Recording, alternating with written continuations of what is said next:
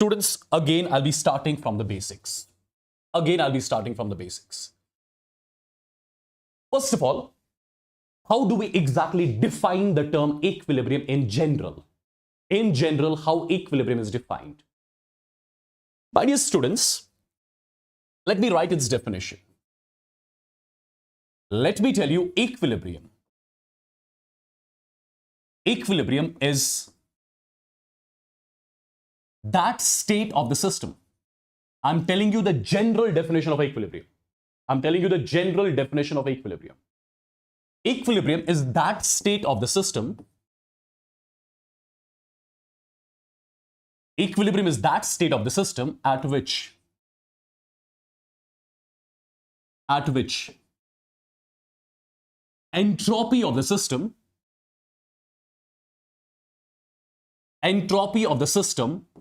attains its maximum value and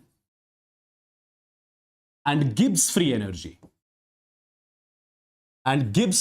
of the system attains its minimum value. This is the definition of the term equilibrium as per thermodynamics. You'll get to know, you'll understand this definition in some time. First thing which I want you guys to remember, what is equilibrium in general? Equilibrium is nothing. It is just a state of the system. Like you would have seen, initial state of the system, final state of the system, intermediate state of the system. So equilibrium is that state of the system at which entropy of the system attains its maximum value, Gibbs free energy of the system attains its minimum value. And my dear students, as per thermodynamics point of view, that state of the system at which entropy attains its maximum value and Gibbs free energy attains its minimum value, that is considered to be the most stable state of the system. So do remember, equilibrium, it is the most stable state of the system. Do remember, equilibrium, it is the most stable state of the system. Point number one, which you have to remember, guys. The question can be asked, the theoretical question. At equilibrium, entropy is maximum, Gibbs free energy is minimum. This can be your first theoretical question that can be asked. Okay? Number one. Number two, people, one more thing. I did not make you understand the actual definition of equilibrium yet. I'm just telling you the meaning of equilibrium as per thermodynamics, right? Just try to understand. One more point. My dear students, at equilibrium, delta S is taken to be 0. Delta G is taken to be 0 as well. This is one more point which you are going to remember. At equilibrium, what is equilibrium? It is a state of the system at which entropy attains its maximum value. Gibbs free energy attains its minimum value, right? And that state of the system, as per thermodynamics, at which entropy attains its maximum value, free energy attains its minimum value, that is considered to be the most stable state of the system as per thermodynamics is concerned. As per thermodynamics, delta S and delta G, change in entropy and change in Gibbs free energy, it is taken to be 0. This is the first point which I want you guys to remember for now. Now, you must be thinking, why am I telling you to remember this? Because this definition of equilibrium, we are not going to discuss in detail here. This definition of equilibrium, I'll make you understand in the chapter thermodynamics. So right here, just for your notes, remember these two things. Okay? Remember these two things. Perfect. Remember these two things. Now, my dear students, have you ever heard of what a reversible reaction is? Have you ever heard of what a reversible reaction is? Have you ever heard of what a reversible reaction is? Let me tell you, reversible reaction is that particular reaction which can proceed in both the directions, forward as well as backward. Any such reaction which has got the tendency to move in the forward direction as well as backward direction. Any such reaction which has got the tendency to move in the forward direction as well as backward reaction. That reaction is what you will be calling as a reversible reaction. And my dear students, The equilibrium which we have to discuss today, we have to basically discuss about the equilibrium of reactions. This is basically our chapter. In this chapter, we are going to discuss what? We are going to discuss about the equilibrium of reaction. Right? We are going to discuss about the equilibrium of reaction. And let me tell you the very first point. Let me tell you the very first point. What is that? My dear students, equilibrium, it is possible only in case of a reversible reaction. Any such reaction which can proceed in forward as well as backward direction, that's called as a reversible reaction. And equilibrium is possible only in case of which reaction? In case of a reversible reaction. Equilibrium is not possible in case of irreversible reactions. Next point. Take a note of this. Equilibrium is possible. Equilibrium is possible only in case of what? Only in case of irreversible reactions. Equilibrium is possible only in case of a reversible reaction. Now you must be thinking, why every reversible reaction wants to attain equilibrium as soon as possible? You must be thinking, why every reversible reaction wants to attain equilibrium as soon as possible? What is the logic? Because equilibrium, it is the state of the system at which entropy is maximum, Gibbs free energy is minimum. That is the reason equilibrium is considered as the most stable state of the system. That is the reason why all your reversible reactions want to attain equilibrium as soon as possible, right? So if the question is asked like this, why every reversible reaction wants to attain equilibrium as soon as possible? What is the reason? The reason is equilibrium, since that is the most stable state of the system. And every system wants to attain stability. Simple. Yes? Right, people? Okay. So every reversible reaction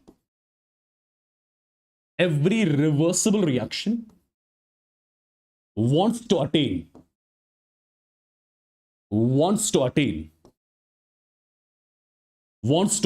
equilibrium as quickly as possible. As quickly as possible. What is the reason? Because equilibrium state is considered to be the most stable state of the system.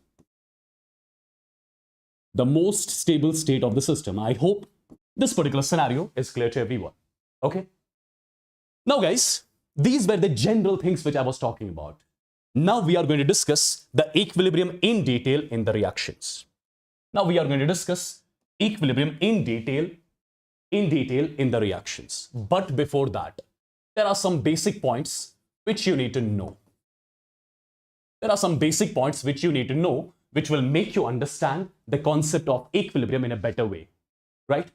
Try to understand. Try to understand, guys. First of all, I'm going to write a statement. The statement is, as the reaction proceeds,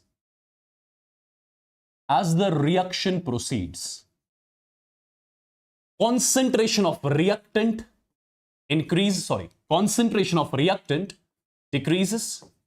and the concentration of product increases with time. This is one of the most important points here. Whenever, my dear students, you'll be having a reaction, reactants getting converted into products, as the reaction starts, as the reaction keeps on proceeding, concentration of reactant, it decreases with time. Concentration of product increases with time. Now, you must be thinking what this concentration is. Yeah? You must be thinking what this concentration is. Try to understand. This particular point is very crucial. Try to understand. And it is the basic point. It is the basic point. For example, my dear students, I have got the reaction like this. A gives B. Let's say this is the reaction. Let's assume that this particular reaction has to take place in a container. This particular reaction has to happen. This particular reaction has to take place in a container whose volume is V. Volume of the vessel, imagine it is V liters. V liters is the volume of the vessel, right? Now, my dear students, imagine that initially at time t is equal to 0. Imagine, let's say we have got 10 moles of A. in the container. Initially at time t is equal to 0, when the reaction has not started. Time t is equal to 0 means reaction has not started yet. When the reaction has not started, that means reactants have not got converted into products yet. That means reactants have not got converted into the products yet. I'm talking time t is equal to 0. Initially, when the reaction has not started, there will be only reactant with you in the container. There will be 0 moles of product because the reaction has not started. Now, my dear students, when the reaction starts, when the reaction starts, when the reactant starts getting converted into product, what will happen to the moles of reactants with time? So can I say moles of reactants with time are going to decrease and moles of products with time are going to increase? As the reaction starts, moles of reactants will keep on decreasing and moles of products, they will keep on increasing. As simple as that. Now, my dear students, I'm defining a term concentration. I'm defining a term concentration, which is represented either by square brackets or C. How do you define the term concentration? Concentration is nothing. It is moles per unit volume in liters. It is moles per unit volume in liters. For example, I'm writing concentration of reactant. Concentration of reactant is nothing. It is moles of reactant divided by volume of the reaction vessel, right? Concentration of products, what does that mean? That means moles of product divided by volume of the vessel in liters. Now you tell me, I told you a few minutes back, as the reaction proceeds, number of moles of reactants, they keep on decreasing and number of moles of products will keep on increasing. Now, as the number of moles of reactant decreases with time, as the number of moles of reactant decrease with time, therefore concentration of reactant should also decrease with time because both are directly proportional to each other, right? Similarly, my dear students, as the reaction proceeds, moles of product increases with time. Therefore, concentration of product should increase with time also, right? That is the statement which I wrote over here. As the reaction proceeds, concentration of reactant decreases with time and concentration of product increases with time. Let's quickly have a look how to represent all these things graphically. Just a second, guys. Just a second. Something happened to my mic. Just people. Can you hear me? Can you hear me quickly? Can you hear me quickly? Yes or no? All right. Perfect. This, the thing which I made you understand over here, I'm just going to represent it in the graphical form. And how do I represent it graphically? It's pretty much simple. I'm going to make a graph over here. The graph is like this. Let's say on this side, I'm plotting the term concentration. And on this side, I'm plotting the term time, right? It is a concentration versus time graph. We know concentration of reactant decrease with time and concentration of product increase with time. So my dear students, if I make the graph like this, concentration decreasing with time, let me know whether this graph is valid for the reactant or product. This particular graph, it is valid for the reactant. Similarly, my dear students, if I need to plot one more curve, again between concentration versus time, we know concentration of product that increase with time. So if I make the graph like this, concentration increasing with time, that means this particular graph, it is valid for what? It is valid for the product. Let me know once in the chats if these two curves clear to you. Yes or no in the chats. Do remember, as the reaction proceeds, as the time goes on, as the reaction proceeds, concentration of reactant, even moles of reactant, they keep on decreasing. Similarly, moles of product, concentration of product, it keeps on increasing. Let me know quickly in the chats if this point is clear to everyone with the fire symbols, people. Everyone in the chats. This is the basic point. This is a very basic point. Okay, perfect. Now guys, after understanding this basic point, let me make you understand one more thing. My dear students, In this chapter only, we have to discuss a law, which is called as the law of mass action. Well, the law of mass action, that will be discussed in detail after some time. That will be discussed in detail after some time. But right now, I just need one statement of law of mass action. I just need one statement of law of mass action. Rest, law of mass action will be discussed in detail after some time. But right now, I need one statement from law of mass action. Your law of mass action states that rate of reaction, the speed with which reaction takes place, it is directly proportional to concentration of reactants. It is directly proportional to concentration of reactants. Your law of mass action states that rate of reaction is directly proportional to concentration of reactants, right? Now, my dear students, try to understand. For example, I'm taking a reaction like this. Let's say I'm taking a reaction like this. A gives B. This is a reaction. It is proceeding in both the directions, forward as well as backward, right? If I ask you, look at this reaction carefully and tell me actually how many reactions are these? Is it actually one reaction or these are actually two reactions? Just tell me that. Just tell me that. You'll directly say these are actually two reactions. One is the forward reaction, one is the backward reaction, right? These are actually two reactions. Actually, these are two reactions. One is your forward reaction, A gives B, and one is your backward reaction, B gives A, right? This is your forward reaction and this is your backward reaction. One is forward and one is backward. Now, my dear students, in the forward reaction, which is your reactant? In the forward reaction, A is your reactant. In the backward reaction, which is your reactant? B is your reactant. For the forward reaction, A is the reactant. For the backward reaction, B is the reactant, right? Tell me one thing. Can you write law of mass action for the forward reaction? You should be able to do that. You should be able to write law of mass action for the forward reaction. And as per law of mass action, I can say rate of forward reaction is directly proportional to concentration of reactant. Reactant here is A. So it's concentration of A. Correct? Similarly, rate of backward reaction is directly proportional to concentration of reactant. Reactant here is B. Perfect. Now you tell me one thing. I told you a few minutes back. As the reaction proceeds,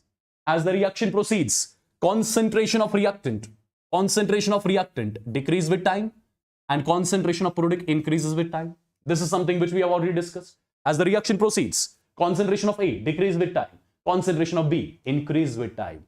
Now you tell me, if the concentration of A is decreasing with time, can I say rate of forward reaction? Rate of forward reaction will be also decreasing. Similarly, if the concentration of B is increasing with time, can I say rate of backward reaction will be increasing? Do you see, guys? Rate of forward reaction is decreasing with time, and rate of backward reaction is increasing with time. Rate of forward is decreasing with time. Rate of backward is increasing with time. Can I say there will be a scenario when rate of forward and backward reaction becomes equal? Agreed?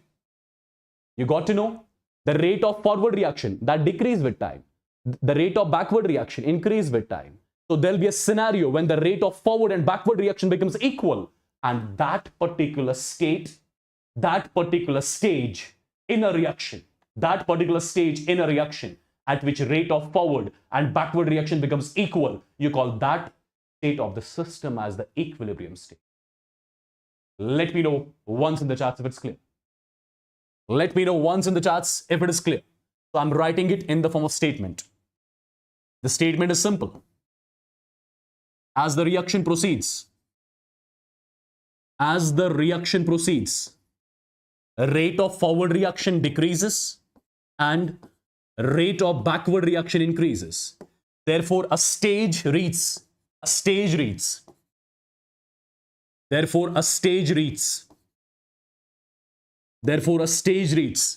at which rate of forward and rate of backward reaction becomes equal, and that stage in a chemical reaction at which rate of forward and backward reaction becomes equal, you call that stage as the equilibrium stage. Right? So when do we say equilibrium is established in the reaction? Quickly answer me this. When do we say equilibrium is established in the reaction? Whenever you see rate of forward and backward reaction, both are becoming equal. At that point of time, you will directly say that in the reaction, equilibrium has established. Say yes or no in the chats if this is clear to everyone. Say yes or no in the chats if this particular point is clear to everyone. Everyone means everyone. Everyone means everyone. Let me know once in the chats if you got this particular point. Yes? So as the reaction proceeds, rate of forward reaction decreases, rate of backward reaction increases, a stage comes at which rate of forward and backward reaction becomes equal, and that particular stage is what you call as equilibrium stage. That's what you call as equilibrium stage. I believe this is clear to everyone, yeah? Guys, you have to be involved in the chats. Chat should not stop at all. If basics is getting clear, your equilibrium will be done and dusted. I'm telling you in this session itself. And I'm telling you, after watching this particular session completely, try any sort of book which is related to your NEET or even JEE mains. You should be able to solve each and every question on your own. Mark my words, it's my promise to you. Provided you have your clear eye, your clear focus on the screen for 7 hours complete. Just give me your 7 hours, equilibrium is yours. I'm telling you that. Give me your 7 hours, the equilibrium is yours. Then try to solve each and every question from any book. You should be able to solve that. Okay? Perfect? Perfect, guys. Now, there are a few more points which I would want you guys to remember. What is that? My dear students, equilibrium, it is always dynamic in nature. Have you ever heard of this particular statement? Equilibrium is dynamic in nature. What does it mean? What does it mean? It means once equilibrium is attained in the reaction never stops. Why? Because continuously forward and backward reactions will be going with the same speed. Forward, backward, forward, backward, forward, backward. Continuously it will keep on happening. So once equilibrium is established in the reaction, that means in the reaction, that stage has reached where entropy is maximum, Gibbs free energy is minimum. That means the most stable state of the reaction has reached. And every reaction would want to be in the stable condition only, right? That's why we say once equilibrium is established in the reaction, it never stops. Forward reaction keeps on happening, backward keeps on happening. So continuous process it. Okay, perfect. Apart from this, there is one more statement which I would want you guys to remember. Any such reaction,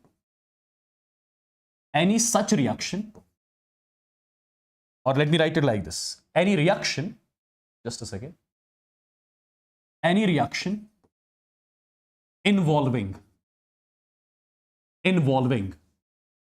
a gaseous reactant or product. A gaseous reactant or product. Any reaction involving a gaseous reactant or product can attain equilibrium only in a closed vessel. Only in a closed vessel. This is again one more important point which can be asked in your examination. Now, how do we understand this? My dearest students, imagine that you have got a container. Right? Imagine that you have got a container. Assume that this container is open on one side.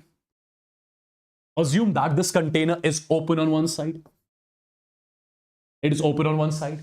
Now, my dear students, in this particular container, let's imagine that in this container, you are keeping calcium carbonate in the solid form.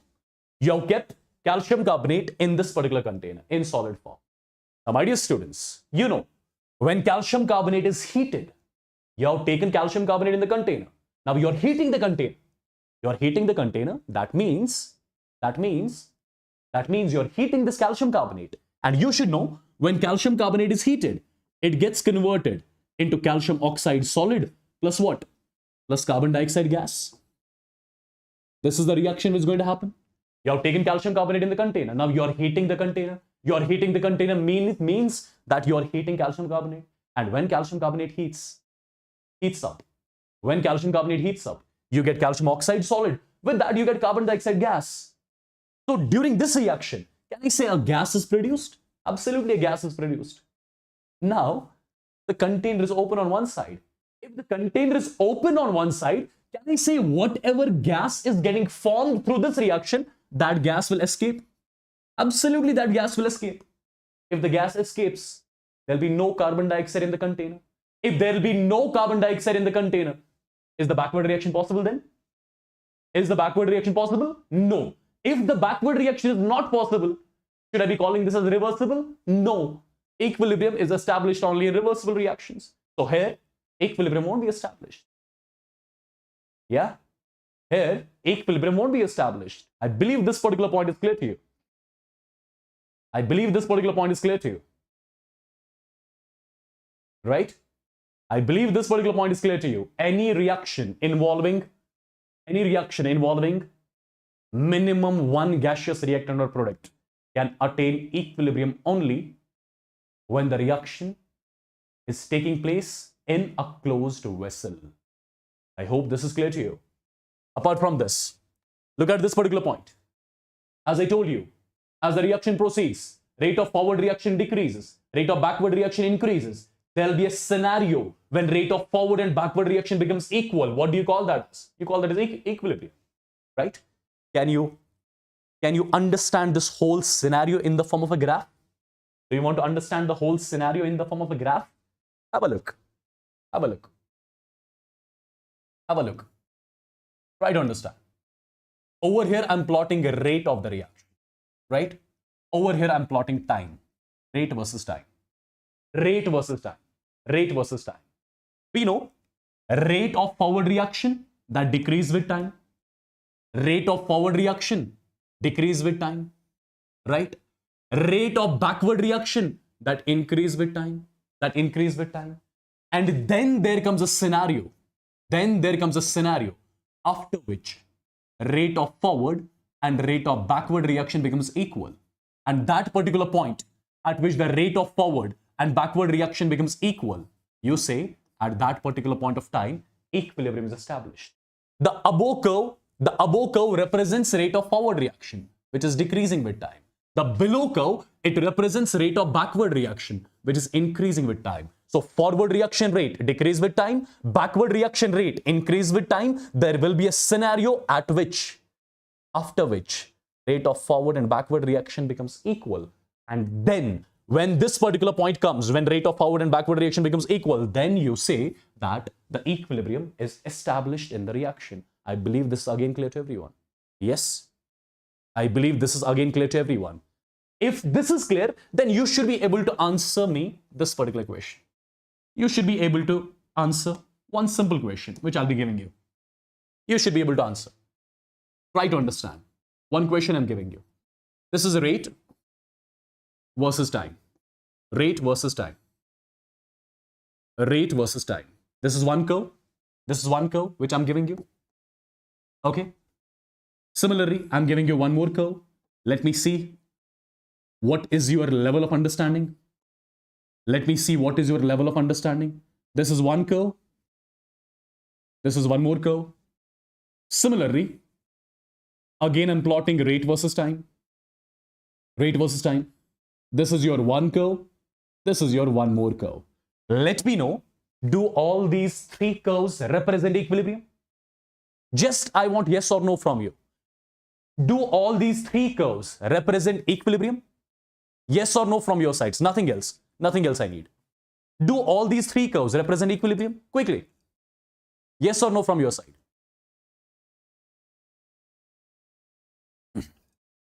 Wonderful. Good. Love you all. Good. Perfect. All these curves, they are not going to represent equilibrium. Why? What is the logic? What is the logic? All these three graphs, they are between rate versus time. And when you define equilibrium in terms of rate, you say equilibrium is that state at which rate of forward and backward reaction becomes equal. Try to understand. Becomes equal. Try to understand. This particular graph, it is for forward reaction because rate of forward decreases, rate of backward increases, right? So there has come a stage at which rate of forward and rate of backward reaction has become equal, right? Now, this particular graph is for forward. This is for backward because rate of forward decreases, rate of backward increases, right? So this particular point over here, it represents rate of forward reaction. Over here, this particular point, it represents rate of backward reaction. So are these rate of forward and backward equal here? No. As you can categorically see, rate of forward reaction is more than that of rate of backward reaction, which is not the criteria for equilibrium. Over here, this particular curve is for backward. This particular curve is for forward. This is a point which represents rate of forward reaction. This is the point which represents rate of backward reaction. So this particular curve is saying that rate of backward reaction is greater than rate of forward reaction, which is not the criteria for equilibrium. So this does not represent equilibrium. Is this point clear? Is this point clear? I'm going to teach you something amazing now. I'm going to teach you something amazing. Tell me whether all the points till now are absolutely clear or not. Quickly, people, everyone in the chats. Yes? Now try to understand one more thing. One very important thing. At equilibrium,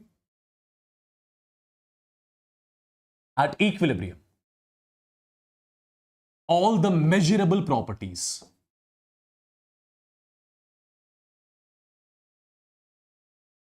this is one very, very, very important point. At equilibrium, all the measurable properties of the system, like measurable properties means those properties which we can measure, like moles, like concentration, like pressure, like color, right? At equilibrium, all the measurable properties of the system, what do? They attain a fixed value. They attain a fixed value. That means they become constant. That means they become constant. What is meant by this particular point? This is very important. Entire chemical, entire molecular equilibrium revolves around this particular statement, guys. Entire molecular equilibrium revolves around this particular statement. What this statement says, before understanding this particular statement in detail, try to understand the definition. The definition is saying, once equilibrium is established in the reaction, after that, the moles of reactants and products won't change at all. The concentration of reactants and products won't change at all. The pressure of reactant and product won't change at all, right? So all the measurable properties of the system, they attain fixed value. They become constant. They become constant. This is one very important point. Once equilibrium is established in the reaction, guys understand this. Once equilibrium is established in the reaction, after that, the moles of reactants and products are not going to change. The concentration of reactant product is not going to change. The pressure of reactant product is not going to change. Now you must be thinking, why? How do we get the detailed explanation of this particular point? Since I told you your entire molecular equilibrium that revolves around this particular point. So there should be some logic as well, because this point is very important. So let's try to understand this particular point in depth. Try to understand, people. Try to understand what exactly I'm going to say. Have a look. Have a look, guys. For example, I'm taking a reaction. Try to understand carefully. The reaction is like this. Let me directly write a reactant in equilibrium with product. This is a reaction which is, for example, taking place in a container whose volume is 1 liter. Volume of the reaction vessel is 1 liter. Assume that. Volume of the reaction vessel is 1 liter. Imagine that initially at time t is equal to 0. Initially at time t is equal to 0. When the reaction has not started, assume that we have got 10 moles of reactant in the container. Assume that we have got 10 moles of reactant in the container. Since the reaction has not started yet, therefore the moles of product formed at time t is equal to 0 has to be 0, right? Initially we had 10 moles of reactants, and moles of product at time t is equal to 0 has to be 0 because the reaction has not started yet. Reactant has not got converted into product yet. Now, my dear students, I am assuming one simple thing. I'm assuming after the completion of 30% of the reaction. I'm assuming after the completion of 30% of the reaction, equilibrium got established. This is something I'm assuming. I'm assuming after the completion of 30% of the reaction, equilibrium got established. Now, what is meant by that 30% of the reaction is completed? What is meant by the term 30% of the reaction is completed? That means 30% of the reactant has got converted into product. How much reactant I had in the beginning? 10 moles. What is 30% of 10? 30% of 10 means 3 moles. So that means at equilibrium. That means at equilibrium. At equilibrium. Out of 10 moles of reactants, 3 moles have got converted into products. So can you let me know at equilibrium how many moles of reactant will be left in the container? I started with 10.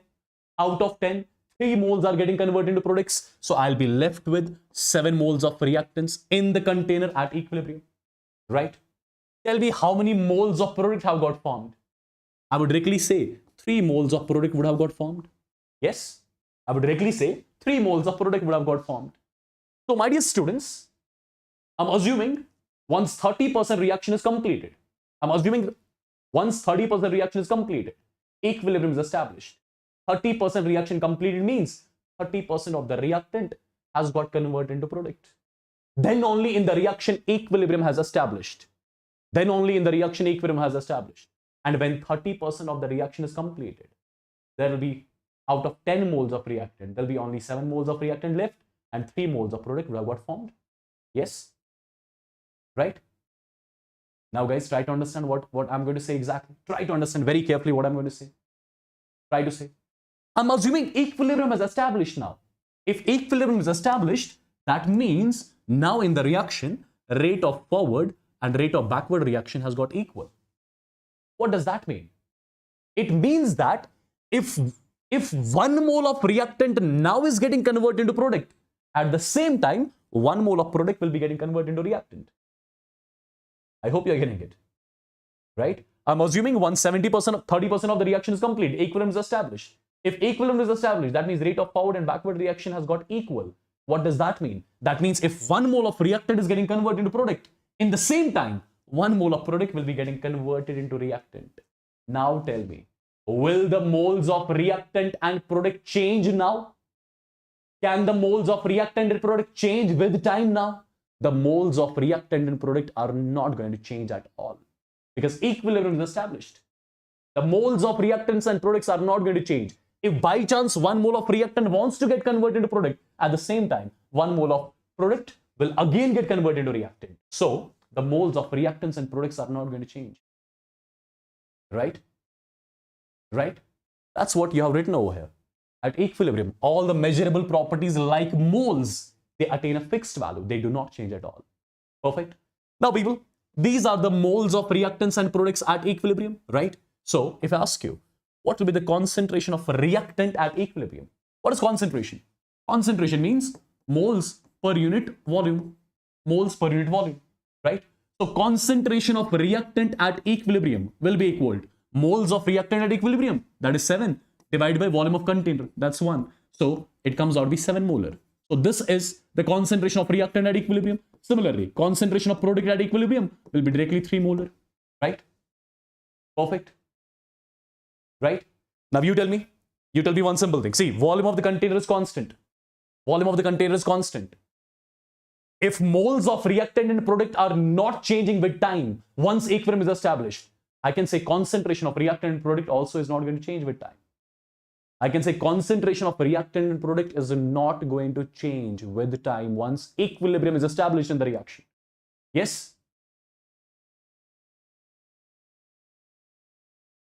Right, people?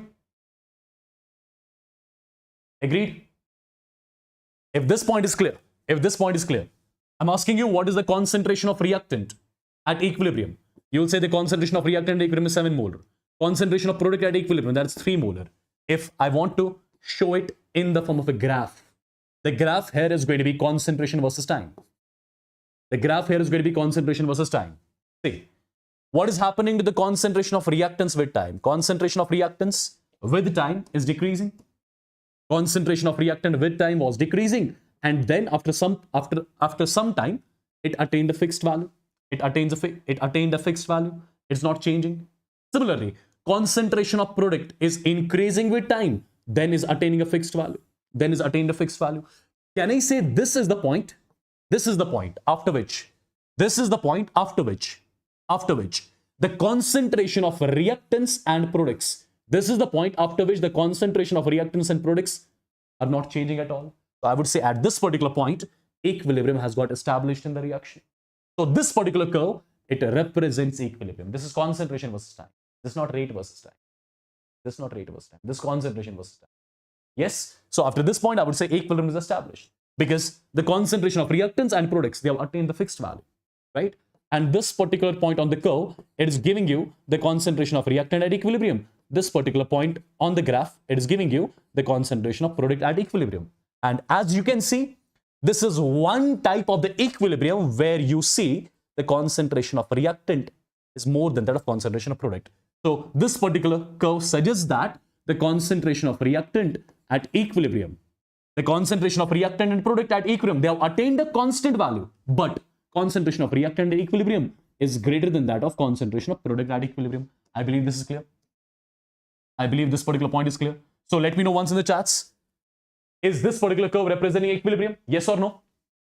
Is this particular curve representing equilibrium? Yes or no? Quickly. Absolutely, I would say this particular curve is representing equilibrium. And this particular equilibrium is saying that concentration of reactant at equilibrium is greater than that of concentration of product at equilibrium. Say yes or no in the chats. Then I'm going to give you one more case. Say yes or no in the chats. Then I'm going to give you one more case, which might confuse you afterwards. Which might confuse you afterwards, okay? Which might confuse you afterwards. Have a look. Have a look, guys. Try to understand. For example, I've got the reaction like this. Reactants, and this is product. Again, I'm assuming volume of the container is 1 liter. This is something which I'm assuming. Volume of the container is 1 liter. Volume of the reaction vessel is 1 liter. Now, we will initially, for example, at time t is equal to 0, imagine I've got 10 moles of reactant. So this is going to be 0 because the reaction has not started yet. Now, I'm assuming when 50% of the reaction gets completed, I'm assuming when 50% of the reaction got completed, equilibrium is established. I'm assuming when 50% of the reaction is completed, I'm assuming equilibrium is established in the reaction. Now you tell me, what is meant by 50% completion? That means 50% of the reactant has got converted into products. 50% of the reactant has got converted into products. What is 50% of 10? What is 50% of 10? That's 5. So I would say once 50% reaction is completed, that means 50% of the reactant has got converted into product. That means out of 10 moles of reactant, 5 moles got converted. So I'll be still left with 5 moles of reactants in the container, right? Initially I had 10, now I'm left with 5, right? How many moles of products would have got formed? I would say 5 moles of products would have got formed. Now I'm assuming equilibrium is established. That means rate of forward and backward reaction has got equal. Now people, if 1 mole of reactant is getting converted into product, at the same time, 1 mole of product will be getting converted into reactant, right? Perfect. So equilibrium has established. So tell me, are the moles of reactants and products going to change now? Now the moles of reactants and products are not going to change. Now the moles of reactants and products are not going to change. Yeah? Now the moles of reactants and products are not going to change because equilibrium is established. Tell me, what is the concentration of reactant and product at equilibrium? Can I say the concentration of reactant at equilibrium is 5 molar? The concentration of product at equilibrium is again 5 molar because volume of the container is 1 liter. Yeah? Perfect. Can you express this whole scenario in the form of a graph? You should be able to express this whole scenario in the form of a graph. You should be able to do that. You should be able to do that. This is concentration. This is time. Okay? And we know concentration of reactant decrease with time and then attains a fixed value. Attains a fixed value. Concentration of product increase with time, then attains a fixed value. Attains a fixed value. Attains a fixed value. Attains a fixed value. Right?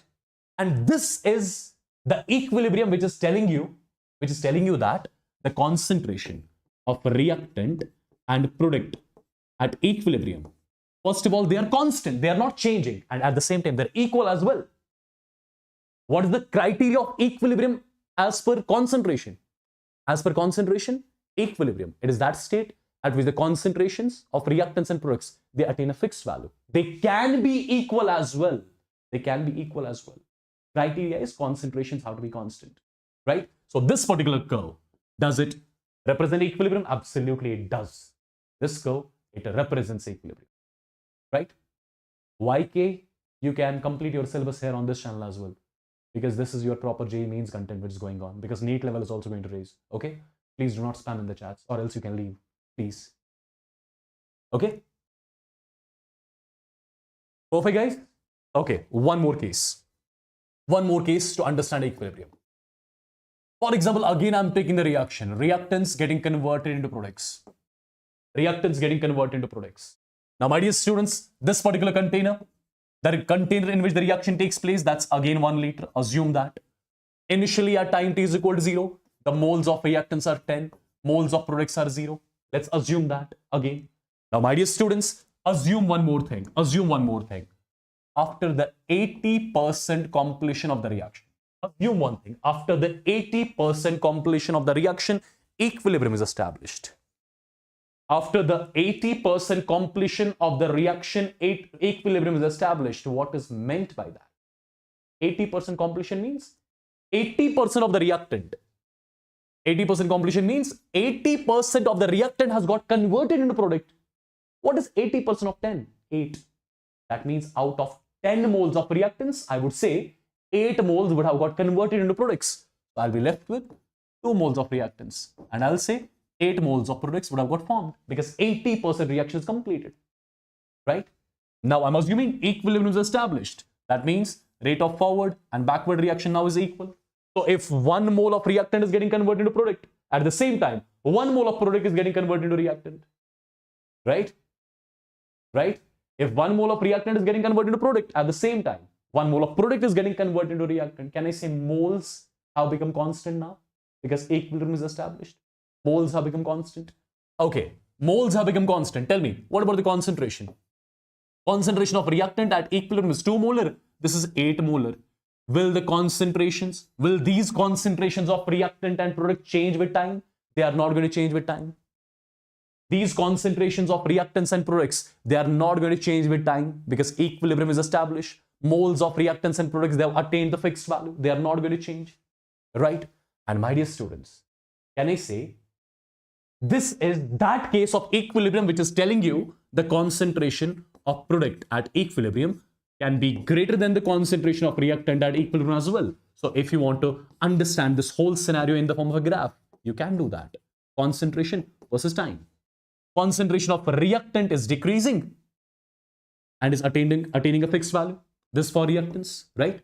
Concentration of product is increasing and is attaining a fixed value and is attaining a fixed value. Can I say this is a point? This is the point after which concentration of products and reactants, they have become fixed. They are not changing at all, right? So this is the point which represents your equilibrium. This is the time which is going to tell you that equilibrium is established in the reaction. And my dear students, this is that case of equilibrium which is making you understand that at equilibrium, concentration of product can be greater than that of concentration of reactant. Let me tell you, if the idea about equilibrium is done and dusted with the fire emojis. Quickly. Quickly, people. Quickly.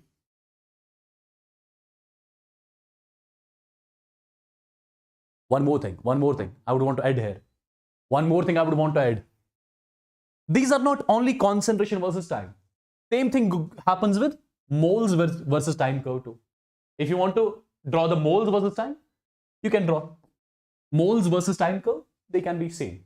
Similarly, pressure versus time curve, they can be same. Pressure versus time curve in all these cases will be same. So this curve is valid for concentration versus time, moles versus time, pressure versus time, right? So tell me how many total graphs do represent equilibrium till now? These are the 3 graphs which represent equilibrium. Concentration versus time, moles versus time, pressure versus time. Similarly, 3 more, 9 graphs. And when it comes to rate versus time, there is only one graph which represents equilibrium.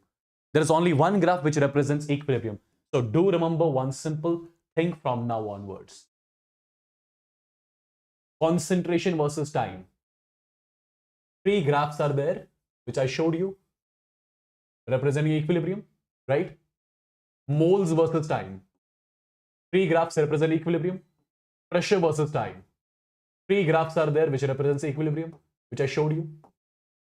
But when it comes to rate versus time, are there three curves? No, there is only one graph which correctly represents your equilibrium.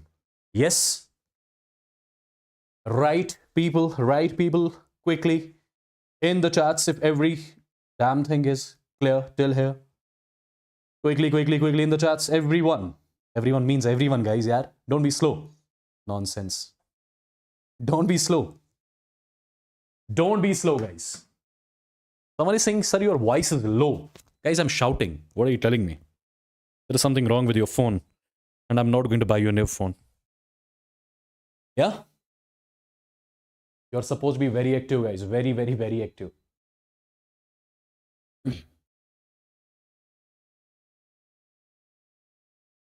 Yes, everyone means everyone. Of course.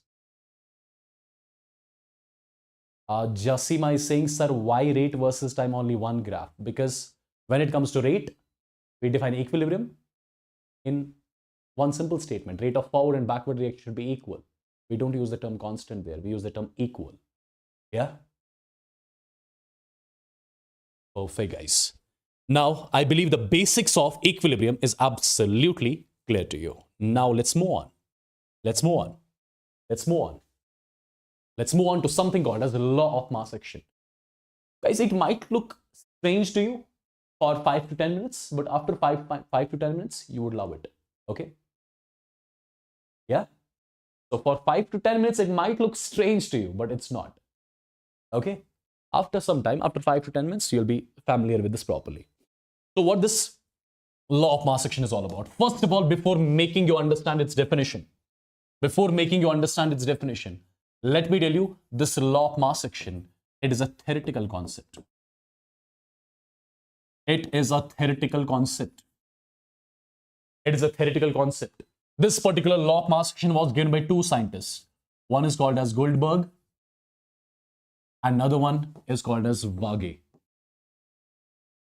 These were the two scientists which gave this particular statement, which is your law of mass action. Now, what this law of mass action says? What this law of mass action says? As per law of mass action is concerned, rate of reaction is directly proportional to the product of active masses of reactants raised to the powers of their respective stoichiometric coefficients. What is meant by that? Have a look. For example, people, let's say I've got the reaction like this: N1A plus N2B. It gives products. This is one reaction which I have. Imagine this is one balanced chemical equation which we have. Now, first of all, this A and B over here, I'll be calling them as the reactant. Absolutely. Your A and B is your reactant. A and B is your reactant. Okay. Now, guys, as per law of mass action is concerned, rate of reaction is directly proportional to the product of active masses of reactants. What are active masses? You'll get the idea in some time. Active masses, what is meant by term active mass? You'll get the idea in some time. But remember one thing. Rate of reaction is directly proportional to the product of active mass of reactants. So it's going to be active mass of A multiplied by active mass of B raised to the powers of their stoichiometric coefficients. So what is the stoichiometric coefficient of A? It's N1. So it's raised par N1. Active mass of B raised par its stoichiometric coefficient. That's N2. So if I elaborate this a bit, if I remove this proportionality sign, there'll be a constant K, and it's going to be active mass of A raised par N1. It's going to be active mass of B raised par N2. Perfect. This is how you write the law of mass action. This is how you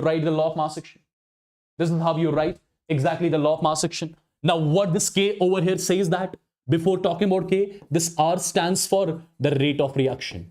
Or if you want to be more precise, it gives you the theoretical rate of the reaction. What is this K? K is something which you call as a rate constant of the reaction. K is called as the rate constant of the reaction. Now, you must be thinking what these active masses are. Active mass is nothing. It is just the fancy term. Like sometimes we use volume percentage, volume fraction, right? Okay, mole percentage. Those are all fancy terminologies. Correct? In the similar way, this active mass, it is nothing, it is a fancy terminology, nothing else. See, what you have to remember. In general, what you have to remember. Whenever you see any reactant or product, whenever you see any reactant or product in aqueous state, in the brackets, if AQ is mentioned, in the brackets, if AQ is mentioned, any reactant or product, right, which is followed by AQ at the end.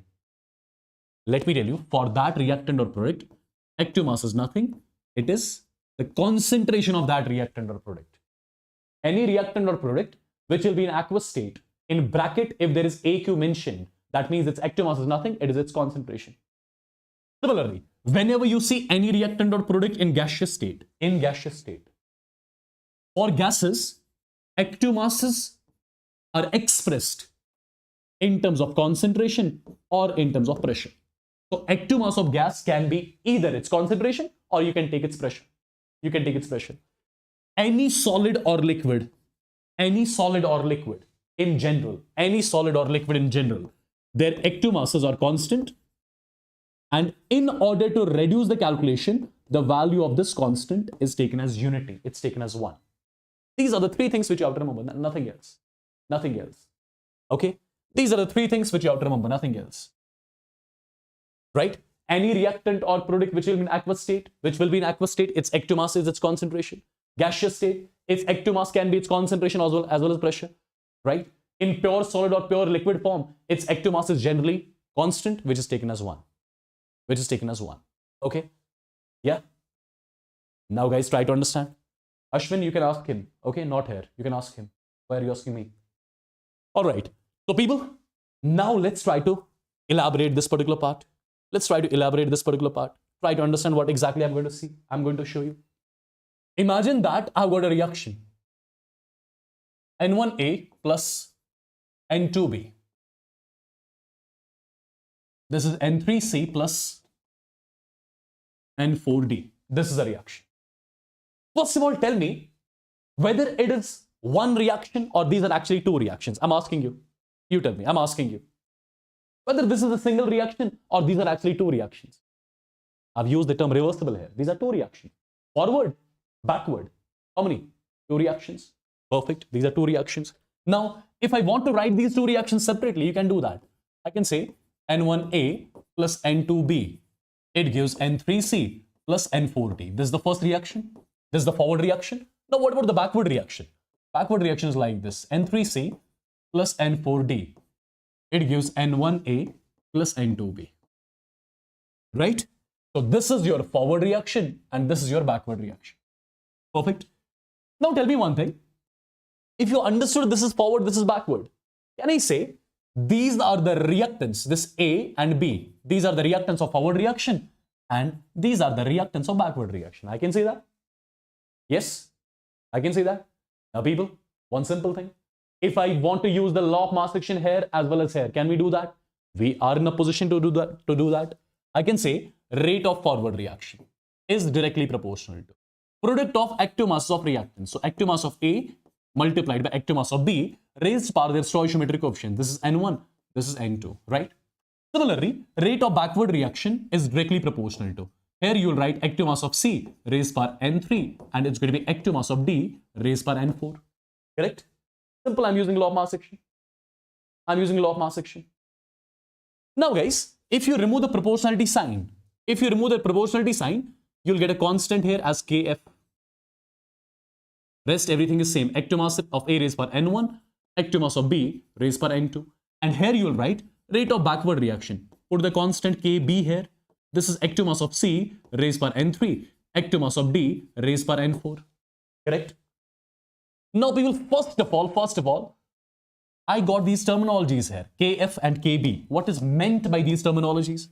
Let me tell you, this Rf stands for the rate of forward reaction.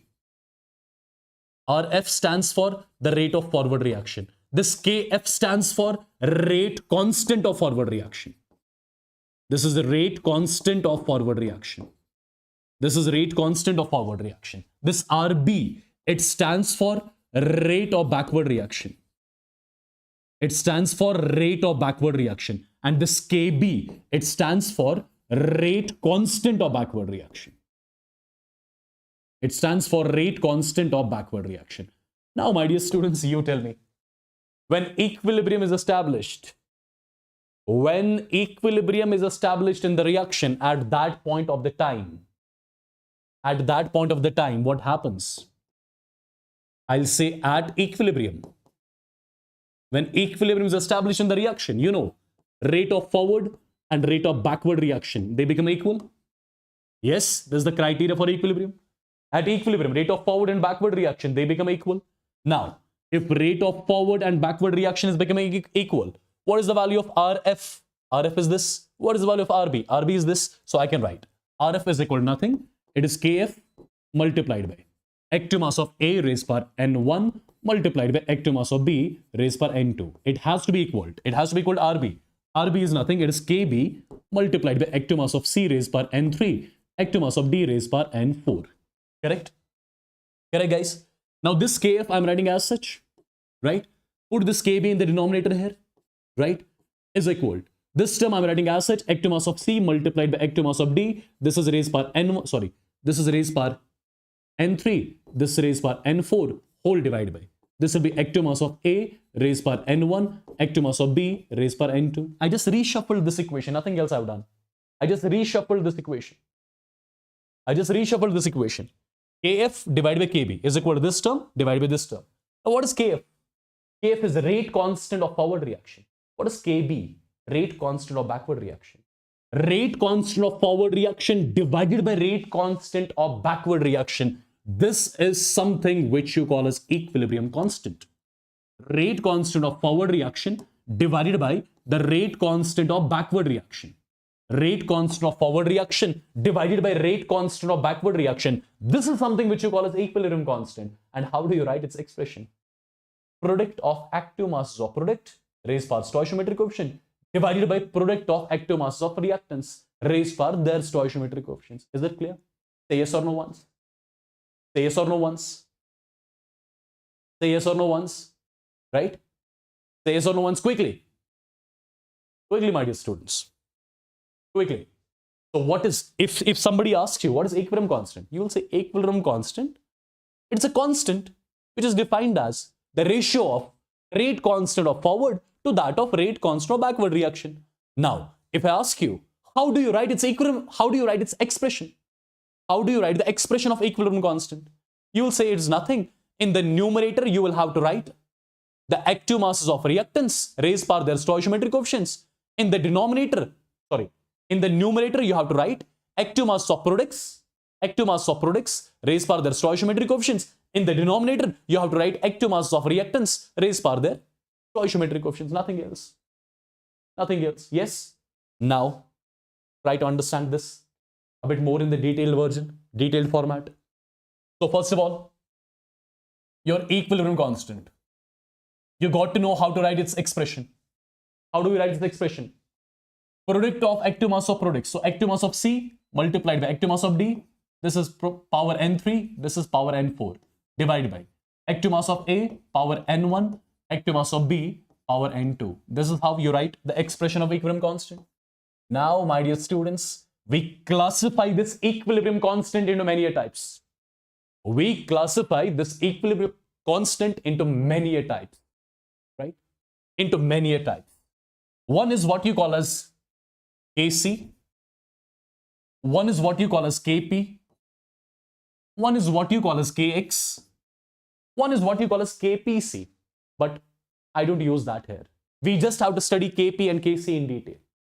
Equilibrium constant is further classified. I'm telling you, equilibrium constant is further classified into three types: Kp, Kc, and Kx. There is one more as well, Kp, Kpc, but leave that. We just have to do these two in detail.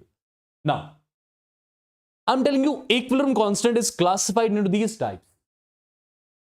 My dear students, whenever in the expression of equilibrium constants,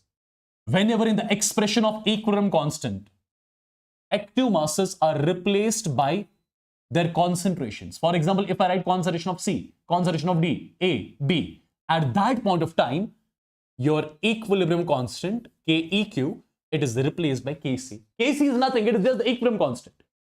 Kc is nothing, it is the equilibrium constant. When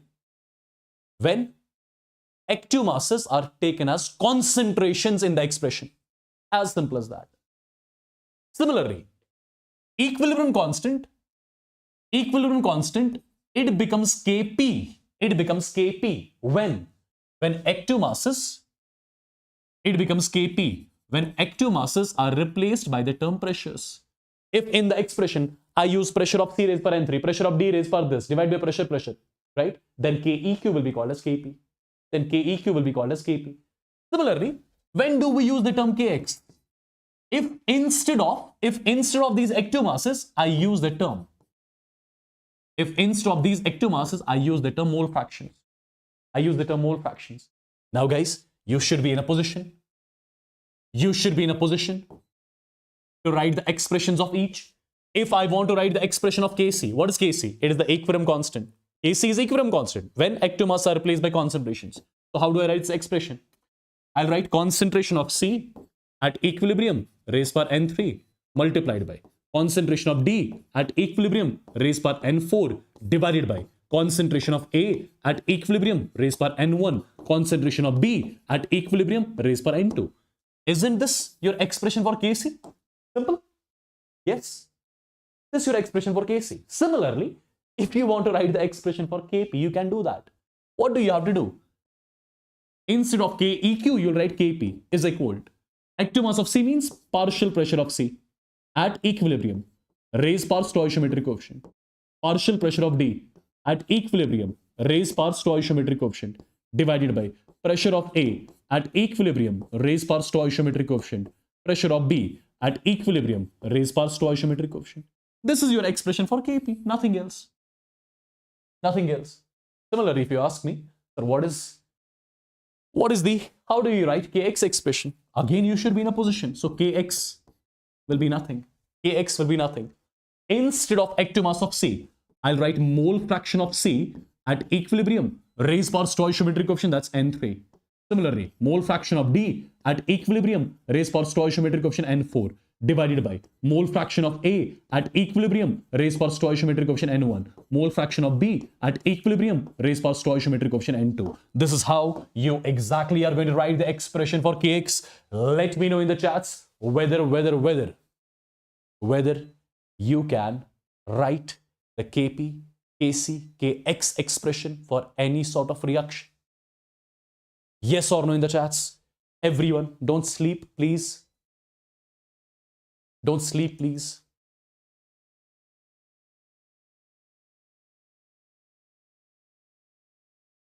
I want the chats to light up. Quickly. Quickly, people. Everyone means everyone. Everyone means everyone. Everyone means everyone. Quickly in the chats, everyone, light up. Light up the chats, people. Yes, I can see a lot of students have not liked the session yet. Guys, I want to break your fingers. Yeah, I want to break your fingers.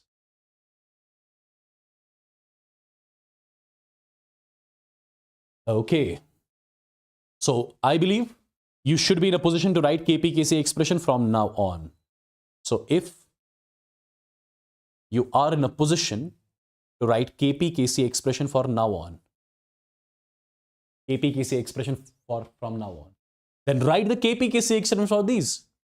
See, this is one of the reaction which is given to us. This is one more reaction which is given to us, right? First of all, gas. For gases, active mass can be concentration as well as pressure.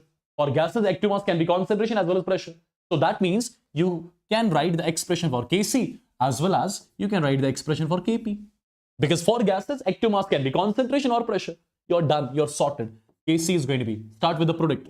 Concentration of H2 at equilibrium raised per stoichiometric coefficient, concentration of I2 at equilibrium raised per stoichiometric coefficient divided by concentration of Hi at equilibrium raised per its stoichiometric coefficient. This is Kc expression. Write the Kp expression. It is going to be partial pressure of H2 at equilibrium raised by stoichiometric coefficient, partial pressure of I2 at equilibrium raised by stoichiometric coefficient divided by partial pressure of HI at equilibrium raised to the power its stoichiometric coefficient.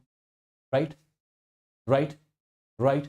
Now, my dear students, if I ask you one thing, can you calculate delta Ng for this reaction? Now, you must be thinking what this delta Ng is. It's a great term. It's a tough term. Delta Ng is nothing. It is the number of moles of gaseous products minus number of moles of gaseous reactants. Delta Ng is nothing. It is number of moles of gaseous products minus number of moles of gaseous reactants. So basically, in order to calculate delta Ng for the reaction, you will have to take that reactant and product into consideration. You will have to take that reactant and product into consideration, which will be in gaseous state.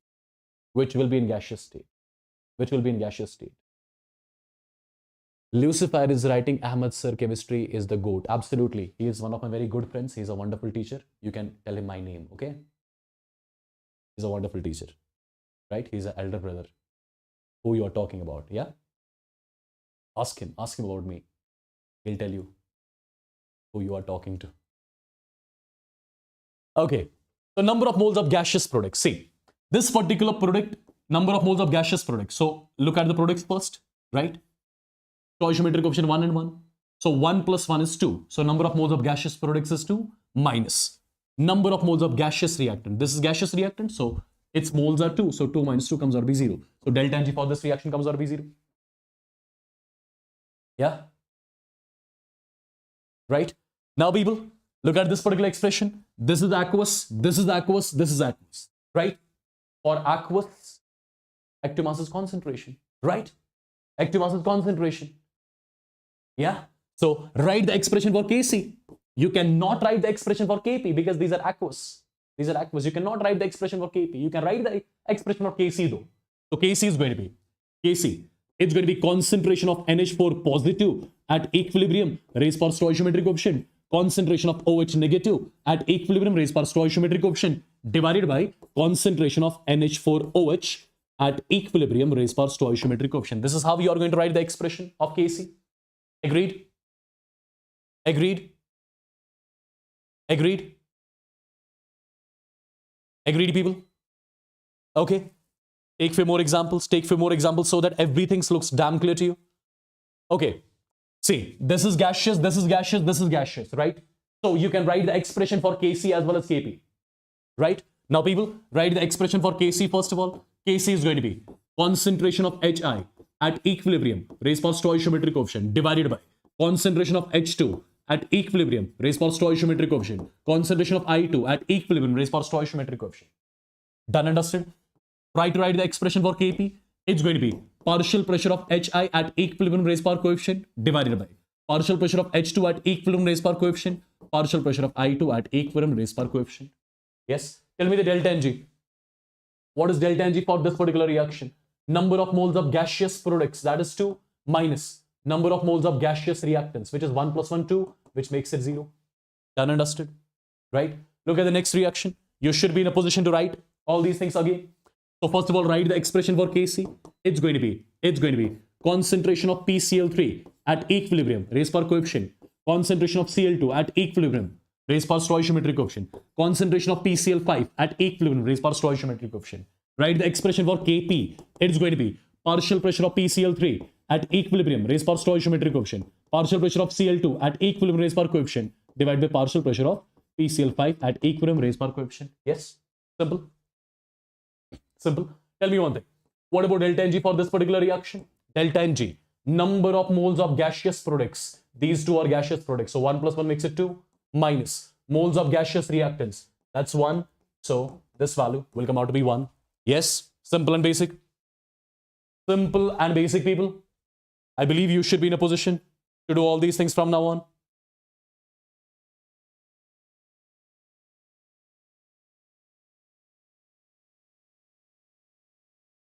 Quickly, guys, quickly. Everyone.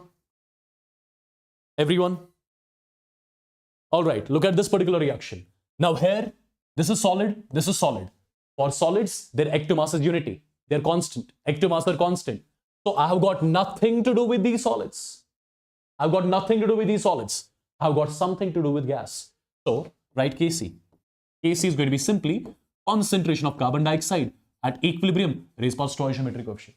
Similarly, write the expression for Kp. Kp is going to be partial pressure of carbon dioxide at equilibrium raised by stoichiometric coefficient. Okay, delta Ng for this reaction, it is going to be number of moles of gaseous products. This is not gaseous. This is gaseous. Its coefficient is 1 minus number of moles of gaseous reactant. There is no gaseous reactant. So delta Ng for this reaction is 1. Okay, correct? Look at this particular reaction. This is solid. Nothing to do with this gas. This is gas. This is gas. So consider them. So write Kc expression first of all. Kc is going to be concentration of SO3 at equilibrium raised by coefficient divided by concentration of O2 at equilibrium raised by coefficient. Nothing else. Okay. Kp expression is going to be partial pressure of SO3 at equilibrium raised by coefficient divided by partial pressure of O2 at equilibrium raised by coefficient. Nothing else. Okay. So tell me, what about the value of delta Ng for the reaction? It has to be number of moles of gaseous products, that's 1, minus number of moles of gaseous reactant, that is 3 divided by 2. The value comes out to be minus 1 by 2. This is the delta Ng for the reaction. This is the delta Ng for the reaction. Right? This is the delta Ng for the reaction, people. I believe you can easily write Kp and Kc expressions from now onwards for anything. Okay? Now comes a main topic. Before doing this particular topic, tell me once in the chats if all the things are very, very, very much clear to you.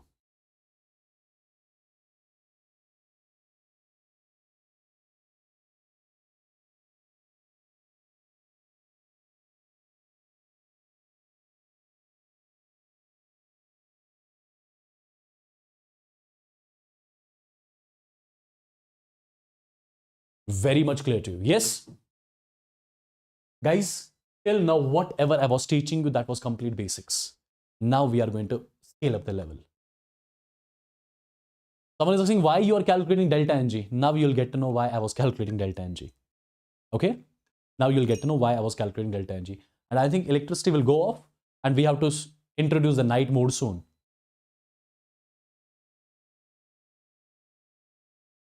And one important thing, please and please do not ask for the break till 8. Do not ask for the break till 8. Okay? Ramesh is asking all naming reactions. I have told you that we'll cover everything. Today it's day 18. 17 chapters are done. We have a lot more to do. Okay? We are not stopping yet. We are not stopping yet. We are not stopping yet. Perfect.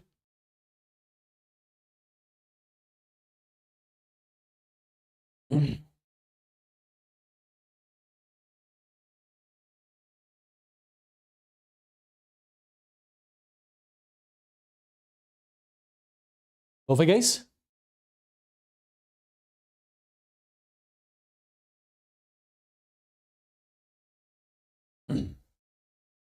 I have not covered thermodynamics yet. Thermodynamics will be the next chapter after this. Okay, perfect. What is the relation between Kp and Kc? This is one important topic, so try to understand very, very, very carefully. Here I have to teach you some concepts as well. Have a look, guys. For example, imagine I have got a gaseous phase reaction like this. N1A gas, it's in equilibrium with N2B gas. Imagine this is your gaseous phase reaction.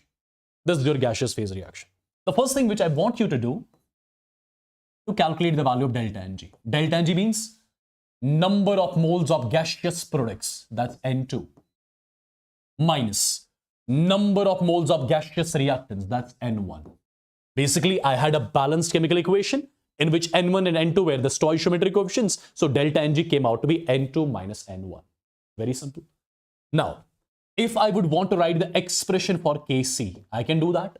Expression for Kc is going to be concentration of B at equilibrium raised by N2 divided by concentration of A at equilibrium raised to the power n1. Okay.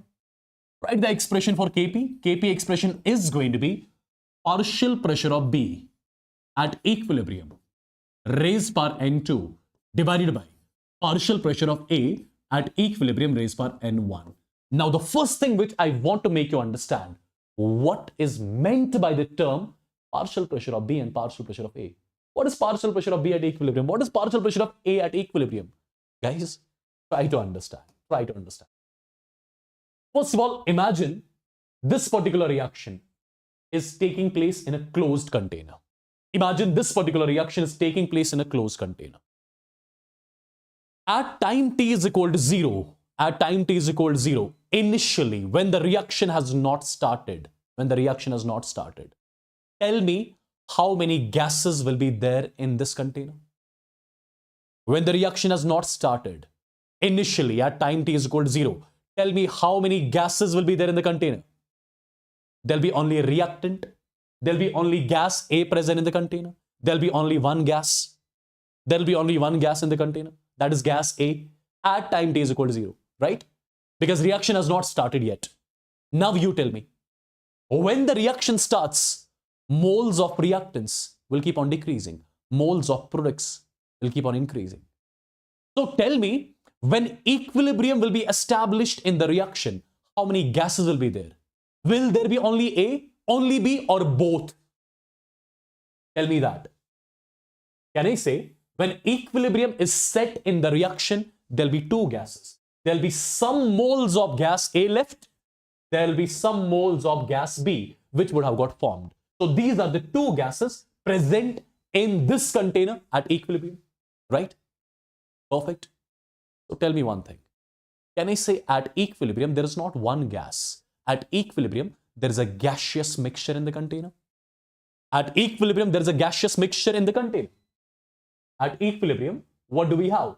There is a gaseous mixture in the container. If there is a gaseous mixture in the container, as per Dalton's law, the total pressure of the mixture at equilibrium,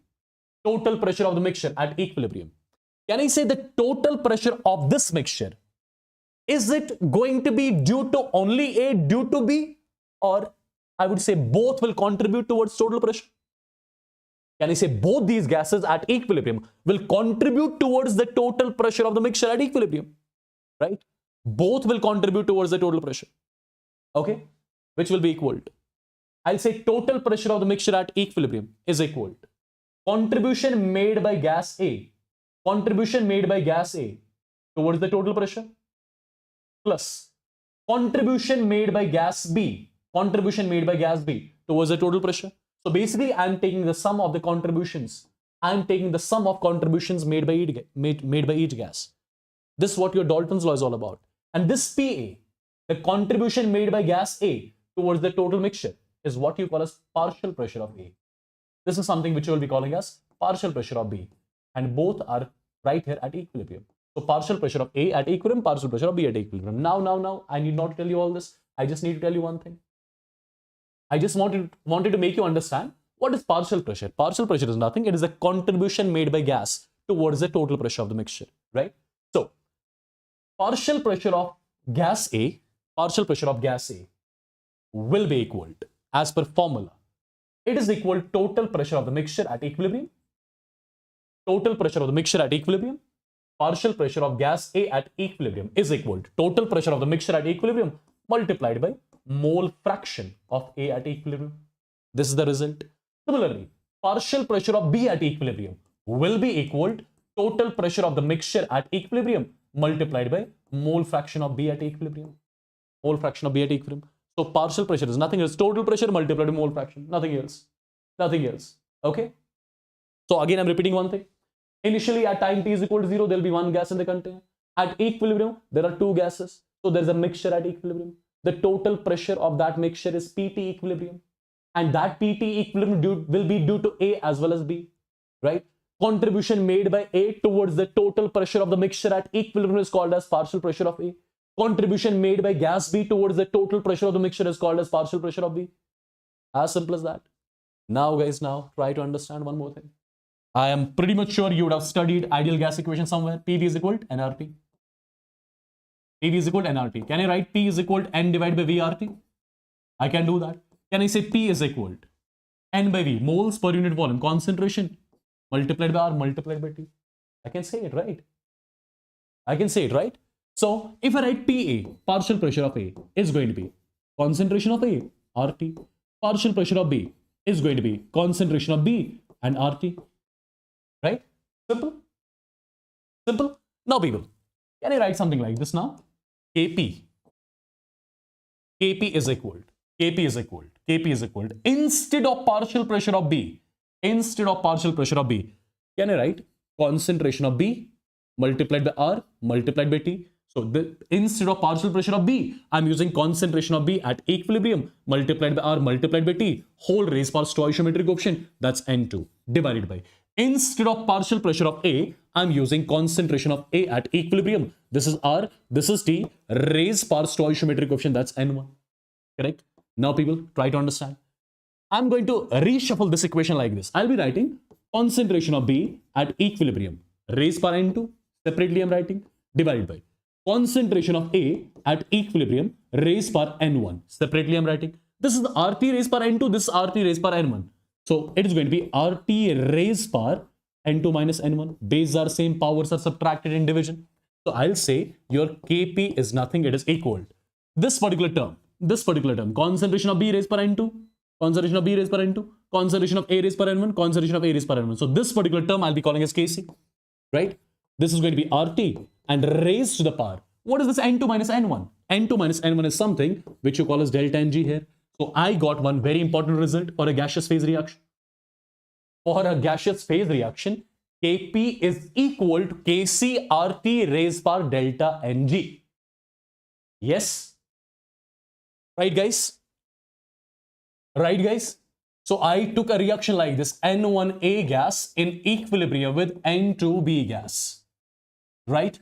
N2B gas. What is going to be the relation between its Kp and its Kc? We got to know your Kp is equal to Kc RT raised to the power delta Ng for this particular reaction. Is it clear? Is it clear? Now, if this is clear, there is something which is important. I'm not sure whether you would have studied that or not. Look at this particular result. Relation between Kp and Kc. Try to understand one simple thing. What is the value of R? What is the value of R? R value, you must be knowing, it is 0.0821, or you can write it as 1 by 12. 1 by 12 atm liter per Kelvin per mole. Correct? This is the value of your R. 1 by 12 atm liter per Kelvin per mole. Over here in the bracket, do we have R or we have RT? We have RT. Okay, we have RT. Try to understand carefully what I say. If by chance this particular reaction is taking place at temperature 12 Kelvin. Imagine this particular reaction is taking place at temperature 12 Kelvin. Is taking place at temperature 12 Kelvin. What is the value of R? R is 1 by 12. What is the value of? My Siri is talking here from the phone. Okay. See guys, try to understand. If this reaction takes place at temperature 12 Kelvin, okay, what will be the value of RT? R value is 1 by 12. So 1 by 12 multiplied by 12, temperature is 12. This value comes out to be 1. So RT is 1. RT is 1. 1 raised per anything is always 1. 1 raised per anything is always 1. Therefore, Kp and Kc will be always equal. So that reaction which will be carried out at temperature 12 Kelvin. That reaction which will be carried out at temperature 12 Kelvin. Do remember its Kp and Kc will be always equal. Irrespective of delta Ng. Whatever delta Ng is, leave that, nothing to do with that. If the reaction is carried out at 12 Kelvin, its Kp and Kc will be equal. Its Kp and Kc will be equal. Number 1. Number 2. If the reaction is carried out, at temperature greater than 12 Kelvin, if the reaction is carried out at temperature greater than 12 Kelvin, so R value you know, it's 1 by 12. Temperature right now, it is greater than 12. Keep it as 13. So R multiplied by T, this value will be greater than 1. R multiplied by T value will be greater than 1, right? So if temperature is greater than 12 Kelvin, so RT value will be definitely greater than 1. RT value will be greater than 1. Now, my dear students, if RT value, if this is greater than 1, if this is greater than 1 now this particular term is greater than 1, it can be 2, 3, whatever, right? Now, few cases arise here. First case is if delta Ng will be greater than 0. If delta Ng will be greater than 0, this is already greater than 1. Now, this is greater than 0. That means at that point of time, mathematically, your Kp will be greater than Kc. As simple as that. If delta Ng will be less than 0, this particular term, this is greater than 1. This is less than 0. Greater than 1, less than 0. So at that point of time, I can say Kp will be less than Kc. And if by chance, delta Ng for the reaction will be 0. If delta Ng for the reaction is 0, this is greater than 1. Anything raised power 0 is 1. So at that point of time, your Kp and Kc will be equal. Your Kp and Kc will be equal. But do remember, this is the criteria which is only valid when temperature is greater than 12 Kelvin. Now. What is the case 3? What is the case 3? Tell me the case 3, people. What has to be the case 3 here? Case 3. If by chance this particular reaction is carried out at temperature less than 12 Kelvin, at that point of time, R multiplied by T will be less than 1. Agreed? At that point of time, R multiplied by T will be less than 1. Now, here also few cases arise. First case, if delta Ng is greater than 0. See, now this term is less than 1. This term is less than 1. This term is greater than 0. So at that point of time, mathematically, what you'll observe? You'll observe Kp will be less than Kc. Similarly, if delta Ng for such a reaction is less than 0, accordingly, you'll find Kp greater than Kc. And one thing is already clear, if delta Ng is equal to 0, at that point of time, whatever the temperatures are kept, Kp and Kc will be equal. So do remember, this is something I'm not sure whether you have studied before or not. Okay, so do remember these things. Do remember these things. Is it clear? Is it clear, people? Quickly in the chats, everyone. Yeah? This is one very important point. One very important point. You do not get to see all these things frequently when it comes to your NEET examination. In JEE, it is much needed. Okay? Now, guys, there is one more thing. There is one more thing. Since we are discussing Kp-Kc relation, right?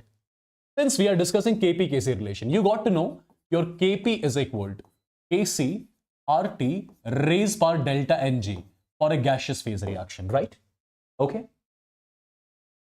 Now, people, if I multiply this equation by the term log, and I say it becomes log of Kp will be equal to, this becomes log of Kc multiplied by RT raised power delta Ng for a gaseous phase reaction. Absolutely.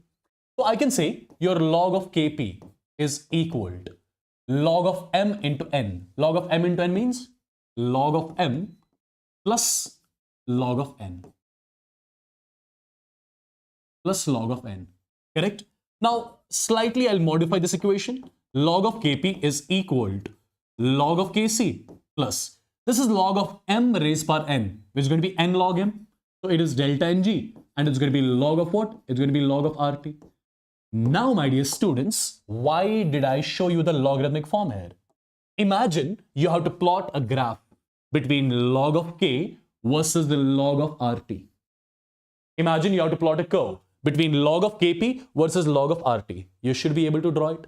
If this is y, this is x, this I'll be calling as m, and this whole term I'll be calling as c. In between the sign is plus. Here is equal to, y is equal to mx plus c. Y is equal to mx plus c. Tell me the nature of the curve. This is your y, and this is your x, and y is equal to mx plus c. It's going to be a straight line, absolutely, with some intercept. Okay. If you ask me, what is the slope of this particular curve? Slope means m here is delta Ng. M here is delta Ng. If you ask me, what is the intercept? Intercept is represented by c, and c here is equal to log of Kc. It is the log of Kc, right? And over y-axis, what did I plot? It is basically the graph between log of Kp versus log of RT. It is basically the graph between log of Kp versus log of Rp. You should know this as well. Is it clear, people? Is it clear? Sometimes there will be a graph given, and from the graph, you will have to calculate delta Ng. So whatever is the slope of this graph, that's going to be the delta Ng of the reaction. Nothing else. Done and dusted. Yes? Is it clear? Is it clear, people? Is it clear? By the way, did you see tomorrow's thumbnail? I laughed when I saw that. Did you see the tomorrow's thumbnail? Yes, Tiger, we'll be doing that. The session which I'm going to take tomorrow. Did you see that thumbnail? I actually laughed. It's cute, right? I hope you can see it. Yeah. Well, this is completely AI thumbnail. I did not wear this dress. I did not wear this dress, okay? If this is visible to you, somehow, let me tell you, I did not wear this dress. This is completely AI generated thumbnail, okay? I was shocked when I saw it. Like, when did I wear it?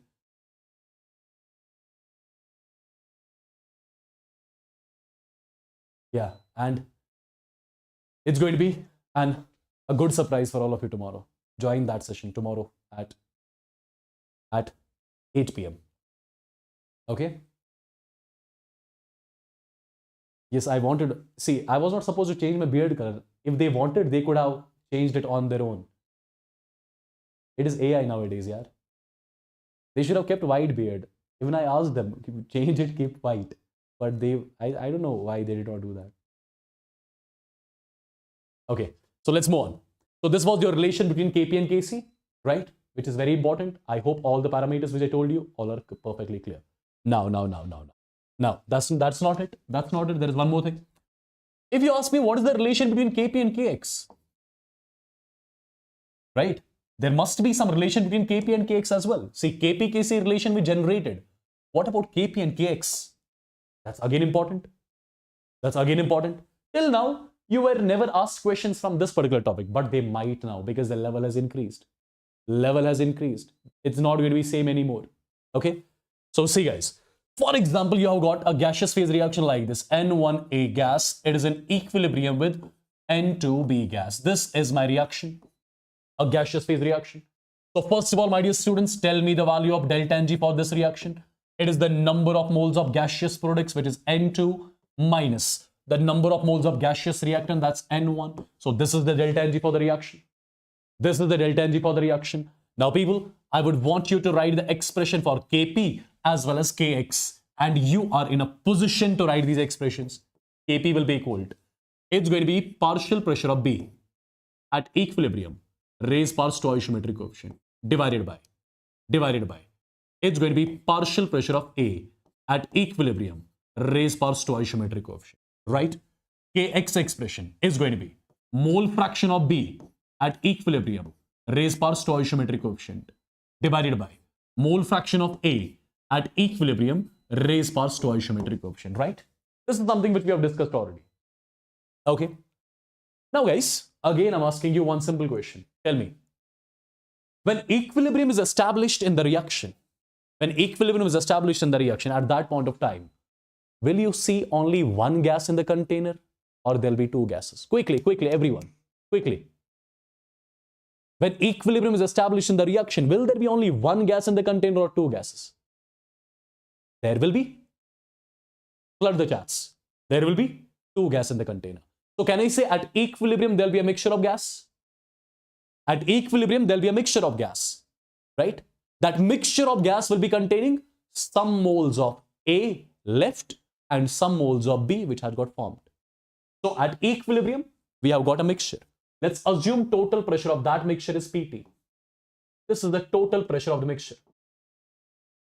This is the total pressure of what? Of the mixture, of the gaseous mixture at equilibrium. Is this total pressure going to be only due to A, only due to B, or both will contribute? Both will contribute. A as well as B would have contributed. Contribution made by A towards the total pressure of the mixture is called as partial pressure of A. Contribution made by B towards the total pressure of the mixture is partial pressure of B. Right? Now, what about partial pressure of A at equilibrium? partial pressure of A will be equal to total pressure of the mixture at equilibrium multiplied what? Multiplied the mole fraction of A at equilibrium, right? Similarly, partial pressure of B at equilibrium, you can write that. You can do that. Now, tell me one thing. Kp is equal to partial pressure of B at equilibrium can be written as total pressure at equilibrium multiplied by mole fraction of B at equilibrium raised to the power stoichiometric coefficient, that is N2, divided by partial pressure of A at equilibrium is nothing. It is total pressure of the mixture at equilibrium, mole fraction of A at equilibrium raised to the power the stoichiometric coefficient, that's N1. That's N1. Yes, that's N1. That's N1. That's N1. Now try to simplify this a bit. See, PT. I'll be writing something like this. This I'm writing separately. Mole fraction of B at equilibrium raised to the power N2 divided by. This I'm writing separately. This is going to be mole fraction of A at equilibrium raised power stoichiometric coefficient N1. Correct? This is PT raised power N2. This is PT raised power N2. Sorry, this is PT raised power N1. So bases are same, powers are subtracted in division. So PT at equilibrium raised power N2 minus N1. Right? Simple maths I'm using, nothing else. Nothing else. So I'll be writing it further here. Kp is equal to. This particular term is what you call as Kx. Right? Kp is equal to Kx. And this is total pressure of the mixture at equilibrium raised to the power N2 minus N1 is nothing. That's delta Ng. So you got one more important result. Right? Which is the relation between Kp and Kx. This is the relation between Kp and Kx. Kp is equal to Kx, Pt raised power delta Ng. Right? So I can say something like this. Kp is equal to Kx, total pressure at equilibrium raised power delta Ng. This is the relation between Kp and Kx for a gaseous phase reaction. Now guys, here are certain things. What are certain things? See, look at its logarithmic form. If I multiply throughout with log, it becomes log of Kp is equal to log of m into n is going to be log of m plus log of n. Log of m plus log of n. Now further, if you want to reduce it, log of Kp is equal to, it's going to be log of Kx plus log of m raised power n. It's n log m. So delta Ng comes to the front, then it's going to be log of Pt. This is your logarithmic form. And if this is your logarithmic form, if you would want to plot a graph, and the graph is between log of Kp versus log of Pt, you again should be in a position to make this graph. People. Have a look. Log P, you are plotting along y-axis.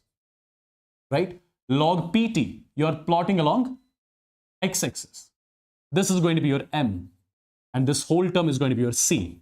In between sign is plus. This is equal to y is equal to mx plus c. Right? If you ask me, sir, what about the slope of the curve? Slope is nothing m. M is nothing, that's delta Ng. Now at the same time, if you ask me what about the intercept means c, and c here is nothing, it's the log of kx. Right? So this is your one more graph. Sir, who will take hydrocarbon? I have no idea who will take hydrocarbon. Let's see. We have not discussed yet. Me and HSP, sir, we have not discussed yet. Let's see who wants to take hydrocarbon. First of all, we discuss. Whatever chapter is my favorite, I take that. Whatever chapter is his favorite, he takes that. Because it's better. We both take our favorite chapters so that we give you the best content. Right? If I do not take my favorite content, maybe I'll just skip certain things. If he does not take his favorite chapter, maybe he'll skip certain things. Yeah? So understand in those parameters. Okay? Yeah? Am I logical?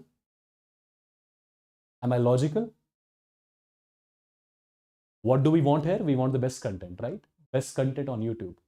So for the best content on YouTube, definitely both the teachers, whosoever, 2 physics teachers are there, 2 bio teachers are there, 2 chemistry teachers are there. Like in every subject, favorite chapters are taken by the teachers. I hope I'm clear. Now you cannot say a single word after this, right? Because the explanation which I gave you, I mean, there is no second thought to this explanation. You cannot say a single thing after this. Even I liked this explanation. HSP Baba is OP. Everyone in the chats, Baba HSP OP. Baba HSP OP. Do you want to talk to him? Do you want to talk to Baba HSP? Say yes or no. Maybe I can call him if he picks my call up. He's a super senior teacher. Yeah? Do you want to talk to your Baba HSP? Should I be calling him? Let me see if he picks up. I don't know where he will be. Maybe he'll be celebrating Christmas somewhere.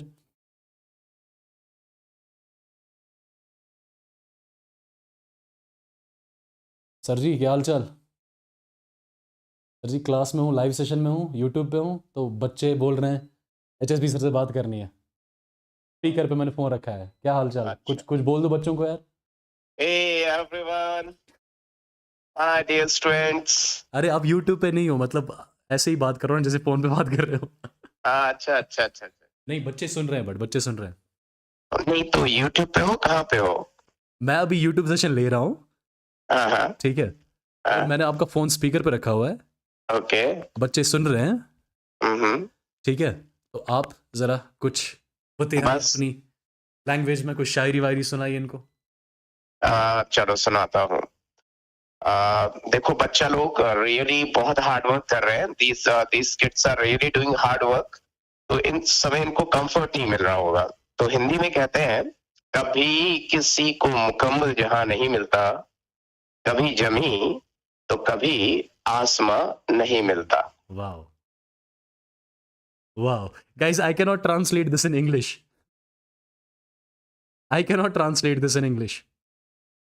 Sir आप next chapter कौन सा उठा रहे हैं? Coordination chemistry. So sir's next chapter is going to be coordination chemistry, okay?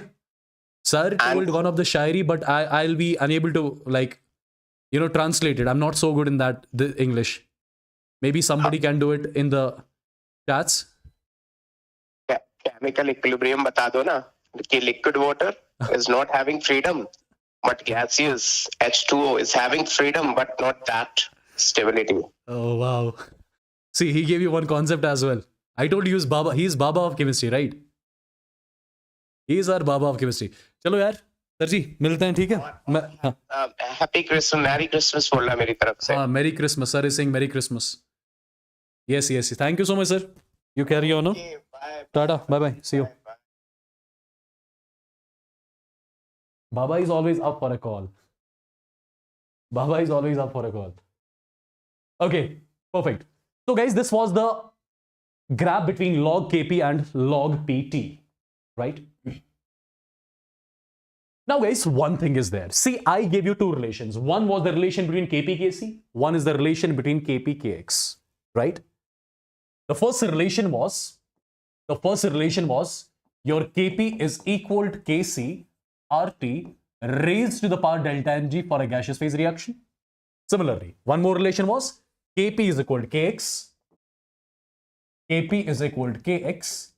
Total pressure at equilibrium raised to the power delta Ng. Correct? Let's call this as equation number 1. Let's call this as equation number 2. Now. Kp is this. So I can equate both. And when you equate both, what do we get? We get something like this. Kc, this is RT raised to the power delta Ng. It has to be equal to Kx, this is Pt raised to the power delta Ng. Perfect. Now guys, try to understand what exactly I'm going to say. I'll write Kc is equal to, or let me write it like this. I can write Kx is equal to Kc. RT I'm writing as such. Pt I'm taking the denominator, and delta Ng I'm taking common. You can remember this relation in this format, or if you don't want to remember it in this format, then remember it in one more format. You can write Kc is equal to Kx, now Pt in the numerator, RT in the denominator, whole raised power what? Whole raised power delta Ng. So this is going to be your relation between Kc and Kx as well. This is the relation between your Kc and Kx as well. Yeah. This is your relation between Kc and Kx as well. Now, the logarithmic form. If I multiply with the log throughout, what do I get? I get a log of Kc is equal to log of m multiplied by n. Log of m into n is nothing. That is log of m plus log of n. So log of Kx plus log of Pt divided by Rt whole raised power delta Ng. Right? If you further want to elaborate a bit, it's going to be log of Kc is equal to, this is going to be log of Kx plus log of m raised power n is n log m. So delta Ng comes to the front. Then it's going to be log of Pt divided by Rt. Pt divided by Rt. So this is your logarithmic form. This is your logarithmic form, people. This is your logarithmic form. If this is your logarithmic form, then you can plot a graph. And I want you guys to let me know the nature of the graph. So log of Kc versus log of Pt divided by Rt. So tell me, what will be the nature of this particular curve? What will be the nature of this particular curve? Log of Kc versus log of P by Rt. Quickly. This is your y. You are plotting it along y-axis. This term, you are plotting along x-axis. This is going to be your m. This is going to be c. Y is equal to mx plus c. Y is equal to mx plus c. Straight line with the positive slope and some intercept. So the curve is like this. Now, if you ask me what is the slope exactly, slope is nothing, that's delta Ng. And the intercept is denoted by c. And this was your value of c, which is log of Kx. Correct? So my dear students, these were three graphs which can be asked. These were three graphs which can be asked from your Kp-Kc relations and their logarithmic relations. Is every single thing clear till here? Is every single thing clear till here? Then I can move on to few questions, few basic questions. Few basic questions. I told you, slowly we'll cover up everything, right? Slowly, in detail. Write the Kp expression for the following in terms of Kc. For every reaction, you have to write Kp in terms of Kc. You have to write Kp in terms of Kc. Look at the first reaction. For the first reaction, if I ask you what is delta Ng, delta Ng is equal to number of moles of gaseous products minus number of moles of gaseous reactants. So 1 plus 1 is 2. 2 minus 2 is 0. So delta Ng is 0, right? For any reaction whose delta Ng is 0, its Kp and Kc will be always equal. For any reaction whose delta Ng is 0, its Kp, Kc will be equal. Question number 1 done. Look at the second one. Calculate delta Ng for the second reaction. Delta Ng is equal to number of moles of gaseous products, which is 1 plus 1, that is 2, minus number of moles of gaseous reactant, that's 1. So 2 minus 1 comes out to be 1. So Kp-Kc relation, I'll say Kp is equal to Kc Rt raised to the power delta Ng, that's 1. Right? This is your one more answer. This is your one more answer. Right? Look at the third question, people. Look at the third question. Calculate delta Ng for this reaction. Delta Ng is equal to number of moles of gaseous products, which is 2, minus number of moles of gaseous reactants, which is 1 plus 3, that is 4. So the value is minus 2. So delta Ng is minus 2. So Kp is equal to Kc Rt raised by delta Ng, which is minus 2. So this is the relation between Kp, Kc here. Similarly, the fourth case. First of all, calculate delta Ng for the fourth reaction, which is number of moles of gaseous products, which is 1, because this is solid, this is solid. So delta Ng is 1. If delta Ng is 1, your Kp is equal to Kc Rt raised by delta Ng, that's 1. My dear students, do you know, 2 years back, one direct question was asked from this. Let me show you that direct question. But that direct question was asked in JEE mains, and you laugh at that. I'm pretty much sure you laugh at that question. I've noted that question somewhere. I've noted that question. Yes. This was your JEE mains question. Look. Integer type question this was. Reaction was given. Kp is equal to Kc Rt raised by x. Calculate x. Solve it. Tell me the value of x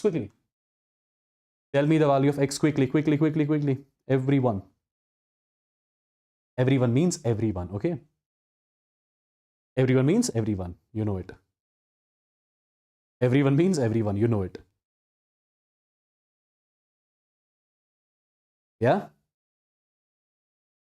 Quickly, guys, everyone. Everyone means sab log. What is the value of x? What is the value of x? Guys, just give me a second. Hello?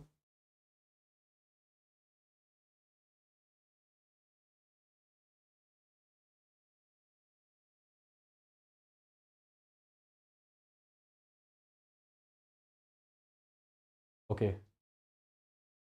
Perfect. The value of x is? See guys, I just need to calculate what? I just need to calculate delta Ng, right? So delta Ng for this reaction will be number of moles of gaseous products, which is 1, minus number of moles of gaseous reactant, which is 1 plus 1 by 2, makes it 3 by 2. So this is equal to minus 1 by 2. Now you know, as per your relation, Kp is equal to Kc. This is RT raised by delta Ng. Delta Ng is coming out to be minus 1 by 2.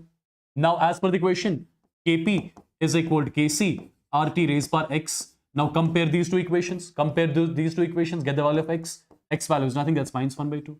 Right? One simple and basic equation this was. One simple and basic equation this was. Let's go back to our things again. I hope till here everything is clear. Now guys, you must be thinking, what are going to be the units of Kp, Kc? Till now, I'm not solving many questions yet. Questions are yet to come. First, I want your basics to be very, very, very strong, right? So that you can kill the questions afterwards. Units of Kp and Kc. What are going to be the units of Kp, Kc? This is again a very simple and basic topic. See guys, try to understand. For example, you have got a reaction like this. N1A gas in equilibrium with N2B gas. This is a gaseous phase reaction, for example. This is, for example, a gaseous phase reaction. If I ask you what about the delta Ng value, you'll directly say it is N2 minus N1, delta Ng, right? If I ask you what is the expression for Kc, you'll directly write concentration of B at equilibrium raised by N2 divided by concentration of A at equilibrium raised by N1. Yes? Similarly, if I ask you what is the expression of Kp, you will say partial pressure of B at equilibrium raised by N2 divided by partial pressure of A at equilibrium raised by N1. This is how you are going to write. This is how you are going to write Kp, Kc expression. Now guys, it's pretty much simple. Kc is equal. In the numerator, you have got a term concentration. What is concentration? Moles per unit volume. So what is the unit of this particular term? Unit of the numerator is moles per liter. Raised by what? Raised by N2. In the denominator, again it's going to be what? Moles per liter. Raised by what? Raised by N1. Yes? Now guys, you're done. So it's going to be moles per liter raised to the power N2 minus N1. N2 minus N1 is nothing. That's your delta Ng, right? So this is the unit of your Kc for a gaseous phase reaction. This is the unit of your Kc for a gaseous phase reaction. Now, what is going to be the unit of Kp for a gaseous phase reaction? Pressure, pressure. Let's assume pressure is in atm. So this is atm raised by N2. In the denominator, it is atm raised by N1. So it is going to be atm raised to the power N2 minus N1. Or you can say Kp units are nothing. If pressure is in atm, it's going to be atm raised by delta Ng. Done and dusted for a gaseous phase reaction. Yes? Right, people? I hope every single thing is clear till here. Let me know once in the chats. I hope you got the relation. I mean, you got the Kp, Kc units as well. I hope you got the Kp, Kc units as well. Is every single thing clear? Then only I can move on to something important from which basic questions are asked, and you will love those questions. You will love those questions, people. Try to have a look. Characteristics of equilibrium constant. Characteristics of equilibrium constant. The first and the most important characteristic. Equilibrium constant, it is independent of the initial concentration of reactants. Equilibrium constant, it is independent of initial concentration of reactants. Why is that? Why equilibrium constant is independent of initial concentration of reactants? Why is that? Guys, it's pretty much simple. When you write the expression for equilibrium constant, for example Kc, how do you write it? Concentration of product at equilibrium raised by stoichiometric coefficient divided by concentration of reactant at equilibrium raised by stoichiometric coefficient. This is how you write equilibrium constant expression. Now you see, in this equilibrium constant expression, whatever concentrations we take, these are the concentrations of reactants and products at equilibrium. These are not the initial concentrations of reactants, right? Right? Whenever we calculate equilibrium constant, We need concentration of reactants and products at equilibrium. We do not need the initial concentration of reactants. So I would say your equilibrium constant, it does not depend on the initial concentration of reactants. It depends on what? Concentration of reactant and product at equilibrium, basically. Yes? Point number one. Point number two. Catalyst. I'm talking about the positive catalyst, which speeds up the reaction. What does a catalyst do? What does a positive catalyst do? Positive catalyst speeds up the reaction. And let me tell you, positive catalyst, it speeds up forward as well as backward reaction. Positive catalyst speeds up forward as well as backward reaction. Due to which, if forward reaction and backward reaction is speeded up, if it is speed up, what will happen? I'll say equilibrium will be established in the reaction quickly. Right? Imagine it like this. In absence of catalyst, let's say equilibrium was coming in the reaction after 20 seconds. In presence of catalyst, imagine equilibrium is coming in just 5 seconds. So what is catalyst doing? What is catalyst doing? It is just speeding up the forward and backward reaction, due to which equilibrium is established in the reaction quickly. Whether the equilibrium comes in a reaction late or comes quickly, will it change the equilibrium concentrations? It will not change the equilibrium concentrations. If equilibrium concentrations are not changed, I would say catalyst does not do anything to the equilibrium constant. Right? Catalyst does not do anything to the equilibrium constant. Catalyst just speeds up the reactions, forward as well as backward, due to which equilibrium comes early. But nothing happens to the equilibrium concentrations. They are still the same. Right? Remember this particular point. Even this point. Your equilibrium constant, it depends on temperature. Equilibrium constant, this is important. It depends on temperature. But right now, I won't be explaining this. I'll be explaining this after some time when I'll be teaching you Lee-Chatelier's principle. Right? Equilibrium constant, it depends on temperature. Equilibrium constant changes on changing the temperature. How it changes, that is something which I'll be teaching you in Lee-Chatelier principle when I'll be teaching you the Van 't Hoff's equation. Okay, after some time. Now guys, equilibrium constant depends on the stoichiometric coefficient, stoichiometric representations of the reaction. Equilibrium constant depends on the stoichiometric representation of a reaction. And when a reaction is reversed, its equilibrium constant is inversed. 3 points you have to remember, and all the basic questions you can solve. The first point. For example, you have got the reaction like this. A in equilibrium with B. Let's say its equilibrium constant is K1. Now, my dear students, if you reverse the same reaction, now its equilibrium constant won't be K1. It will be inversed. It will be 1 by K1. Remember, when the reaction is reversed, its equilibrium constant is inversed. When the reaction is reversed, its equilibrium constant is inversed. Point number one. Point number two. For example, you have got a reaction like this. A in equilibrium with B, whose equilibrium constant is K1. Right? Now, for example, you are multiplying this reaction by some number. You are multiplying this reaction with some number. Let's say the reaction now becomes Na in equilibrium with N times B. Okay? You had a reaction A gives B, whose equilibrium constant was K1. Now you are multiplying this reaction by some number. Do remember that number goes to the power of the equilibrium constant. Now the equilibrium constant of this reaction won't be K1. It is going to be K1 raised to the power of that number. Simple? Correct? Simple? Do remember them directly. They have got proofs as well, but that's going to take a lot of time. Leave that. Remember them directly so that we can solve the questions easily. Nothing else. At the same time, for example, you have got the reaction like this. A in equilibrium with B, whose equilibrium constant is K1. For example, C in equilibrium with D, whose equilibrium constant is K2. These are the two reactions. Now imagine I'm adding them. When I add these two reactions, what do I get? I get A plus C in equilibrium with B plus D.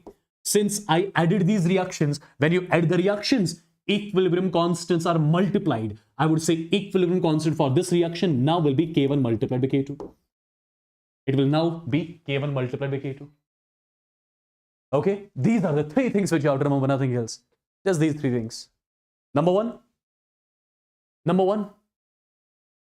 What is the first thing? When you reverse the reaction, equilibrium constant is inversed. Number two, when you multiply a reaction by some number, that number goes to the power of equilibrium constant. Number three, what is number three?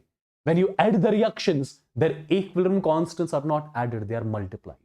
If this is clear, tell me the answer of a lot of questions, guys. A lot of questions. I'm starting with the first question. These are the questions you should kill. And these sort of questions are frequently asked. And these are very basic questions. What should be the answer of this question? See, one question I'll show you. The other ones you will have to do. My dear students, I'm giving you the reaction. The reaction is N2 gas plus 3 times H2 gas. It is in equilibrium with 2 times NH3 gas. 2 times NH3 gas. The equilibrium constant for this reaction is given to me as 49. Equilibrium constant for this reaction is given to me as 49.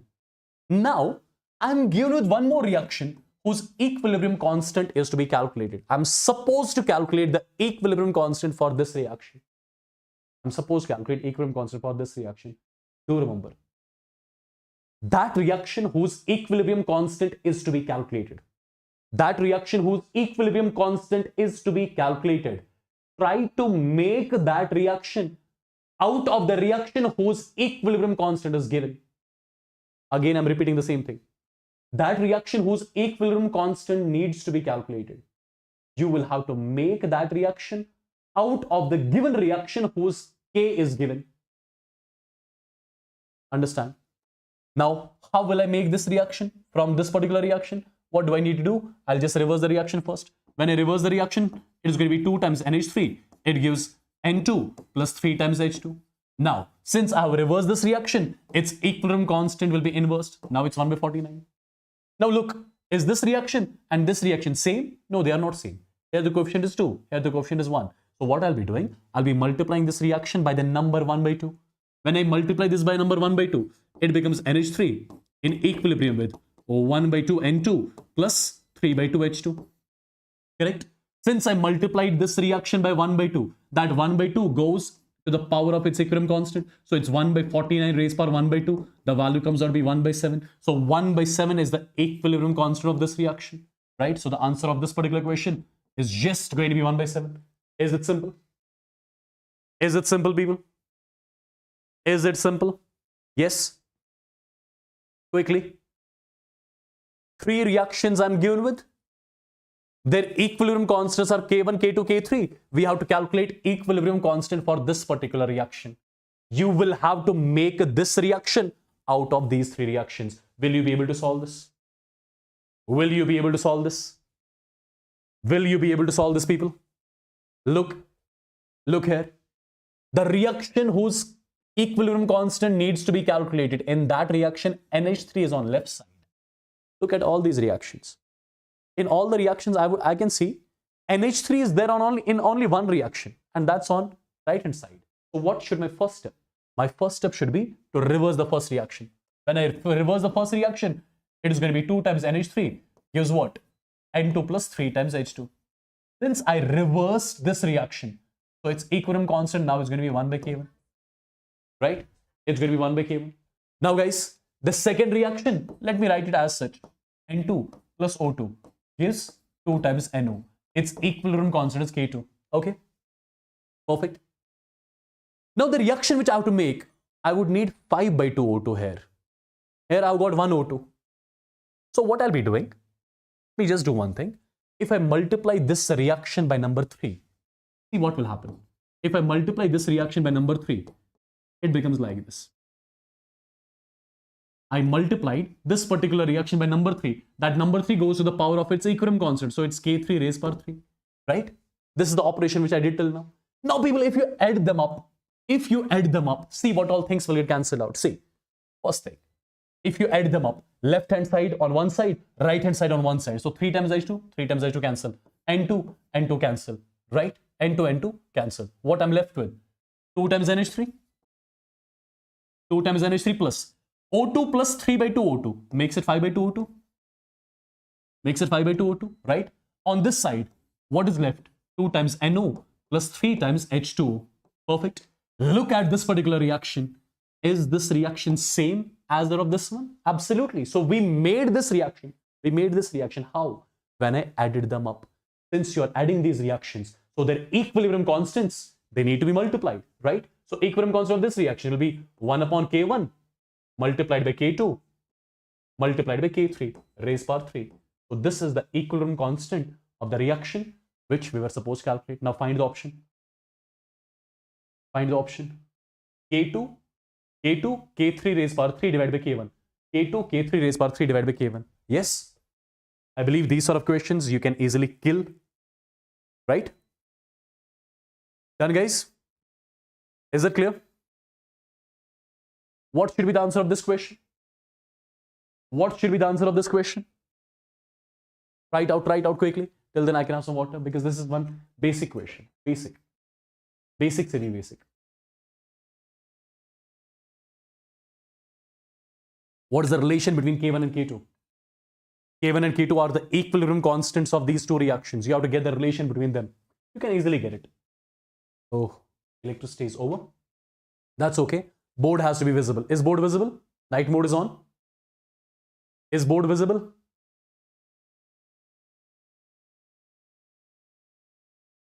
Yeah. Welcome to the world of the night mode. Yeah, let me make the bass a little high. Welcome to the world of the night mode.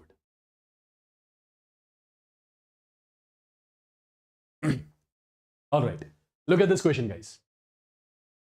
As per the question, we are given with two reactions. Reaction number 1, reaction number 2. Consult any one reaction. Let's say I'm consulting this reaction. So first thing, what I'll be doing?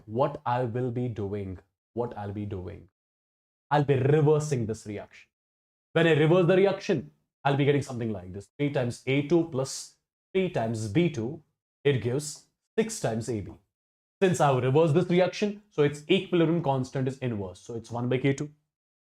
Do you think this particular reaction and this particular reaction is same? No, they are not same yet. We have to make them same. How?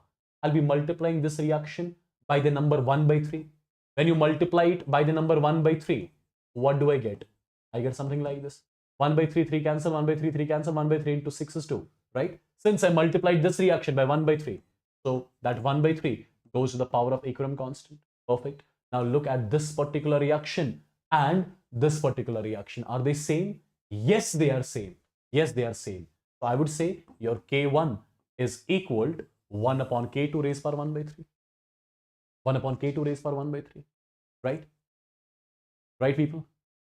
Or you can say, you can write it like this. K2 raised power minus 3 is equal to K1. K2 raised power minus 3 is equal to K1. Right? Sorry, I did a mistake. K2 raised power minus. K2 raised power 3 is equal to K1. Or if you take cube root on both the sides, you say K2 is equal to K1 raised power 1 by 3. Right? K2 is equal to K1 raised power 1 by 3. So option C is the one which is correct. Right, guys? Right. I mean, these sort of questions are pretty much simple and you should be able to solve them. See, do you believe this can be a question asked in your NEET examination? Do you believe that? You are given with a reaction. The concentrations of reactants and products at equilibrium are given and we are supposed to calculate Kc. How exactly? The reaction is 2 times A in equilibrium with B and C. Perfect. As per the question is concerned, concentration of A at equilibrium is given as 10 raised power minus 3 molar. Concentration of B at equilibrium is given as 2 into 10 raised power minus 3 molar. Concentration of C at equilibrium is also given as 3 into 10 raised power minus 3 molar. Right? These are the concentrations of A, B and C which are given to me. What do you have to calculate? I have to calculate Kc. What is Kc? How do you write the expression for Kc? It is going to be concentration of B at equilibrium raised power coefficient, concentration of C at equilibrium raised power coefficient divided by concentration of A at equilibrium raised power stoichiometric coefficient. Now put the values. That's it. Concentration of B at equilibrium, that is 2 into 10 raised power minus 3. C at equilibrium, that is 3 into 10 raised power minus 3. Divided by A at equilibrium, that is 10 raised power minus 3. But this is 10 raised power minus 3 ka square. So this term gone. The value just comes out to be 6. So 6 is going to be the answer of the question. This was your NEET question, guys, by the way. By the way. Right? Perfect. I believe easily you can solve this question. Even this is your asked question, guys. This is your asked question. You should be again in a position to solve this. Quickly. In which of the following Kp and Kc are not equal? Kp and Kc are not equal. First of all, you should know when Kp and Kc are equal. Kp and Kc are equal, well, delta Ng is equal to 0. So Kp and Kc won't be equal when delta Ng will be non-zero. This is the criteria. Done? Now look at all the options. Where do you see delta Ng non-zero? If you look at the last case, in the last reaction, calculate delta Ng is equal to number of moles of gaseous products minus number of moles of gaseous reactant, right? This is solid, leave it. So 2 minus 1 comes out to be 1, which is non-zero. If delta Ng is non-zero, Kp won't be equal to Kc. So D is the answer of the question. Simple. Simple. Physics wala motivation is saying, sir, you have not posted notes on Telegram. Which chapter notes you are saying? Are you talking about GOC? GOC notes, I told you in the Telegram itself. GOC notes I was unable to save. Now, if by chance the ones who are watching me, if by chance you have made the notes of GOC, please post in the Telegram somewhere, right? Okay, so that others can also have them. All right. So people, what about this question? What about this question? Values of Kp in the reaction. Isn't simple again? Value of Kp in this reaction. Value of Kp in this reaction. See, this is gaseous. Nothing to do with this solid. Nothing to do with this solid. So Kp is nothing. It's going to be pressure of carbon dioxide at equilibrium. Raised for stoichiometric coefficient. That's 1. So again, this is done and dusted. Option A is the one which is correct. Yeah. Is it perfect, guys? Is it perfect? Are all the things clear?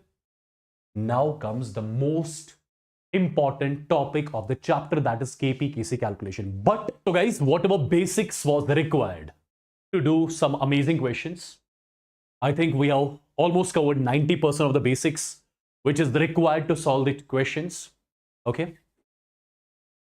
Now we are going to enter into one more phase of this particular chapter. This is considered to be comparatively difficult, but if your basics is strong, this part will be very easy again. Okay, so till now, I'm sure you did not find anything difficult, right? Because everything was discussed in detail, right from the basics. Okay, so right after this also, whatever I'll be discussing, I'll be starting from the scratch only. Okay, perfect. So now comes one important topic, that is calculation of Kp and Kc. This is the topic from which the questions are asked majority of the times from the chapter equilibrium. Okay. Calculation of Kp and Kc. Well, my dear students, for the calculation of Kp and Kc, we have to discuss two methods. One is going to be your mole method, and one is going to be your degree of dissociation method. So one by one, we shall be discussing these two methods in detail. In detail, right? So first, we shall be starting with the mole method. Calculation of Kp and Kc with the help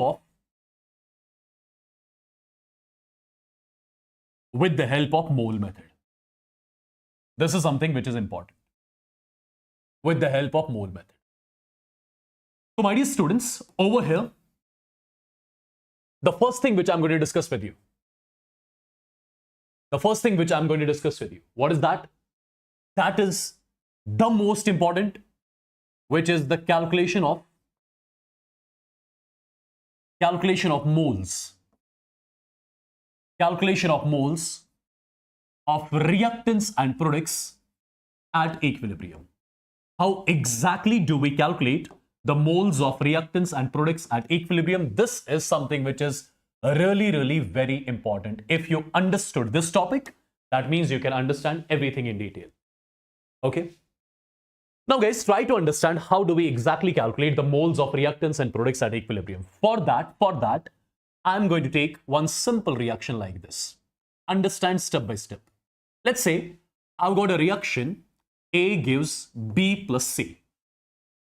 Imagine this is a balanced chemical equation. Imagine this is a balanced chemical equation. Now, if this is a balanced chemical equation, let's assume that initially at time t is equal to 0, we have got A moles of reactant. First of all, this particular reaction will be taking place in some container, right? I'm assuming initially at time t is equal to 0, we have got A moles of reactant. Since the reaction has not started yet, that means moles of B and C formed will be 0 because the reaction has not started yet. A has not got converted into B and C yet, right? Now, my dear students, I'm assuming at equilibrium, out of A moles of reactant, let's assume X moles of reactant got converted into products. I'm assuming out of A moles of reactants, X moles got converted into product. So let me know how many moles of reactant will be left in the container at equilibrium. It's absolutely going to be A minus X. I had A moles. Out of A moles, X moles got converted into products. So I'll be left with A minus X. These are the moles of reactants which are left in the container at equilibrium.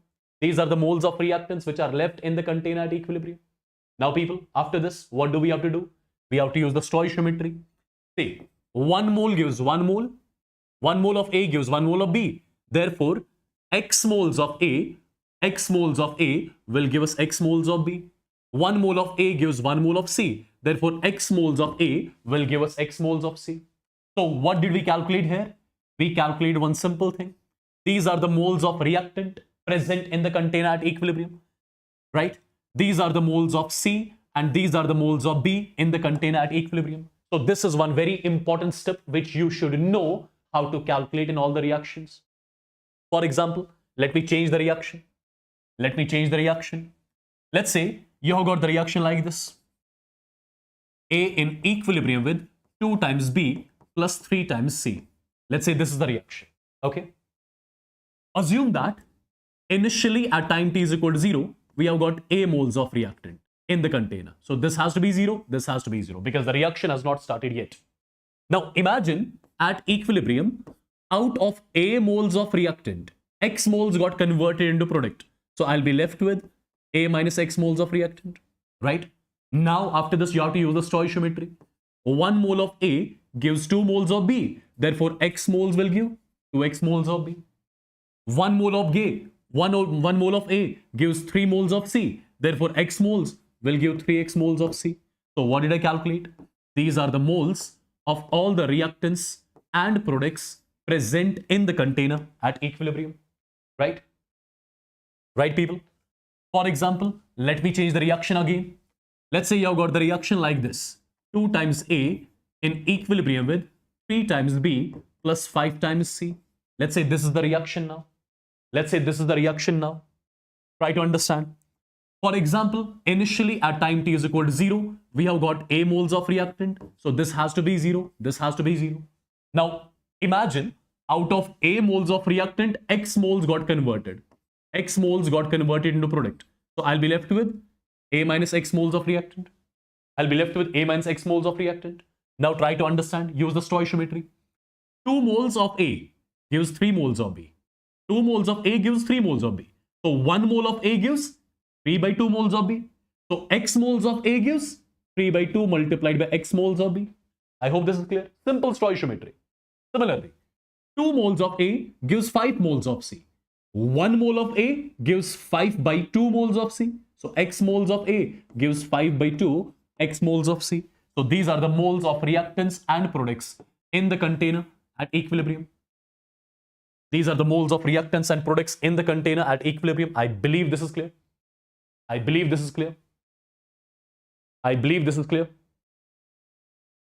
Similarly, my dear students, let me take few more reactions so that it becomes very much clear to you.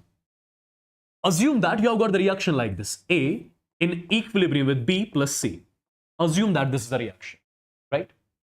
For example, initially in the container, there were A moles of reactant. In the container initially. And before the start of the reaction itself, in the same container, imagine there were moles of product as well. Before the start of the reaction, imagine there were few moles of product. There were few moles of B already in the container. There were few moles of C already in the container before the start of the reaction itself. Now, at equilibrium, let's assume out of A moles of reactants, X moles got converted. So I'll be left with A minus X. These are the moles of reactant in the container. Already in the container, there were B moles. Now, some extra moles of B would have got formed. How exactly? 1 mole of A gives 1 mole of B. X moles would have given X. So, the moles of this B in the container at equilibrium will be B plus X. Similarly, this has to be C plus X, right? So, these are your moles of reactant and product in the container at equilibrium, right? These are the moles of your reactant and product in the container at equilibrium. I believe this is clear. For example, I've got the reaction like this. Understand, the reaction is 2 times A in equilibrium with 3 times B plus 7 times C. Let's say this is the reaction. Assume that initially at time t is equal to 0, before the start of the reaction, imagine we have got some A moles of reactant in the container. We have got B moles also. There are C moles of this product as well. Before the start of the reaction itself, there are some moles of B, there are some moles of C. Before the start of the reaction itself. Now, when the reaction will start, what will happen? I'll say at equilibrium, assume that out of A moles of reactant, X moles got converted into products. So I'll be left with A minus X moles, right? Now we use the stoichiometry. Before the usage of stoichiometry, how many moles of B were there in the container initially? There were B moles. Now, due to the reaction, few extra moles of B would have got formed. Now, how many? Use the stoichiometry. 2 moles gives 3 moles, right? 2 moles of A gives 3 moles of B. 1 mole of A gives 3 by 2 moles of B. So, X moles of A gives 3 by 2 X moles of B, right? Can I say similarly, this is going to be C plus 7 by 2X. So these are the moles of all the reactants and products in the container at equilibrium. Yes? Perfect, guys. Similarly. For example, imagine you have got a reaction like this. N2 plus 3 times H2. It is in equilibrium with 2 times NH3. This is the reaction which I'm taking, for example. Okay, this is the reaction, for example, which I'm taking.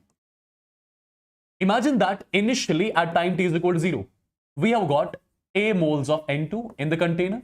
There are, for example, B moles of H2 in the container. This is, for example, 0. Now, at equilibrium, how do we get the moles of all the reactants products? Now, my dear students, among these two reactants, I will be taking one as the reference. I'll be taking one of the reactant as a reference. And generally, that reactant is taken as reference whose stoichiometric coefficient is less.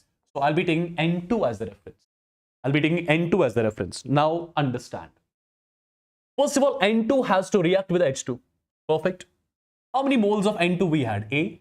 Let's assume that out of A moles of N2, X moles reacted with H2.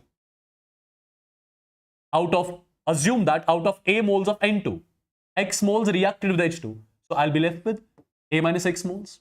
Correct? Understand now. 1 mole of N2 reacts with 3 moles of H2. 1 mole of N2 reacts with 3 moles of H2. So X moles of N2 would have reacted with 3X moles of H2. X moles of N2 would have reacted with 3X moles of H2. I had taken B. Out of B, 3X are reacting. So I'll be left with B minus 3X moles of H2. Correct? Similarly, 1 mole of N2 gives 2 moles of NH3. So X moles of N2 will give us 2X moles of NH3. Will you be able to do this? Honestly, will you be able to do this to every reaction? If that is the case, if you can do, then you should answer this question. For example, I've got the reaction N2 plus 3 times H2 in equilibrium with 2 times NH3. This is the reaction, for example. Before the start of the reaction itself, we have got A moles of N2, we have got B moles of H2, and there are already, for example, C moles of NH3 in the container.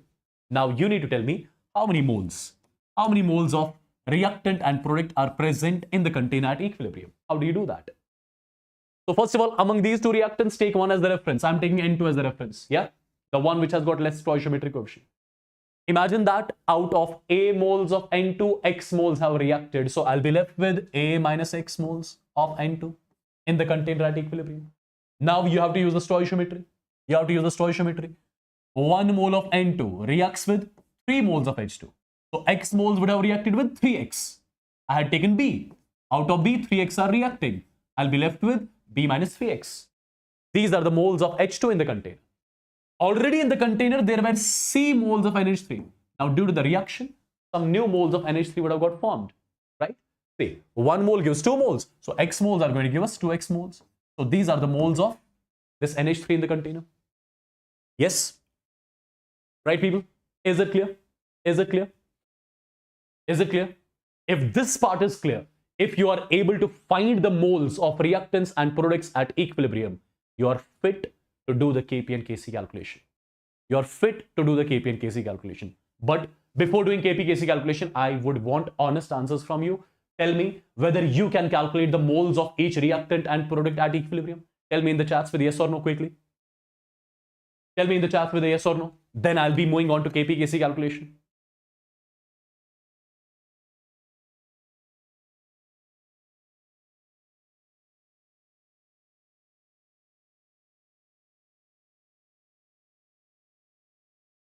Yeah?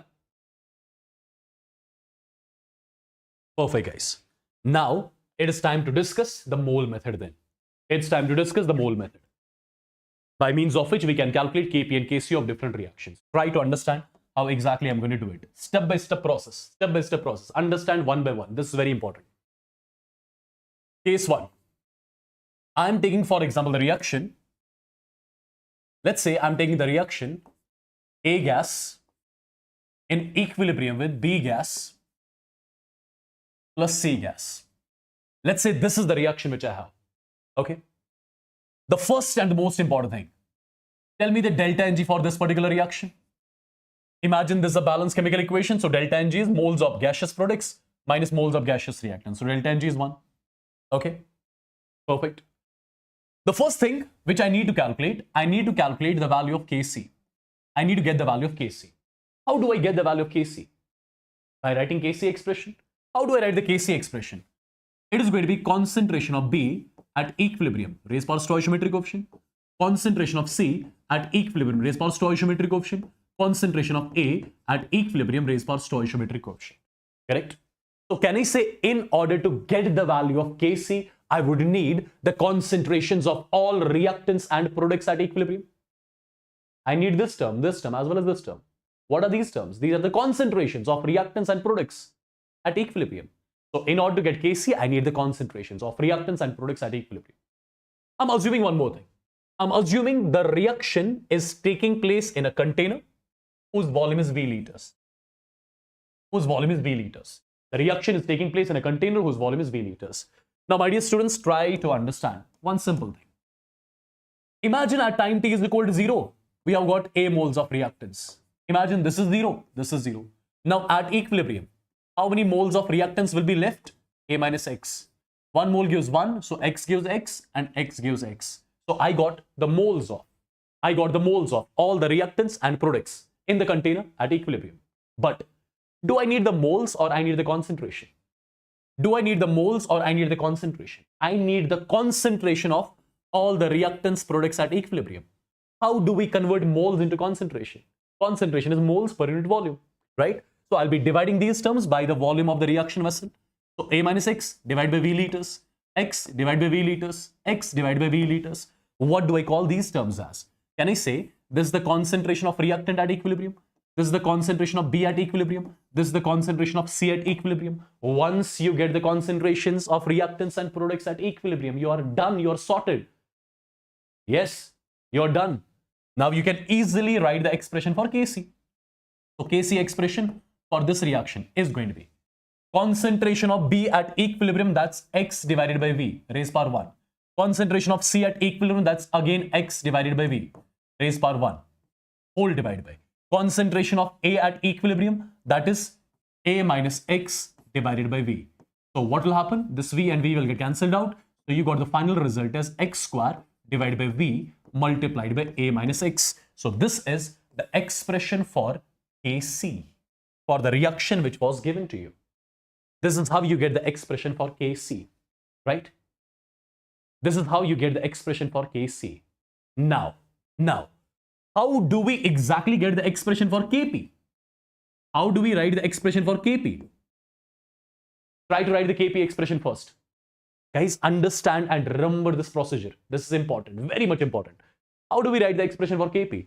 It's going to be partial pressure of B at equilibrium raised power stoichiometric coefficient multiplied by partial pressure of C at equilibrium raised power stoichiometric coefficient divided by partial pressure of A at equilibrium raised power stoichiometric coefficient. So basically, in order to calculate Kp, do we need concentrations or partial pressures? We need partial pressures of reactants and products in the container at equilibrium, right? Now guys, try to understand very carefully, very carefully. Try to understand very carefully. If I ask you, initially there was only one gas in the container, right? At equilibrium, there are three gases in the container. There are A minus X moles of reactant in the container. There are X moles of B in the container. There are X moles of C in the container. So at equilibrium, how many gases are there? There are three gases. So can I say at equilibrium we have got a gaseous mixture? Absolutely. At equilibrium we have got a gaseous mixture. Assume that total pressure of the gaseous mixture is represented by PT. PT equilibrium. This is basically what I call as total pressure. This is basically what I call as total pressure of the gaseous mixture at what? At equilibrium. This is total pressure of the mixture at equilibrium, right? This is total pressure of gaseous mixture at equilibrium. Now try to understand. First thing, if I ask you how many total moles are there in the container at equilibrium? How many total moles are there in the container at equilibrium? You will say it's A minus X plus X plus X. So it is A minus X plus X plus X, right? So which came out to be A plus X. So these are the total moles present in the container at equilibrium. How many gases are there? There are three gases in the container at equilibrium. Total moles present in the mixture at equilibrium, A plus X. Out of these total moles present at equilibrium, how many moles of reactant are there? A minus X. How many moles of B are there? X. How many moles of C are there? X. Now guys, just tell me one thing. If I divide this A minus X, by the total moles present in the mixture, if I divide this X by the total moles present in the mixture, if I divide this X by the total moles present in the mixture, what do I call these terms as? What do I call these? In the mixture, what do we have? We have got three gases. We have got a gaseous mixture. That gaseous mixture contains three gases. Moles of first gas divided by total moles. Moles of second gas divided by total moles. Moles of third gas divided by total moles. Should I be calling these terms as mole fractions of the individual gases at equilibrium? Absolutely. These are the mole fractions of the individual gases. This is the mole fraction of reactant at equilibrium, mole fraction of B at equilibrium, mole fraction of C at equilibrium, right? But do I need mole fractions or partial pressures? I need partial pressures. How do you convert mole fraction into partial pressure? How do you convert mole fraction into partial pressure? Multiply the mole fraction by the total pressure of the mixture at equilibrium. So it is A minus X divided by A plus X multiplied by PT. This will give you partial pressure of reactant at equilibrium. X divided by A plus X multiplied by PT. This will give you partial pressure of B at equilibrium.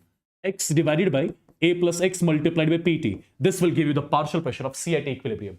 If you got the partial pressures of reactants and products at equilibrium, can't you put these values into this expression? Absolutely. Can't you put these values into this expression? You can do that, right? So I'll be getting the exact value of Kp. Partial pressure of B at equilibrium is X divided by A plus X multiplied by PT. Partial pressure of C at equilibrium is same, so it becomes square divided by partial pressure of A at equilibrium is nothing, it is A minus X divided by A plus X multiplied by PT, right? So this gives you the value of Kp for the reaction. I believe the process is clear. The procedure is clear. I'll be taking one more example so that you can understand it properly. So in order to write the Kc, I need concentrations. Simple, moles divided by total volume. In order to write Kp, first I'll be calculating moles, divide them with total moles at equilibrium. I'll be getting mole fraction, and mole fraction is to be multiplied by the total pressure of the mixture at equilibrium. I'll be getting the partial pressure. Once I get the partial pressures, I'll put it here in the expression. Done and dusted. Say yes or no in the chats. Its process is very simple. Process is very simple, and every question will be solving with the help of this particular approach. Majority of the questions, I mean. Let me take one more example.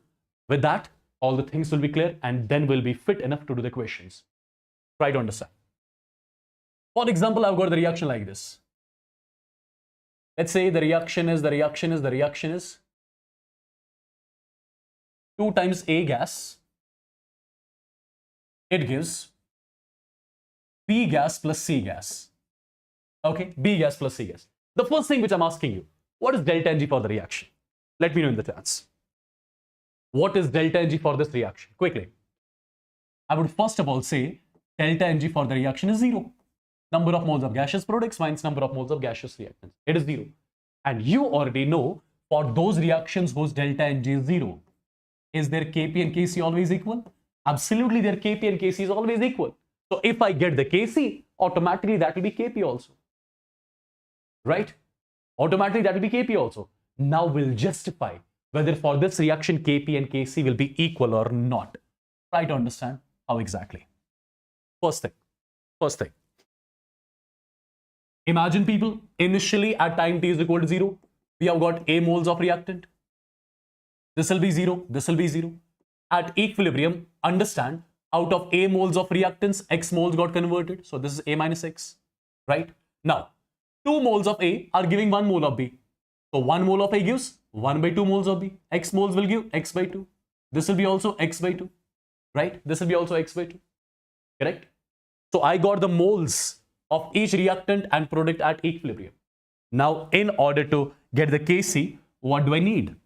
I need to get the concentrations. The concentration of each reactant and product at equilibrium will be equal to moles of reactant divided by total volume. X by 2 divided by total volume. X by 2 divided by total volume, right? So these terms, what do we call these terms as? These are the concentrations of what? Concentrations of reactants and products at equilibrium, correct?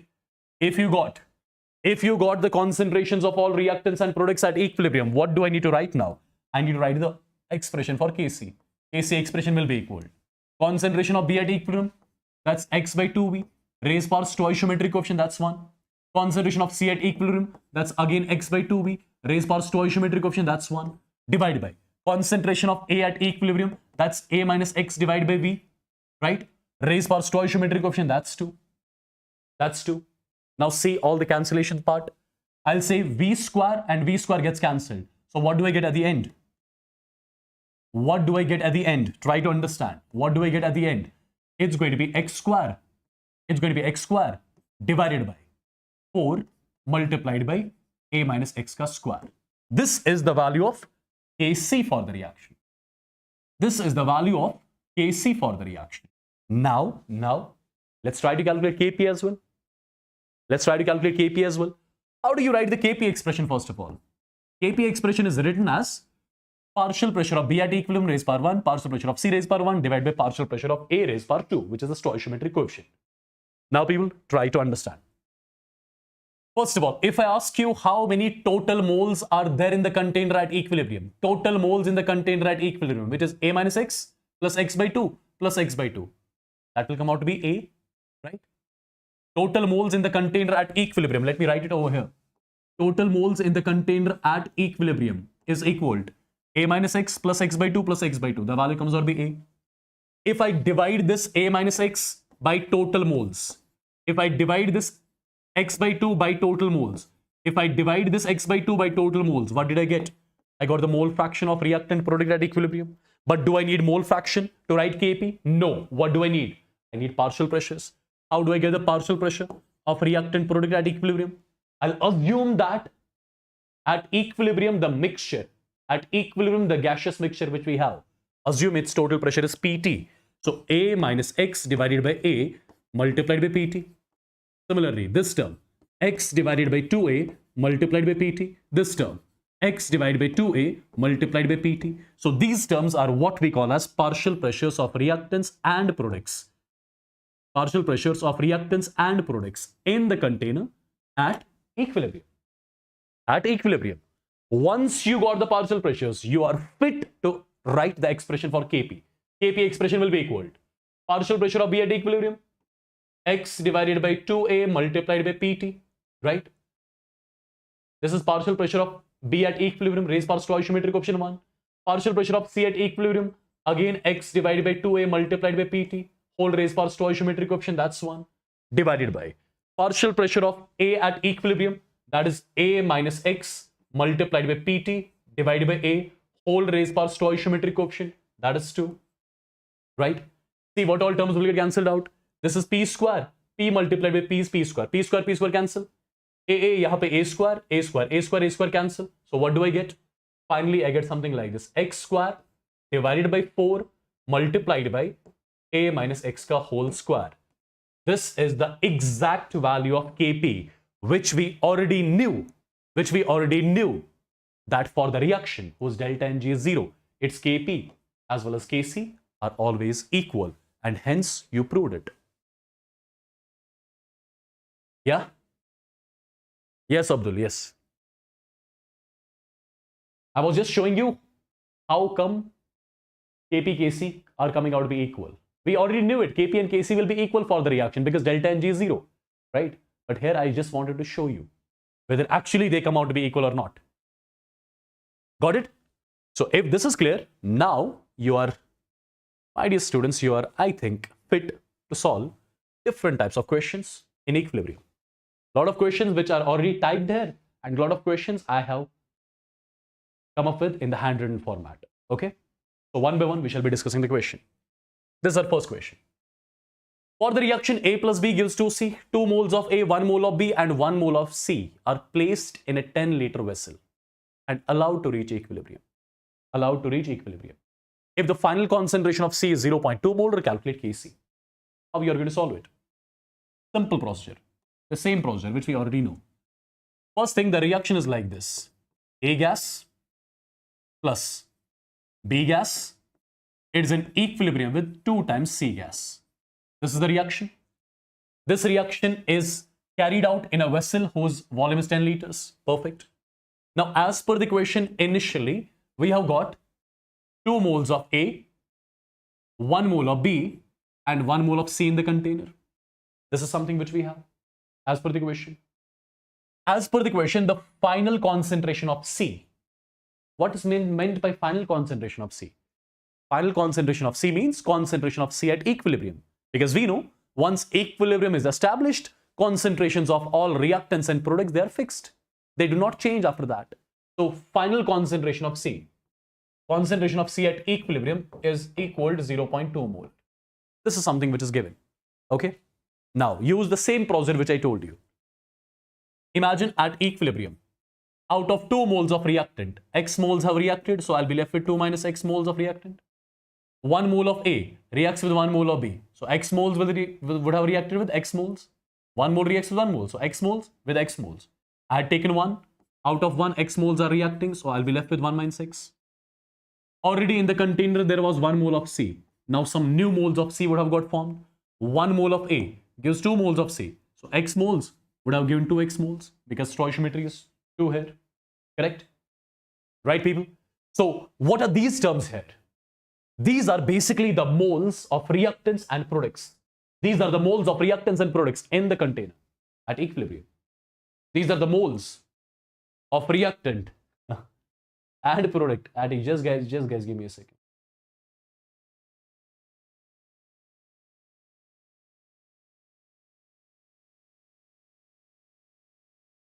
Done.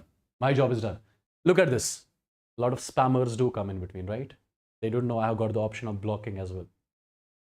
Yeah? They don't know I have got the option of blocking as well.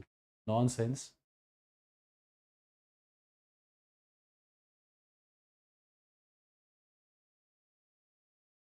Blocked forever. Let him come with one more account.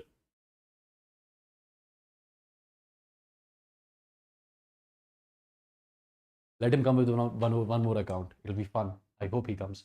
Okay. Perfect. So these are the moles of reactants and products in the container at equilibrium. Yeah. Now, guys, we have to calculate the value of Kc. To calculate value of Kc, what do we need? Do we need concentrations? Absolutely, we need concentrations. So, concentration, how do you convert moles into concentration? Moles divided by volume. So, 2 minus x divided by total volume of the vessel is 10 liters. 1 minus x divided by 10, right? 1 plus 2x divided by total volume 10 liters. What did I get? I got the concentrations of all the reactants and products at equilibrium. These are the concentrations of reactants and products at equilibrium, right? Now, people, already we know one thing. What is that? Concentration of C at equilibrium is given. And we know concentration of C at equilibrium. We got to know it is 1 plus 2x divided by 10. This is the concentration of C at equilibrium, right? And this is something which is given to me as 0.2, which means 2 by 10. 10 cancelled. So X value will come out to be 0.5. X value will come out to be 0.5. Since you got the value of X, put this value of X here everywhere. You'll be exactly getting the concentrations. 2 minus 0.5 is 1.5. 1.5 divided by 10 is 0.15 molar, right? 1 minus 0.5 is 0.5. 0.5 divided by 10 is 0.05. So 0.05 molar. And this term already we know, as per the equation, it's 0.2 molar. So you exactly got the concentrations of all the reactants and products at equilibrium. Since you got the concentrations, write the expression for Kc, right? Write the expression for Kc. It is going to be concentration of C at equilibrium raised power 2 divided by concentration of A at equilibrium raised power coefficient 1, concentration of B at equilibrium raised power stoichiometric coefficient 1. Look at all the values. Concentration of C at equilibrium 0.2 raised to the power 2 divided by concentration of A at equilibrium 0.15 molar raised power stoichiometric coefficient 1. Similarly, this is 0.05 raised power 1. It's a matter of calculation. Solve it and get the value of Kc, which you were supposed to calculate. And as I can see, a lot of students are saying Kc value is coming out to be 5.3. Chalo, I trust you. It is 5.3. It is 5.3, right? If I ask you what are going to be the units of Kc, if you remember Kc units, moles per liter raised per delta Ng. What is delta Ng for the reaction? 2 minus 2 is 0. Anything raised per 0 is 1. So it is going to be unitless, right? 5.3 is the value of Kc. Done and dusted? Done and dusted? Absolutely, this is done and dusted. Look at one more question, guys. Look at one more question. Now it's a question game. For a reaction, X plus Y gives 2 times Z. 1 mole of A, 1.5 moles of Y, and 0.5 moles of Z were taken in a 1 liter vessel, allowed to react. At equilibrium, the concentration of Z was this much. The equilibrium constant of the reaction is X by 15. Find X. See. The same procedure. X plus Y. As per the equation, X plus Y. In equilibrium with 2 times Z. This is the reaction which we have. Now, the same procedure which we have been following throughout. So initially at time t is equal to 0, how many moles of X are given? 1. How many moles of Y are given? 1.5. How many moles of Z are there? 0.5. So these are the moles of reactants and products in the container. These are the moles of reactants and products in the container at equilibrium. Now, my dear students, as per this particular question, at equilibrium, the concentration of Z is given. The concentration of Z is given. Tell me, at equilibrium, the concentration of Z is given. How much? The concentration of Z at equilibrium, it is given to me as 1 mole per liter, or you can say 1 molar. What do we have to do? We have to get the value of Kc. We have to get the value of Kc. You are going to use the same approach. at equilibrium, assume that out of 1 mole of out of 1 mole of this reactant, X moles have reacted. So I'll be left with 1 minus X moles of reactant. Now, 1 mole of X, 1 mole of this reacts with 1 mole of this. So X moles would have reacted with X moles. So I'll be left with 1.5 minus X. The same procedure which we have seen already. Already there were 0.5 moles of Z in the container. Some new moles would have got formed. 1 mole of this gives 2 moles. So X moles will give 2X. So you got to know the moles of each reactant and product in the container at equilibrium, right? Since you got the moles of each reactant product at equilibrium, do we need moles or do we need concentration? We need concentration. Do you know how do we convert moles into concentration? Yes, moles divided by volume. Moles divided by volume. So divide all these terms by the total volume of the vessel. Total volume of the vessel is 1 liter. Total volume of the vessel is 1 liter. So you got the concentrations. These are your concentrations, right? And as per the equation, concentration of Z at equilibrium is given. We know concentration of Z at equilibrium is 0.5 plus 2x. It is equal to 1, right? So 2x will come out to be 0.5 and x will come out to be 0.25. So this is the x. Since you got the x, put the value of x in all the expressions. So 1 minus 0.25 comes out to be 0.75. So this is 0.75 molar. This will be 1.5 minus 0.25 will come out to be 1.25 molar.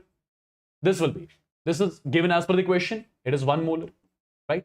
So you got the concentrations of all the reactants and products in the container at equilibrium. Now, my dear students, since you are done till here, write the Kc expression. Kc is going to be concentration of Z at equilibrium, that's 1, raised power stoichiometric coefficient, that's 2, divided by concentration of X at equilibrium, that is 0.75, raised power stoichiometric coefficient 1, concentration of Y at equilibrium, that's 1.25, raised power stoichiometric coefficient, that's 1. Okay. Now, my dear students, is the value of Kc given? Yes, the value of Kc is given as X divided by 15. The value of Kc is given as X by 15. So X by 15 is equal to 1 divided by 0.75 multiplied by 1.25. Isn't it a matter of calculation now? One equation, one unknown. Get the value of X. You are done. You are done. Yes, you are done, people. You are done, people. Is it clear? Is it clear? Everyone in the chats, is it clear? Is this question done? Is this question done? Let me show you one more question which was asked last year in your JEE mains examination, and I believe you can easily kill this. You can easily kill this. You can easily kill this. Will you be able to solve this quickly?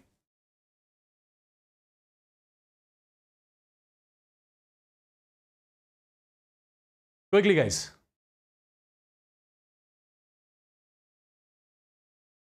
Basit, yes, Altaf sir, chemistry. He's a wonderful teacher. I love him. He's my elder brother. Okay? Just call him and ask. Call him and ask about me, okay?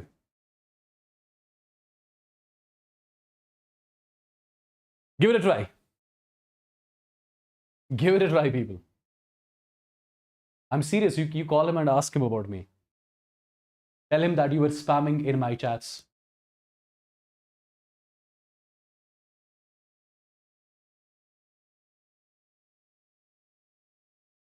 Call him. Or I can provide you his number.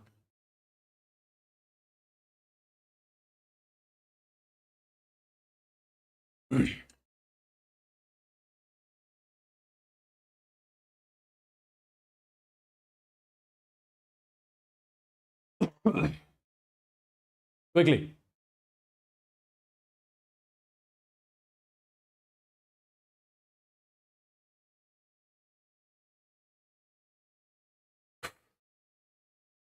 Anyone? Anyone?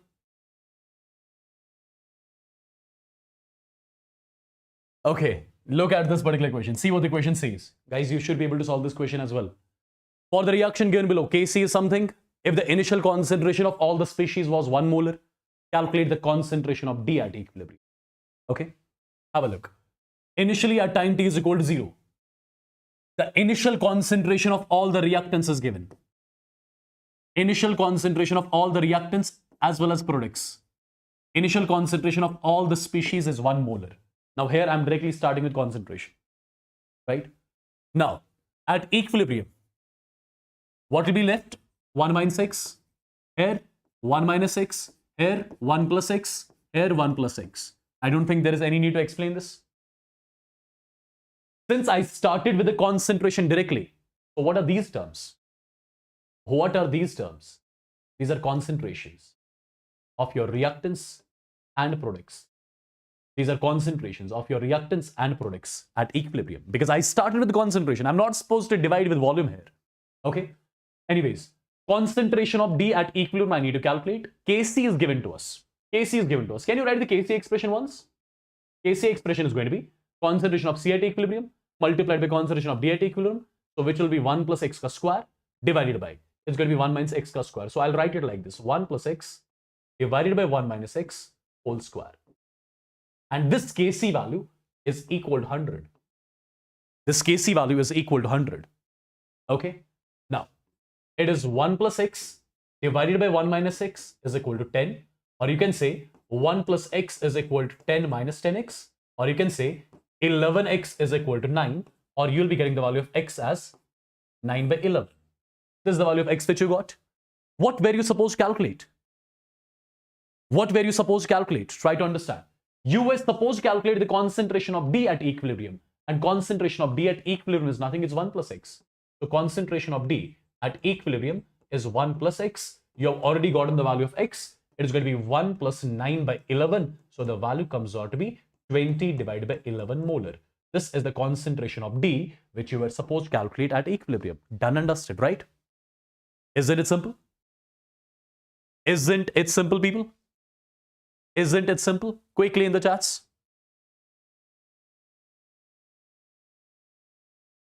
Look at one more similar question. One more similar question. You should be able to solve this as well. 8 moles of AB3 are introduced in 1 decimeter cube. 1 decimeter cube means 1 liter.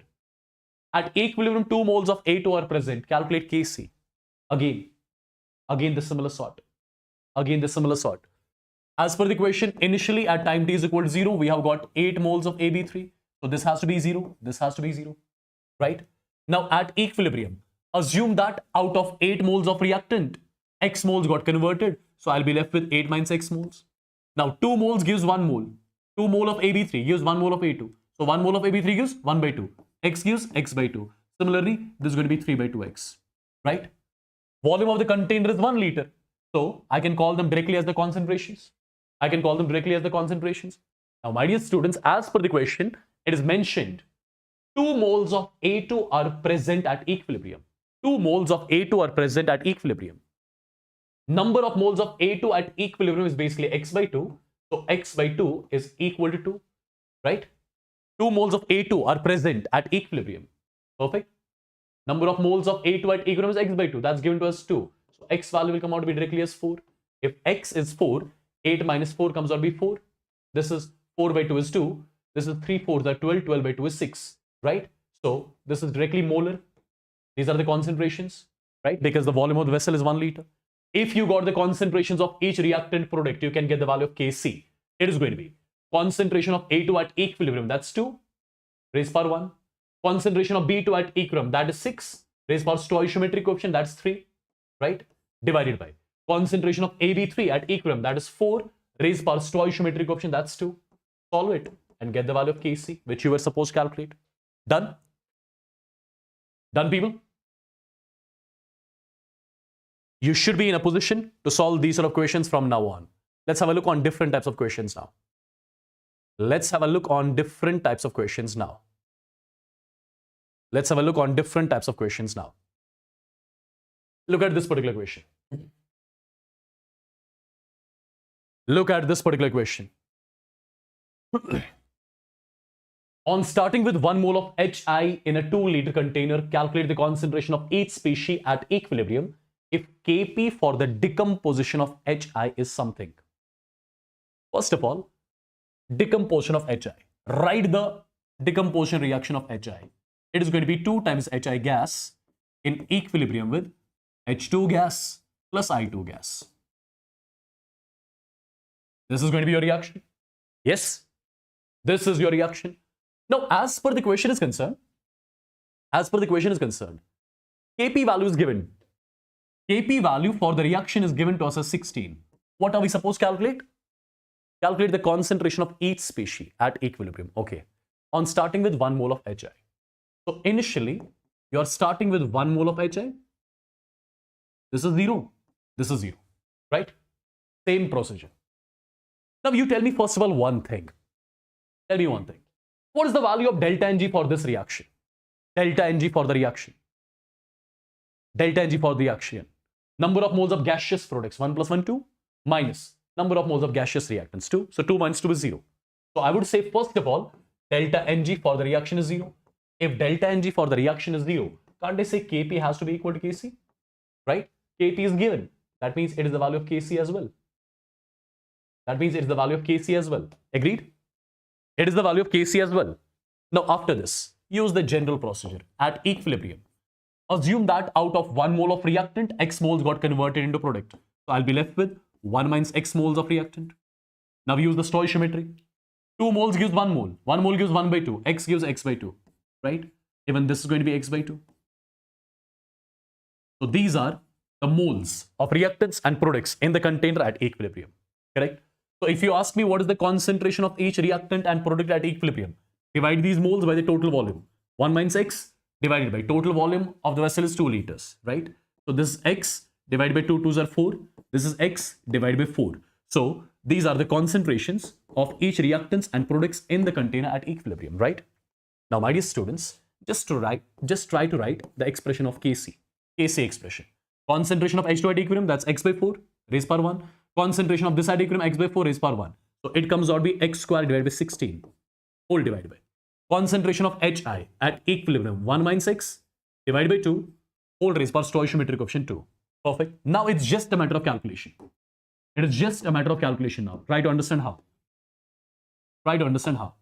See guys, Kc value is given as 16. So I would say 16 is equal. It is going to be X square divided by 4 multiplied by 1 minus X square. Just a bit of calculation is needed, nothing else. Now after this, what you'll be doing?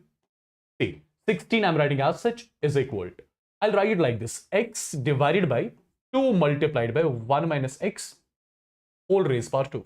Will it make a difference? No way. Take the root on both the sides. This is 4 is equal to X divided by 2 minus 2X. So it's going to be 8 minus 8X is equal to X. So you got to know as 9X is equal to 8. And from there, you got the value of X.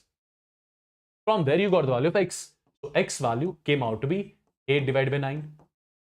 You got the value of X. If you got the value of X, what was I supposed to calculate? I was supposed to calculate the concentration of each species at equilibrium. What is the concentration of H2 at equilibrium? Concentration of H2 at equilibrium is same as that of concentration of I2 at equilibrium. And both are equal to how much? Both are equal to X by 2. So X by 2. X is your 8 by 9. So 8 divided by 9 2s are 18. So this is your concentration of H2 at equilibrium and I2 at equilibrium. Similarly, concentration of Hi at equilibrium is equal to 1 minus X divided by 2.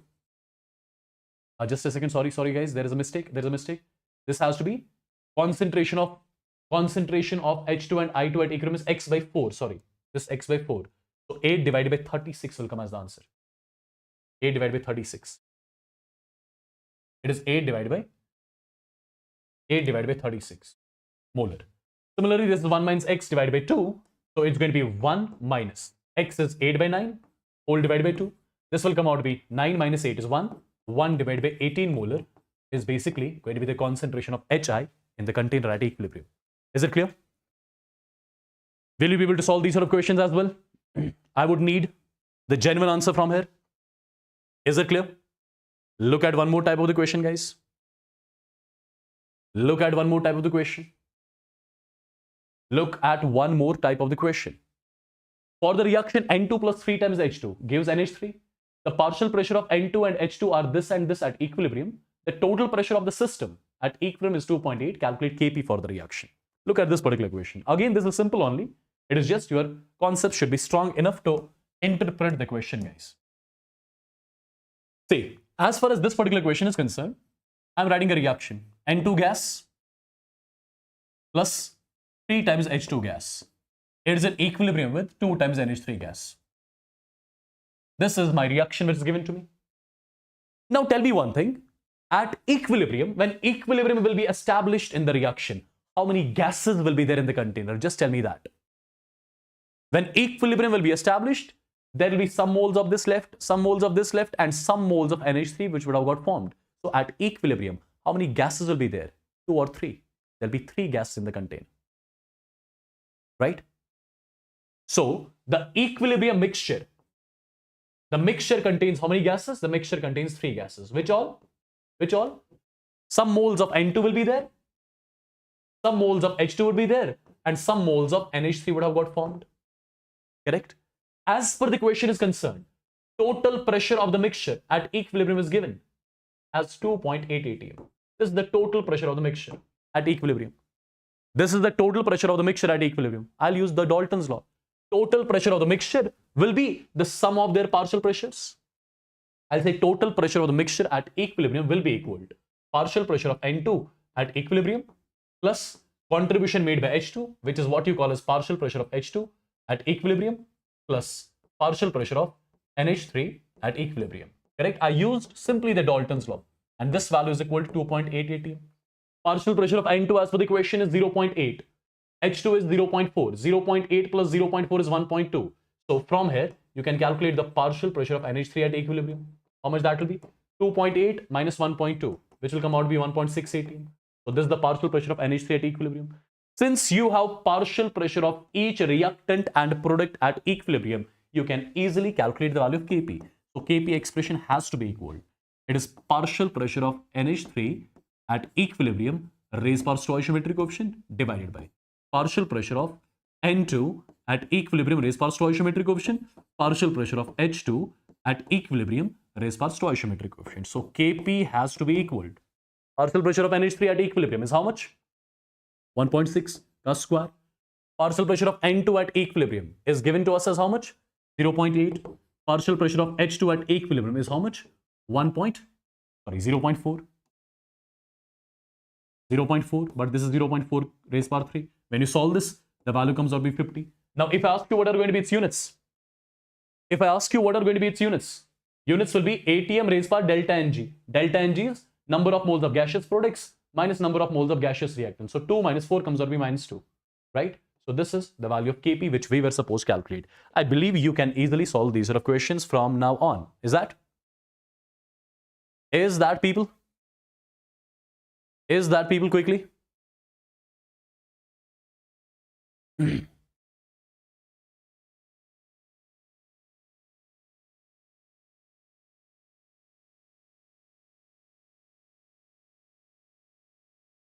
Is everything clear?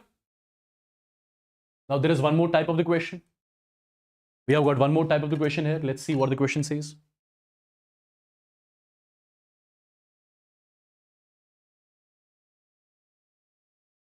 We have got one more type of the question. If the total pressure at equilibrium for the following reaction is 2 atm, then calculate the volume fraction of Cl2 at equilibrium. Kp is given. Okay.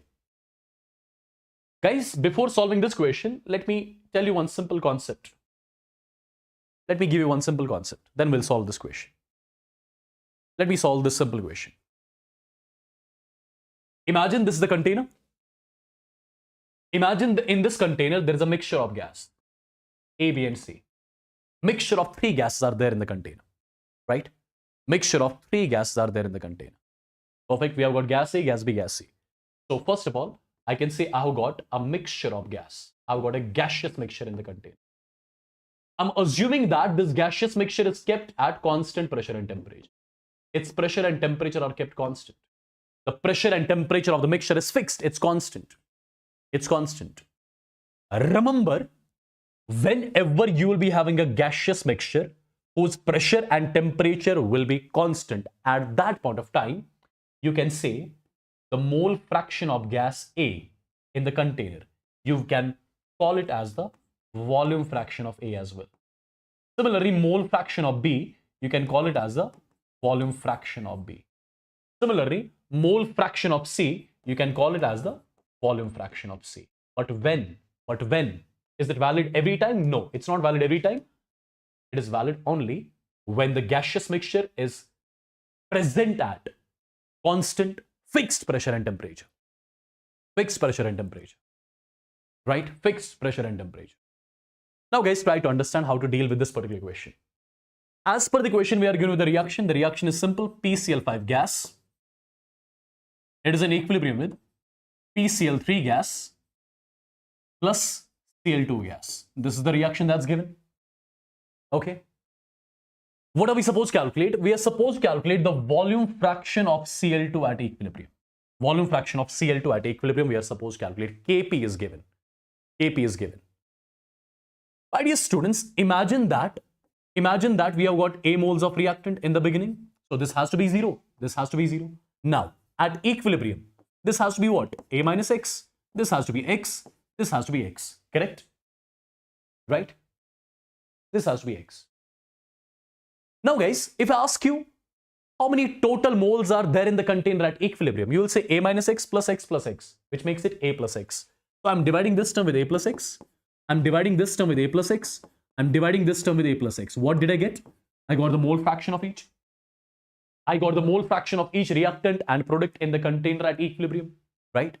Now, you know, when equilibrium is established in the reaction, all the measurable properties are constant. Pressure is constant. Temperature is constant. So can I say when equilibrium will be established in the reaction, the total pressure of the mixture is constant. The temperature of the mixture is constant. So at equilibrium, I would say pressure and temperature of the mixture is kept constant. At equilibrium, these terms are constant, right? Now, if these terms are constant, can I say as per the concept which I told you, can I say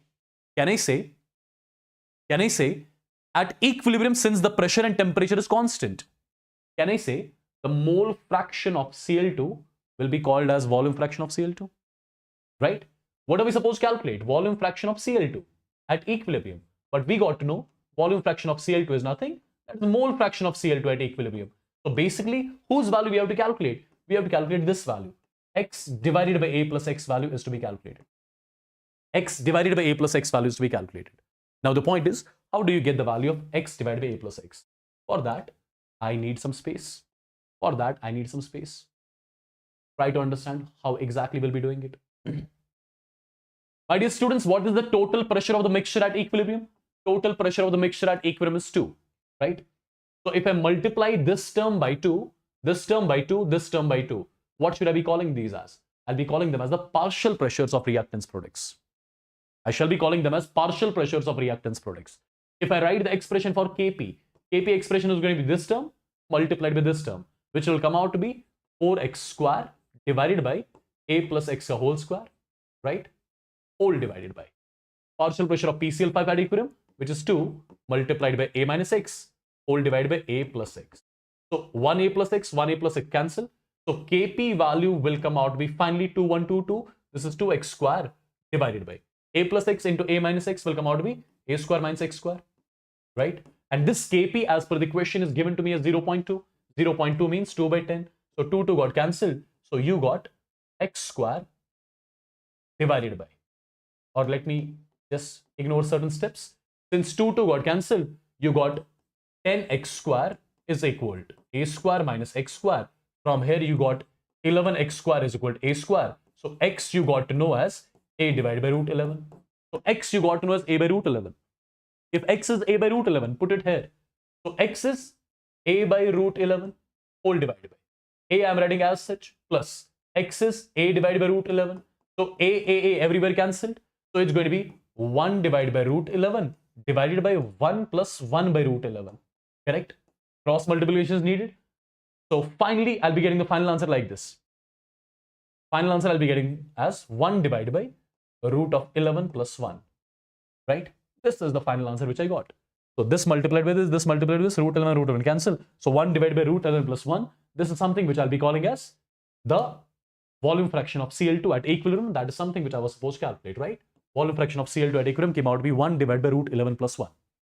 Is this clear? Will you be able to solve these sort of questions? Will you be able to solve these sort of questions? Everyone. Everyone. Alina Ashfaq, I think you are new to the channel, right? We have started the session just 4 hours back and we take 10-hour classes. I think you are new here. Okay. I hope all the things are absolutely clear till here. So let's move on to one more type of the question. Before solving one more type of the question, there is something which we need to know. There is something which you need to know.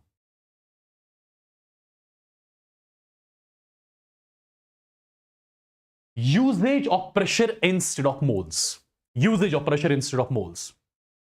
My dear students, one thing which I would want to share with you. Ideal gas equation everyone would have studied. PV is equal to nRT. PV is equal to nRT. This is your ideal gas equation. Okay. My dear students, imagine that if volume and temperature is kept constant, R is already constant, I can say pressure is directly proportional to moles. At constant volume and temperature, I can say pressure is directly proportional to moles. What does that mean? That means if moles are increasing, pressure will be increasing. Moles are decreasing, pressure will be decreasing. Correct? At constant volume temperature, if you increase the moles, pressure will increase. If you decrease the moles, pressure will decrease. What does that mean and how exactly you are going to use this? Understand what exactly I'm going to say. For example, I've got the reaction like this. A gas in equilibrium with B gas plus C gas. A gas in equilibrium with B gas plus C gas. Imagine this particular reaction has to take place in a container which is closed. It is a closed container. It is a closed container, right? It is a closed container. For example, what exactly I'm doing? I'm keeping volume and temperature constant here.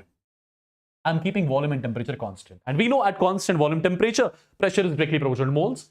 Decrease the moles, pressure will decrease. Increase the moles, pressure will increase. Now, the point is very simple. Initially at time t is equal to 0. Initially at time t is equal to 0. There will be only moles of reactant in the container. There will be only moles of A in the container. So whatever pressure will be there in the container, that will be only due to A. Because the reaction has not started. B and C has not got formed yet. Whatever is the pressure of the container at time t is equal to 0, that is due to A. Let's call that pressure as P0. Let's call that pressure as P0. For example, P0 atm. Pressure due to B will be 0. Pressure due to C will be 0. Why? Because B and C, they have not got formed yet. Now tell me one thing. As the reaction proceeds, the moles of reactant will keep on decreasing.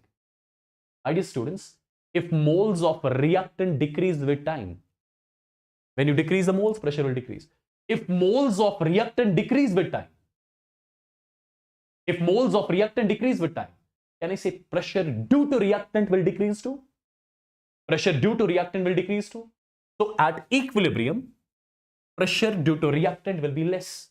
For example, here it was P0. Here it's going to be P0 minus X. P0 minus X atm. Directly, I'll be calling this as pressure of A at equilibrium. Correct? Now, my point is pretty much simple. The way you were treating the moles, in the similar way, treat the pressure. The way you were treating the moles, in the similar way, treat the pressure. In short, no need to remember anything. The way you were treating the moles, in the similar way, treat the pressure. Imagine this was P0 moles. This P0 minus X. Now, 1 mole gives 1 mole. From X, you get X. 1 mole gives 1 mole. From X, you get X. But you have no doubt treated them like moles, but these are actually the pressures. So what are these terms here? These are the partial pressures. Directly, these are the partial pressures of reactants and products at equilibrium. You got it? You got it? The way you were treating the moles, in the similar way, treat the pressure. Nothing else. Take one more example and solve the equation then.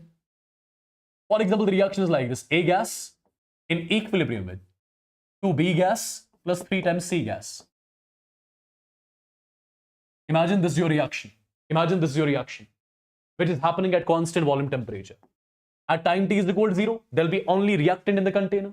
So whatever is the pressure at time t is equal to 0, that's P naught. So this is 0, this is 0. Now treat the pressure in the similar way as you used to treat moles. Call this as P naught minus X. 1 mole gives 2 moles, X gives 2X, 1 gives 3, X gives 3X. Now these are the pressures basically. These are the partial pressures of reactants and products at equilibrium, nothing else. Got it? So my point is pretty much simple. At constant volume and temperature, treat the moles in the similar way as you treat pressure. I told you reverse. Treat the pressure in the similar way as you used to treat moles. Okay? Perfect. Say yes or no in the chats once. Say yes or no in the chats once, if it is clear. Say yes or no in the chats once, if it is clear. See how it's going to solve a lot of problems. It's going to solve everything. Look at this question. As far as the question is concerned, we have got the reaction AB3 gas, which is in equilibrium with AB2 gas, plus what? Plus half of B2 gas. This is the reaction which we have, correct? This is the reaction which we have. As per the question is concerned, if the initial pressure of AB3 is 900 torr, if the initial pressure of AB3 is 900 torr, and the total pressure at equilibrium is 1000 torr. So this is 0, this is 0. Now at equilibrium, what will be pressure due to AB3? Can't I say it is 900 minus X torr? Use the stoichiometry. 1 mole gives 1 mole, X gives X. 1 gives 1 by 2, X gives X by 2. Right? So what are these terms? What are these terms? What are these terms? These are the partial pressures of reactants and products at equilibrium. Right? Now, can I say total pressure of the mixture at equilibrium will be the sum of these partial pressures? Of course. So it is 900 minus X plus X by 2. So X cancel. Total pressure of the mixture at equilibrium is given as 1000 torr. So 1000 is equal to 900 plus X by 2. So the value of X will come out to be 200 torr. Value of X will come out to be 200 torr. If you got the X value, put the value of X here. 900 minus 200 is 700 torr, right? This will be X, which is 200 torr, X by 2. 200 by 2 is 100 torr. Since these are the partial pressures of reactants and products at equilibrium, if these are the partial pressures, you can easily calculate the Kp expression. Kp, partial pressure of AB2 at equilibrium, which is 200, raised per stoichiometric coefficient. Partial pressure of B2 at equilibrium, which is 100, raised per stoichiometric coefficient. Partial pressure of AB3 at equilibrium, which is 700, raised per stoichiometric coefficient. So Kp will come out to be 200 divided by 7. Right? Sorry, 20 by 7 it will come. Kp will come out to be 20 divided by 7. If I ask you the units is torr raised per delta Ng. Delta Ng for the reaction is 1 plus 1 by 2 is 3 by 2. 3 by 2 minus 1 is 1 by 2. So torr raised per 1 by 2 is the final answer. Do you agree with this? Is it clear? Say yes or no quickly. Say yes or no quickly. You cannot take this much of time. Look at one more. Look at one more, guys. The question is saying something. I don't know what it is saying. The total pressure at equilibrium is 30 atm and the partial pressure of HNO3 at equilibrium is 2 atm. Calculate Kp for the reaction. How you are going to solve this? How you guys are going to solve this? The procedure which I gave you a few minutes back, use the same procedure. Try to understand. The reaction that's given to us is 4 times HNO3 gas. It is in equilibrium with 4 times NO2 gas plus 2 times H2O gas plus O2 gas. This is the reaction that is given to us. This is the reaction that's given to us. As per the question is concerned, the total pressure of the mixture at equilibrium is given. Partial pressure of HNO3 at equilibrium is given. Calculate Kp. Okay. But dear students, let's assume that the pressure due to HNO3 initially is P naught. This will be 0, this will be 0, this will be 0. Now, treat the pressure in the similar way as we were treating the moles. This is going to be P naught minus X, right? 4 moles are giving 4 moles. 1 mole will give 1 mole. So X will give X, right? 4 moles are giving 2 moles. 1 mole will give 2 by 4. 2 by 4 means 1 by 2. So X will give X by 2, right? 4 moles are giving 1 moles. So 1 mole will give 1 by 4. X will give X by 4. No doubt, I treated these pressures like moles, but these are not moles. I treated them like moles. I treated them like moles. Yeah? I treated them like moles. Now you tell me. P naught minus X. P naught minus X. Units are in ATM. This is the partial pressure of HNO3 at equilibrium. Partial pressure of NO2 at equilibrium. Partial pressure of H2 at equilibrium. Partial pressure of O2 at equilibrium. Now, my dear students, try to understand very carefully what exactly I'm going to do. As per the question, the partial pressure of HNO3 at equilibrium is 2 atm. Partial pressure of HNO3 at equilibrium. Partial pressure of HNO3 at equilibrium, basically that is P naught minus X. This is given to me as 2 atm.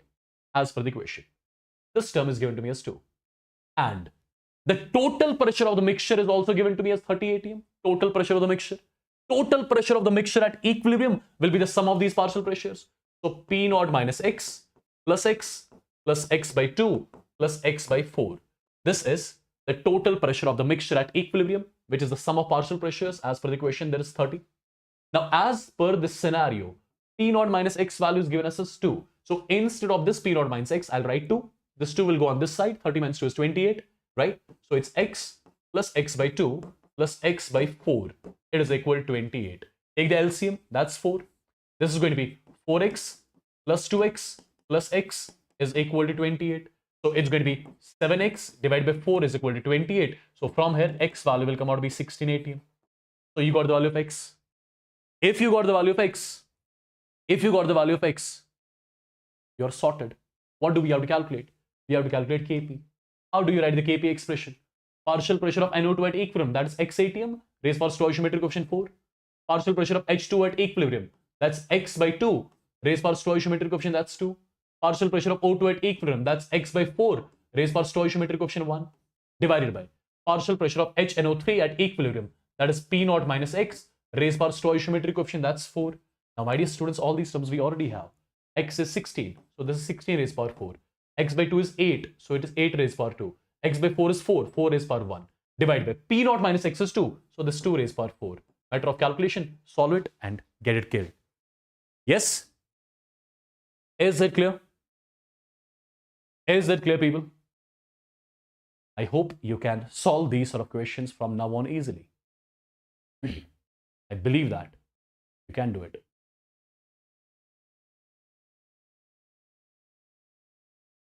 Is everything clear till here? Say yes or no in the chats. Quickly. I want answers from everyone, guys. And you know, my everyone means everyone, yeah? Correct? Correct, people?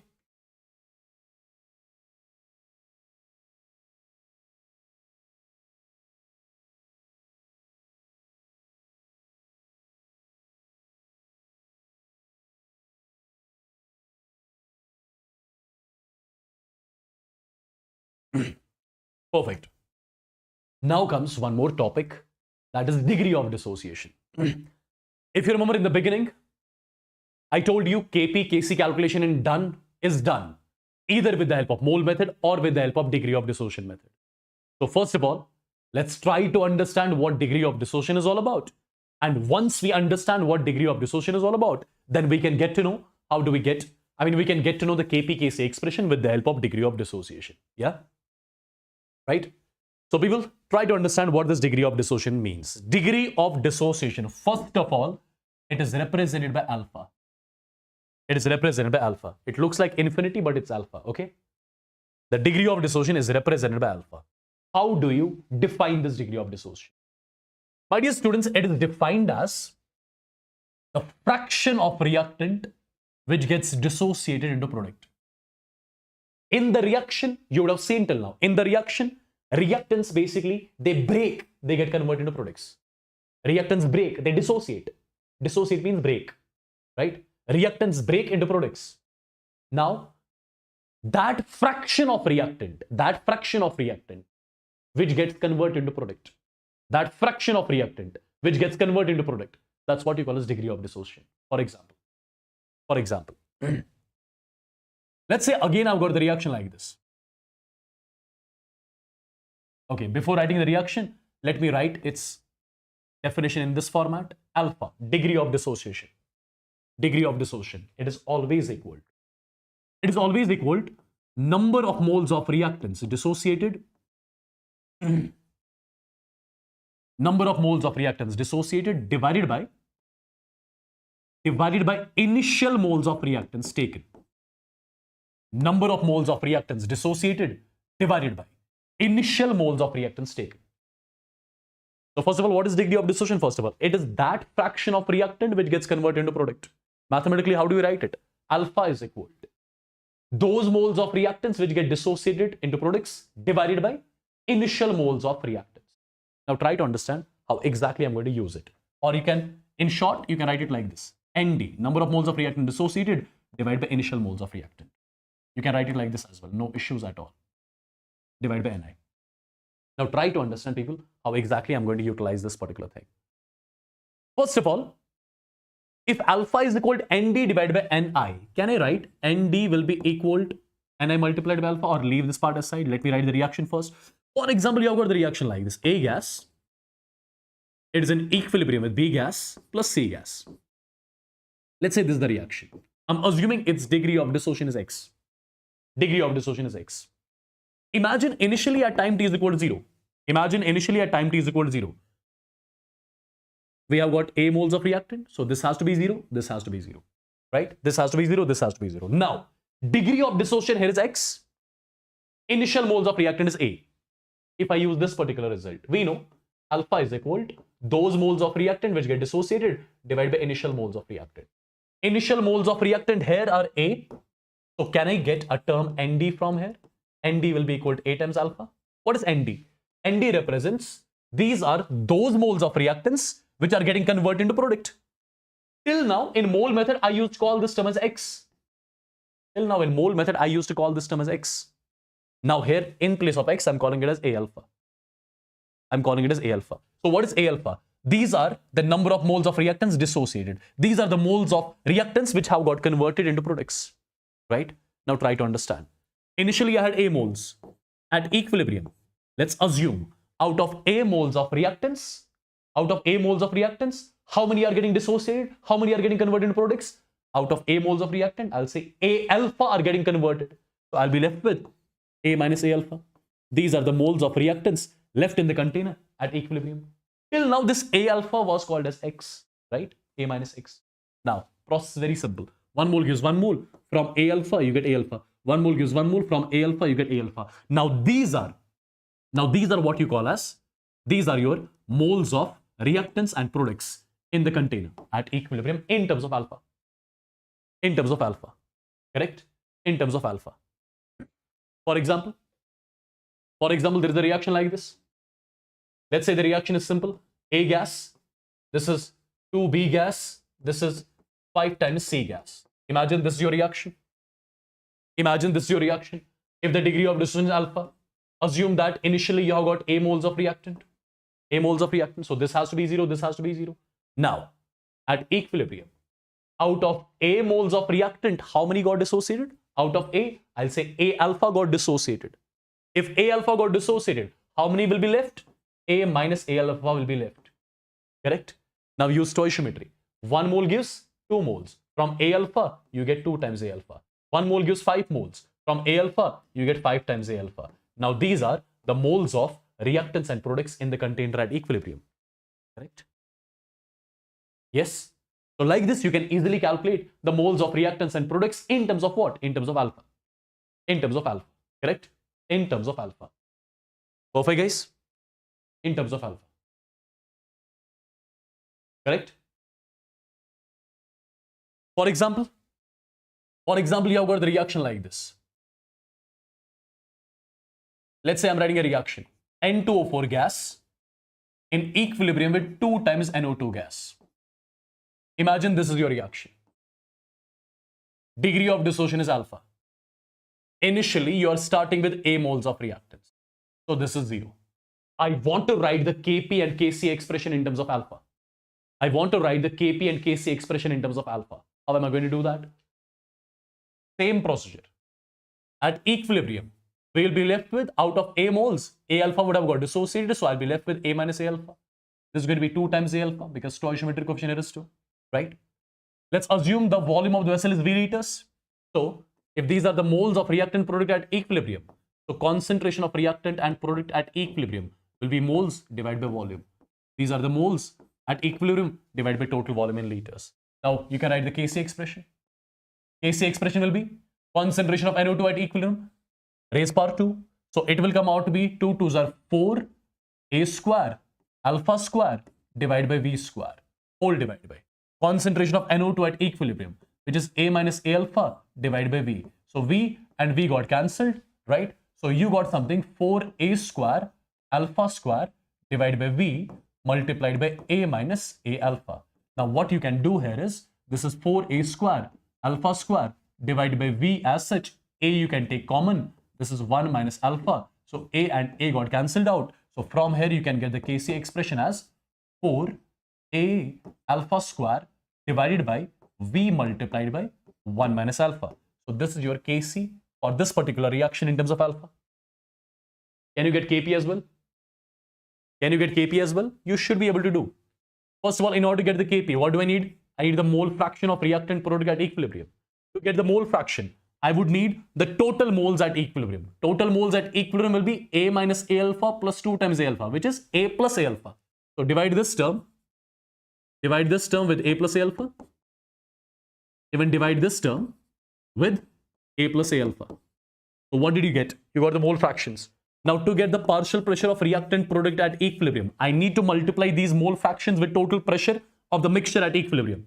So this is going to be A minus A alpha divided by A plus A alpha multiplied by total pressure of the mixture at equilibrium. Similarly, this is 2 times A alpha divided by A plus A alpha multiplied by total pressure of the mixture at equilibrium. You got the partial pressures. Now, since you got the partial pressures, now we can easily write the expression for Kp. Kp is going to be partial pressure of NO2 raised power 2, which will come out to be 2A alpha divided by A plus A alpha multiplied by Pt whole raised power 2, right? Divided by. Just a second, guys. Right. Divided by N2 for partial pressure is how much? N2 for partial pressure. This is A minus AX, A alpha multiplied by Pt divided by A plus AX. Perfect. Right? So I think you're done. You just have to put the values and you'll be getting the value of Kp. Correct, people? Correct? So this is how you get Kp, Kc expressions in terms of what? In terms of degree of dissociation. And do remember one simple thing, take a note of this as well. Sometimes in the questions, they won't directly give you the degree of dissociation. Do remember, they'll give you percentage dissociation. Percentage dissociation, it is nothing, it is degree of dissociation multiplied by 100. Percentage dissociation is nothing, it's degree of dissociation multiplied by 100. So sometimes in the question, they'll give you percentage dissociation. So percentage dissociation divided by 100 will give you alpha. Right? It will give you alpha. It will give you degree of dissociation. Let's try to solve few questions based on the same concept so that you can understand properly. One basic question I'm giving you. One basic. Straight basic question. Straight basic question. Yes, Abdul. Both actually mole method, degree of dissociation method, both are same. It is just names are different, nothing else. Nothing else. You can solve every question with the help of mole method. Every question you can solve with the help of mole method. Yeah? Okay. Now look at this. Calculate Kp for the dissociation of 1 mole of PCl5, which is 20% dissociated with the total pressure at equilibrium of 1 atm. Right? Right? Now people, as per the question is concerned, PCl5 gas is being dissociated. It is being dissociated into what? It will get dissociated into PCl3 gas plus Cl2 gas. First of all, check whether the reaction is balanced or not. Yes, the reaction is balanced. Okay. Now, initially at time t is equal to 0, how do we start? We start with A moles of reactant. This is 0, this is 0. Calling it this as alpha. Now, same procedure at equilibrium. This has to be A minus A alpha. Even this will be A alpha. Even this will be A alpha. Correct? Calculate the total moles at equilibrium. This, which will be A plus A alpha. So, dividing every term with A plus A alpha. Dividing every term with A plus A alpha, I got the partial pressures, right? Multiplying every term with total pressure of the mixture at equilibrium. Multiplying every term with the total pressure of the mixture at equilibrium. Now I got the partial pressures. Now, get the exact partial pressures because I can see some terms will get cancelled. If you take A common here, A will get cancelled. So it will be 1 minus alpha multiplied by total pressure of the mixture at equilibrium. Total pressure of the mixture at equilibrium is 1 atm. So PT is 1 divided by 1 plus alpha, right? Similarly, A cancel. So this is alpha divided by 1 plus alpha. PT value is 1. A cancel. So this is alpha divided by 1 plus alpha. PT value is cancel. Correct? PT value is cancel. Now, my dear students, do we know the alpha value? We know the percentage dissociation, 20. If percentage dissociation is 20, that means alpha will be 0.2. Correct? 2 minutes back I told you, alpha will be 0.2. Now get the KP expression. KP expression, partial pressure of PCl3. Alpha divided by 1 plus alpha. So 0.2 divided by 1.2. 0.2 divided by 1.2. This is the partial pressure of PCl3 at equilibrium multiplied by partial pressure of Cl3 at equilibrium. It is again 0.2 divided by 1.2 raised first stoichiometric coefficient divided by partial pressure of PCl5. 1 minus 0.2 is 0.8. 0.8 divided by 1.2. 0.8 divided by 1.2 whole raised per stoichiometric coefficient 1. Solve this, get the value of Kp. Done, understood? I hope you can easily solve these sort of questions from now on. I hope you can do that. I hope you can do that. I hope you can do that. Yeah? Right, guys? It's completely your choice. It's completely your choice. Which method do you want to choose? If you want to go for mole, you can go for mole. If you want to go for volume, degree of dissociation, you can go for that. Okay? Right, guys?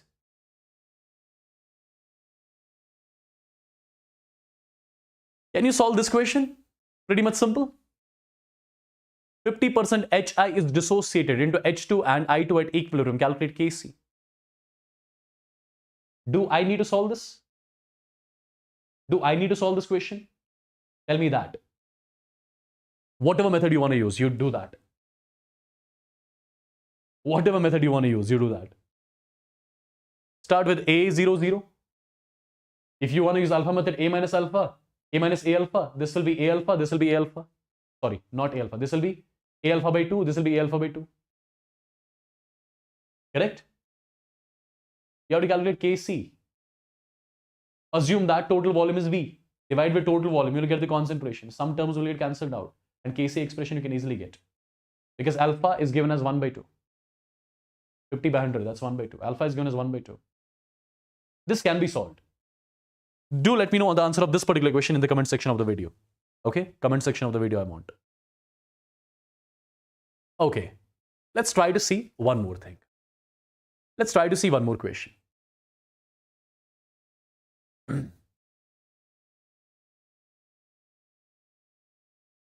This is again a similar type of question. Let's give it a try. Let me show you the procedure again. This is N2O4 gas. It is in equilibrium with 2 times NO2 gas. Perfect. The degree of dissociation of N2O4 at 1.5 atm. At 1.5 atm and 25 degrees centigrade is 0.25. Degree of dissociation is 0.25. Right? Calculate Kp. Again, guys, this is same. I don't want to solve this. This is A, this alpha, this is 0. Now at equilibrium, this is A minus A alpha. This is 2 times A alpha. Divide with total moles. Total moles will be A minus A alpha plus 2 times A alpha. This is going to be A plus A alpha. Divide this with A plus A alpha. A gets cancelled, right? So this is 1 minus alpha. Divide by 1 plus alpha. This is 2 times alpha. Divide by 1 plus alpha. So these are the mole fractions. Multiply with total pressure. Total pressure is 1.5. Here the total pressure is 1.5. These are the partial pressures, right? Even alpha value you know. Even alpha value you know, that is 0.25. Put the value of alpha, you'll be getting the exact partial pressures. Once you get the exact partial pressures, you can easily calculate Kp, right? You just have to write Kp expression. I'm not solving this. I'm not solving. I have solved this already, but further you do it. I'm not doing it. Look at this. Look at this. Look at this, guys. The question says, if 1:3 mixture of N2 and H2 yields NH3, 20% by volume at 30 atm. Calculate Kp.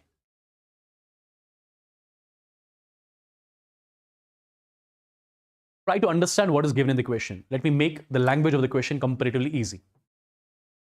As per the question is concerned, volume percentage of NH3 at equilibrium is given. Let me tell you first of all, volume percentage. It is again a fancy terminology.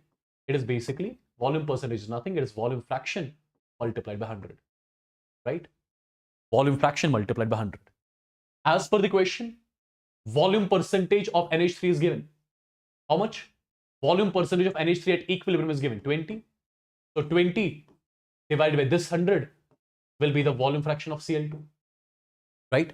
Since at equilibrium, all the measurable properties like pressure, temperature constant, and at constant pressure and temperature, volume fraction is nothing, that is mole fraction.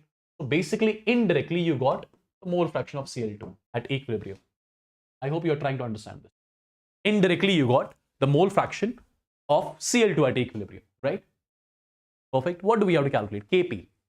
As per the question is concerned, we had 1:3 mixture. So it is 1:3 mixture of N2 and H2 yields NH3, right? At 30 atm. Total pressure of the mixture is given as 30 atm. Total pressure of the mixture is given as 30 atm, right? Now the same approach which we have been using. So at equilibrium, let's assume that out of 1 mole, X moles have reacted. So I'm left with 1 minus X. 1 mole reacts with 3 moles, X will react with 3X. So this will be 3 minus 3X. And at the end, this will be 2X. These are the moles of reactants and products in the container at equilibrium. If these are the moles of reactants and products at equilibrium, tell me how many total moles are there in the container at equilibrium? Total moles will be there. 1 minus X plus 3 minus 3X plus 2X. 3 plus 1 is 4, right? It will be 4 minus 2X. These are the total moles present in the container at equilibrium, correct? These are the total moles present in the container at equilibrium. If you got the total moles, I'm dividing this 1 minus X by the total moles. Total moles is 4 minus 2X. Even this I'm dividing by 4 minus 2X. Even this I'm dividing by 4 minus 2X. What did I get? I got the mole fraction. I got the mole fraction of each reactant and product at equilibrium. But in order to get the Kp, do I need mole fraction? No, I do not need that. What do I need? I need partial pressures. But before doing the partial pressure, before calculating the partial pressures, we know mole fraction of Cl2 at equilibrium is 0.2. And as per this scenario, just a second guys, this is not Cl2. What is it? Why am I writing Cl2 here? Why am I writing Cl2 here? This is NH3, right? This is NH3. This is NH3. Mole fraction of NH3, already we know that is nothing but 2x divided by 4 minus 2x. And this value is equal to 0.2. 0.2 makes it 2 by 10, right? So 2 and 2 gets cancelled. So this is 10x is equal to 4 minus 2x. So I can say this is 12x is equal to 4. X is equal to 1 by 3. X value is equal to 1 by 3. If x is 1 by 3, put the value of x here. You'll be getting the exact mole fractions of each reactants products at equilibrium, right? You'll be getting the exact mole fractions of reactants products at equilibrium. Whatever values you get, multiply this value by total pressure 30. This is partial pressure. Multiply this value, whatever value you get after putting the value of x, right? Multiply it with total pressure. Similarly, multiply this with total pressure. What do we get? We got the partial pressures of each reactants products. Once you get the partial pressures, you can easily write the expression for Kp. Guys, is this solvable question? Is this solvable question? Will you be able to solve this sort of a question again from now on? Quickly. Quickly. Let me know once in the chats if this is super clear to everyone. Let me know once in the chats, people, if it is super duper clear to everyone.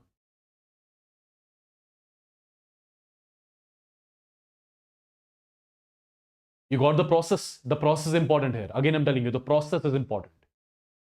How you solve the equation, that's important. How you solve the equation, that is important. Okay? So, can you do this sort of a question? Can you do this sort of a question? Here, no need to use any formula. You can solve this question in like 2 seconds. No need to use any formula here. You have got a solid which is undergoing decomposition to form a mixture of gases. The total pressure at equilibrium is 10 bar. Total pressure at equilibrium is 10 bar. Calculate Kp. See guys, solid. Does solid contribute towards the total pressure? Does solid contribute towards pressure? No. Gases contribute. So basically, once equilibrium is established in the reaction, there will be some moles of this solid left. There will be some moles of this formed. There will be some moles of this formed. So at equilibrium, can you let me know how many gases will be there? At equilibrium, there will be two gases. This X and this Y. Stoichiometry is 1:1. Stoichiometry is 1:1. So let's assume at equilibrium pressure due to this is X atm. Pressure due to this will be also X atm because stoichiometry is 1:1. If the stoichiometry here was 1:2, then if it was X, this should have been 2X. If the stoichiometry was 1:3, if this was X, then this should have been 3X. Done? This one is not going to contribute. This one is not going to contribute towards the pressures. Right? As per the question, the total pressure at equilibrium is 10 atm. Total pressure at equilibrium will be X plus X, which makes it 2X. So 2X is 10, which means that X is 5 atm. If you got X, calculate Kp. Kp is nothing. Partial pressure of this raised power 1, partial pressure of this raised power 1. So X into X is X ka square. X ka square is 25. This is atm and this is going to be square as per the units. Done? I hope you got it. Solid is decomposing. So at equilibrium, there will be some moles of solid left. There will be some moles of this gas form, some moles of this gas form. So at equilibrium, there will be two gas in the container. Right? At equilibrium, there will be two gas in the container. Perfect? One is going to be this, one is going to be this. This is not going to contribute towards anything. So if pressure due to this X is X, so this has to be X as well. Why? Because stoichiometry is 1:1. If it was 1:2, then if this is X, this should have been 2X. 1:3, X 3X. 1:4, X 4X. So total pressure of the mixture at equilibrium will be this plus this. This is not going to contribute. X plus X makes it 2X. So 2X is equal to 10 as per the question. From there, X is equal to 5. If X is equal to 5, Kp is going to be X square. Done and dusted. Right? Done and dusted. Okay? So, one more topic to be killed. Have you studied this particular topic before?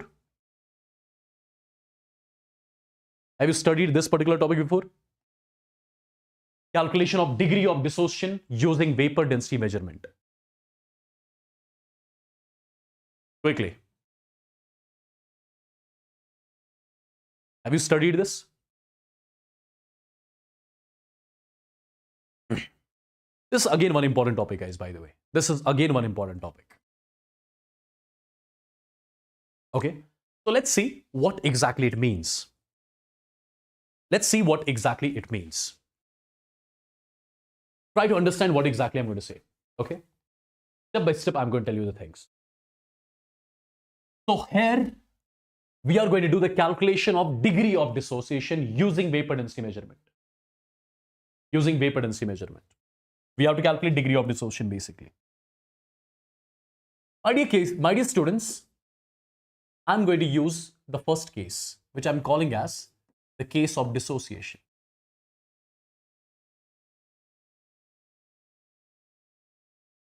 The case of dissociation.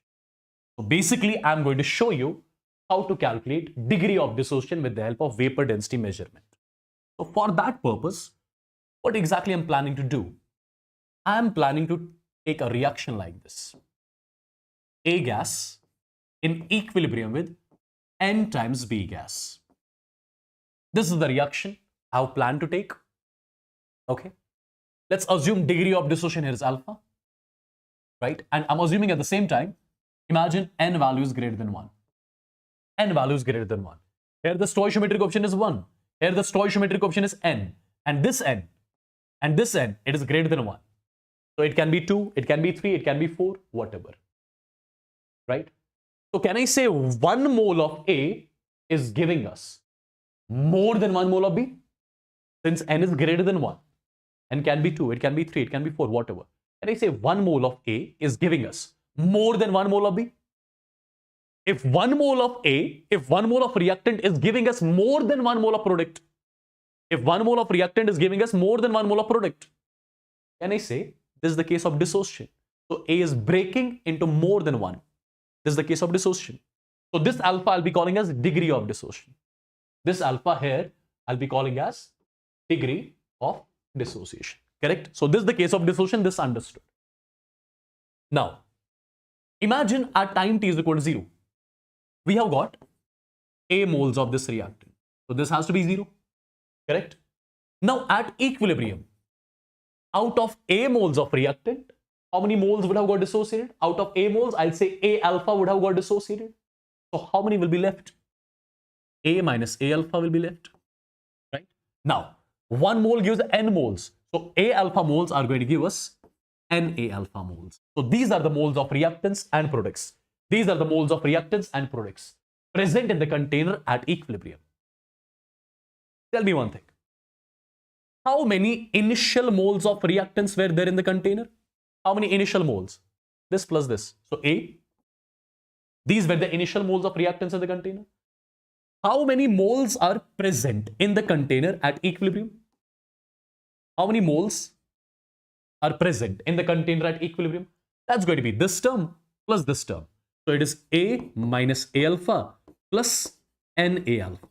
Correct? So I'll say total moles present in the container at equilibrium will be equal to A I'm writing as such. Among these two, I'll be taking A alpha as common. So if I take A alpha as common, right? If I take A alpha as common here, it is going to be N minus 1. It's going to be N minus 1. Correct? I hope this particular thing is clear. These are the initial moles. These are the total moles present in the container at equilibrium. I've taken A alpha common among the two. So A alpha is common. So it has to be N minus 1. Why did I do it? There is a logic behind that. First of all, whatever I told you till now, just keep it as such. Keep it as such. My dear students, I hope you remember.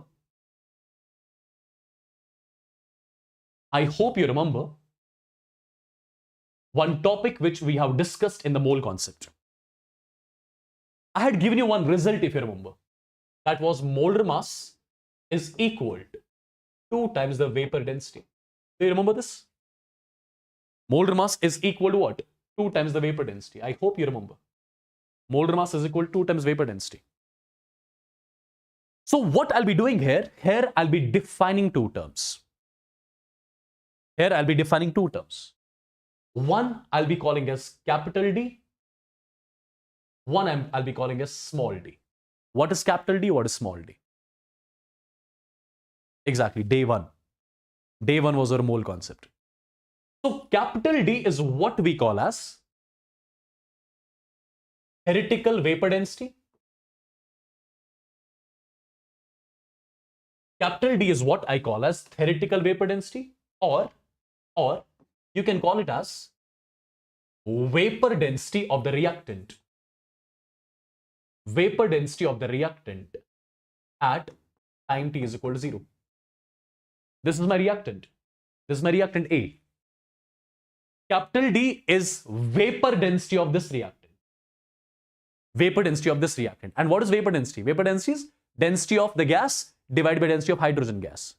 I hope you know that. Vapor density of the gas is equal to density of the gas divided by density of hydrogen gas. So capital D is nothing. It is what I call as theoretical vapor density, or vapor density of the reactant. Vapor density of the reactant, right? Now, vapor density is equal to molar mass by 2. So if this is vapor density of the reactant at time t is equal to 0, it has to be molar mass of reactant divided by 2.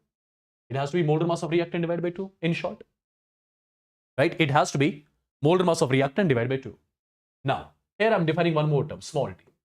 Small d is something which I call as experimental vapor density. Experimental vapor density, or you can call it as vapor density of the mixture at equilibrium. Vapor density of the gaseous mixture at equilibrium. At equilibrium, we have got a gaseous mixture, and whatever will be the vapor density of that gaseous mixture, that is represented by small d. Right? So small d will be equal to small d. That is the vapor density of the mixture at equilibrium. At equilibrium, you have got a mixture of gas, right? So it has to be molar mass of the mixture divided by 2. But if you remember, molar mass of the mixture is something we call as average molar mass. So average molar mass of the mixture at equilibrium divided by 2. I hope you remember this as well. Something which we have discussed in mole concept. So capital D is equal to molar mass of reactant by 2. Small d is equal to average molar mass of the mixture at equilibrium divided by 2. Okay, perfect. Now guys, tell me one thing. Have you studied this result? Number of moles is equal to given mass by molar mass. Absolutely. Number of moles is equal to given mass by molar mass. Now instead of molar mass, can't we write 2 times vapor density? Absolutely. So can I say number of moles is basically inversely proportional to vapor density? Number of moles is inversely proportional to vapor density. Absolutely. Number of moles is inversely proportional to vapor density. Now, if number of moles is inversely proportional to vapor density, if number of moles is inversely proportional to vapor density, if I write initial moles divided by equilibrium moles, if I write something like this, Ni divided by Neq, Ni divided by Neq, moles is inversely proportional to vapor density. Can I say it will be basically vapor density of the mixture at equilibrium divided by initial vapor density, right? Since moles is inversely proportional to vapor density, so initial moles is inversely proportional to initial vapor density, equilibrium moles is inversely proportional to equilibrium vapor density of the mixture, right? Now, initial moles are how much? A divided by total moles at equilibrium is how much? A plus A alpha multiplied by n minus 1 is equal to vapor density of the mixture at equilibrium. Vapor density of the mixture at equilibrium is small d. Initial vapor density, that means vapor density of the reactant. That means theoretical vapor density. It's capital D. It is capital D. If you just reshuffle it, if you just cross multiple, you'll be getting the value of alpha. Alpha will be capital D minus small d divided by small d multiplied by n minus 1. My dear students, this is the result. This is one very, very, very important result which you have to remember. Whenever you will have to calculate alpha, you can use this particular result as well. Capital D is what you call as theoretical vapor density or vapor density of a reactant at time t is equal to 0. Small d is the vapor density of the mixture at equilibrium. Small d, you know, what is N? N means number of moles of product formed from 1 mole of reactant. Number of moles of product formed from 1 mole of reactant. So what is this N? N means the number of moles. The number of moles of product formed. Number of moles of product formed from 1 mole of reactant. The number of moles of product formed from 1 mole of reactant. For example,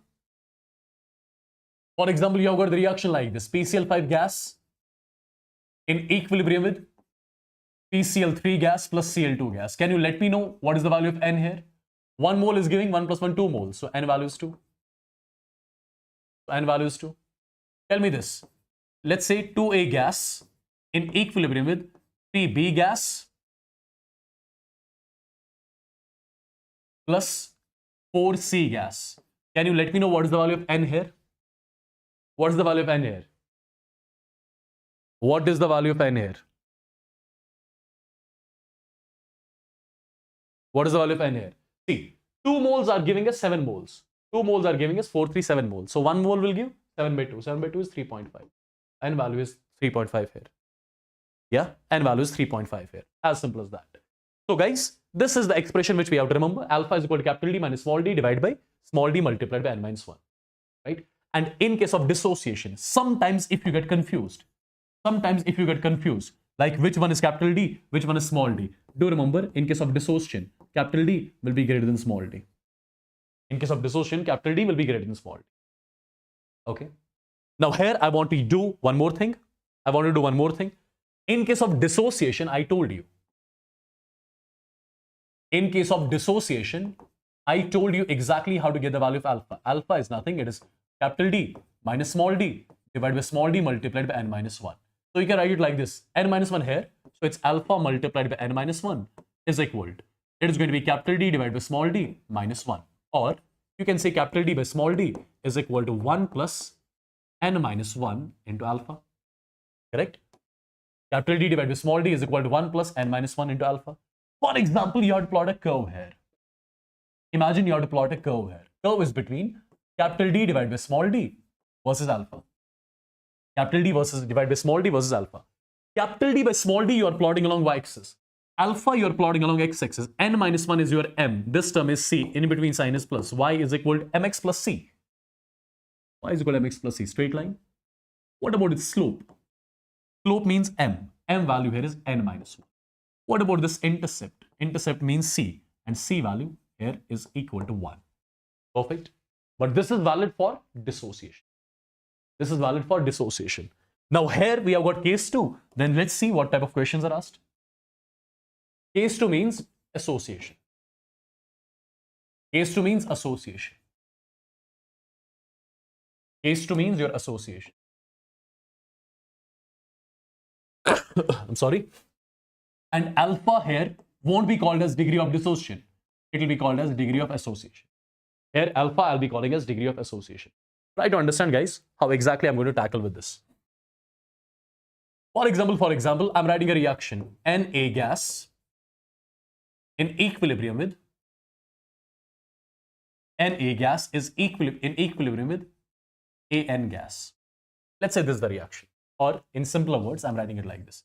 Na gas in equilibrium with B gas. Assume that N value is greater than 1. Assume that N value is greater than 1. Understand? Here the stoichiometric coefficient is N. Here the stoichiometric coefficient is 1. If N is greater than 1, that means it can be 2, it can be 3, right? So more than one particles are associating to give us one particle. More than one particles are associating to give us one particle. So is this the case of association or dissociation? It is absolutely the case of association. Here alpha I'll be calling as degree of association. Here alpha I'll be calling as degree of association, right? Now people, in this particular case, I'm not going to derive the expression here again. In this particular case, if you have to calculate alpha here is going to be capital D. You can use the same process to derive alpha, but no need of derivation at this point of time. Just remember it directly. It's capital D minus small d divided by small d multiplied by 1 by n minus 1. So just instead of n minus 1, I'm writing 1 by n minus 1, nothing else. Rest everything is same. This is how you calculate degree of association. Capital D, you know, it is the vapor density of the reactant. Small d is the vapor density of the mixture at equilibrium, right? Capital D is equal to molar mass of reactant by 2. Small d is equal to average molar mass of the mixture divided by 2. Correct, people? Is this clear? Is this clear? Let's see what kind of questions can be asked from this approach. Then we can take a break also. After the break, there are just 2 topics left. One is Chatelier and one is reaction quotient. That won't take us more than 1.5 hours after the break. But first, let's try to see what kind of questions are asked here. Okay, let's try to see what kind of questions are asked here. Okay, this is the first question. This is the first question. As far as the question is concerned, first of all, we are given the reaction, and let me write the reaction. Reaction is N2O4 gas. It is in equilibrium with 2 times NO2 gas, right? 2 times NO2 gas. Before solving the equation itself, tell me what the value of N. 1 mole gives 2 moles. So N value is 1. Correct? Before looking at the question, what the question says. The vapor density of N2O4 and NO2 mixture at equilibrium. Vapor density of the mixture at equilibrium, that is small d. So small d value is given as 30. If you ask me what will be capital D then, you know, capital D is nothing. It is molar mass of reactant divided by 2. Reactant here is N2O4. Its molar mass is 92. Divided by 2, the value is 46. So capital D is 46. Right? Capital D is 46. What do we have to calculate? Calculate the percent dissociation. Percentage of N2O4 dissociated at equilibrium. Right? So guys, for that, I'll be calculating alpha. Alpha is capital D minus small d divided by small d multiplied by n minus 1. Capital D is 46, small d is 30, small d is 30, n minus 1. The value comes out to be how much? 0.52 or 0.53, something like that, right? It will be 0.53 almost. If alpha came out to be 0.53, I was supposed to calculate percentage dissociation. Can I say percentage dissociation will be nothing? It will be alpha multiplied by 100. Alpha you got. So I would say at equilibrium, I would say at equilibrium, 53% of N2O4 would have got dissociated. At equilibrium, I would say 53% of N2O4 has got dissociated. Yes? Simple and basic question this was. Simple and basic question this was. Okay, one more question on your screen. Let's exactly see what the question says. In the reaction, the vapor density of the mixture is reduced to half. Half of what? Half of initial vapor density. As per the question, it is mentioned that vapor density of the mixture, which is small d, vapor density of the mixture at equilibrium, which is small d, is reduced to half of its theoretical vapor density, to half of its initial vapor density at equilibrium. If the percentage dissociation is 25, that means alpha has to be 1 by 4, 2500. Okay. Calculate how many moles of B will be formed on starting with 2 moles of A. So you are starting with 2 moles of A. And what do we have to calculate? How number of moles of B formed at equilibrium. Number of moles of B formed at equilibrium. That's something which we need to calculate. Try to understand. Try to understand. So my dear students, as per this particular question, the reaction is like this. A gas in equilibrium with N times B gas. This is your reaction. Perfect. First of all, I don't know its alpha value. What do we have to calculate? We have to calculate the moles of B formed at equilibrium. Moles of B formed at equilibrium. So assume that you have got A moles of reactant. This is 0. Degree of dissociation, for example, alpha. So at equilibrium, I'll be left with A minus A alpha. Now, 1 mole gives N moles. From A alpha, you get Na alpha. Right? So basically, you have to get this value. You have to get the value of this particular term. As per the question, we were supposed to calculate the moles of B at equilibrium. The moles of B in the container at equilibrium, which you got to know, that is nothing, that is Na alpha, right? So N value we can easily calculate somewhere. A value is given, alpha value is given. So this is given, this is given. What do we need? We just need N value. How do we get N value?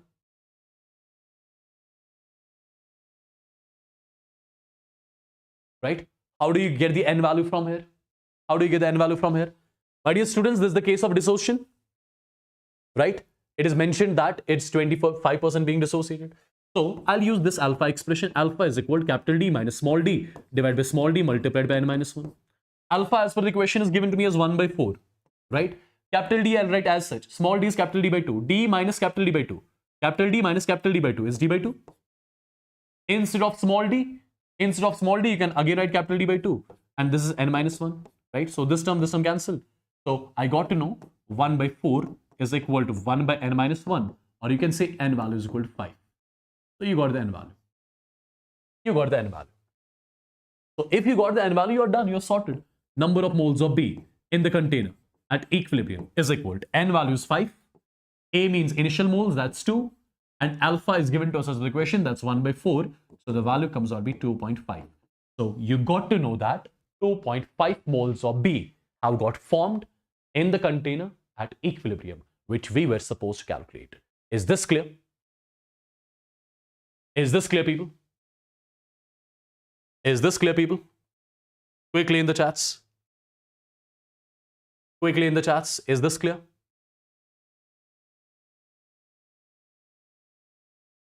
Yeah? One similar question. Calculate if the percentage dissociation means you can calculate alpha from here. Right? You can calculate alpha from here. It is 40 divided by 100, 0.4. Right? So alpha is given to me as 0.4 as per the question. Perfect. Calculate the vapor density of the equilibrium mixture. Vapor density of the mixture at equilibrium is small d. Small d we have to calculate. So this is pretty much simple. Just direct expression. Alpha is equal. Since this is the case of dissociation, capital D minus small d divided by small d multiplied by N minus 1. Right? Alpha is 0.4. Perfect. What is capital D? Capital D means molar mass of reactant by 2. What is the molar mass of this particular term? PCl5. Molar mass of PCl5 is nothing. It is 104 point something. Is that? No. What is the molar mass of PCl5? Let me check the solution directly. See, capital D. Capital D is molar mass of reactant divided by 2. Perfect. So it will come out to be 104.25. It is a formula-based question. Capital D is given, right? Small d we have to calculate. N value. 1 mole gives 2 moles. So N is given, alpha is given, everything is given, guys. I mean, this is something which you could have easily solved. I was not supposed to solve this question. You could have done it easily because all the parameters are given. It is just one formula, one equation, one unknown, nothing else. It's a wastage of time. This you could have easily solved on your own. This you could have done easily. Okay.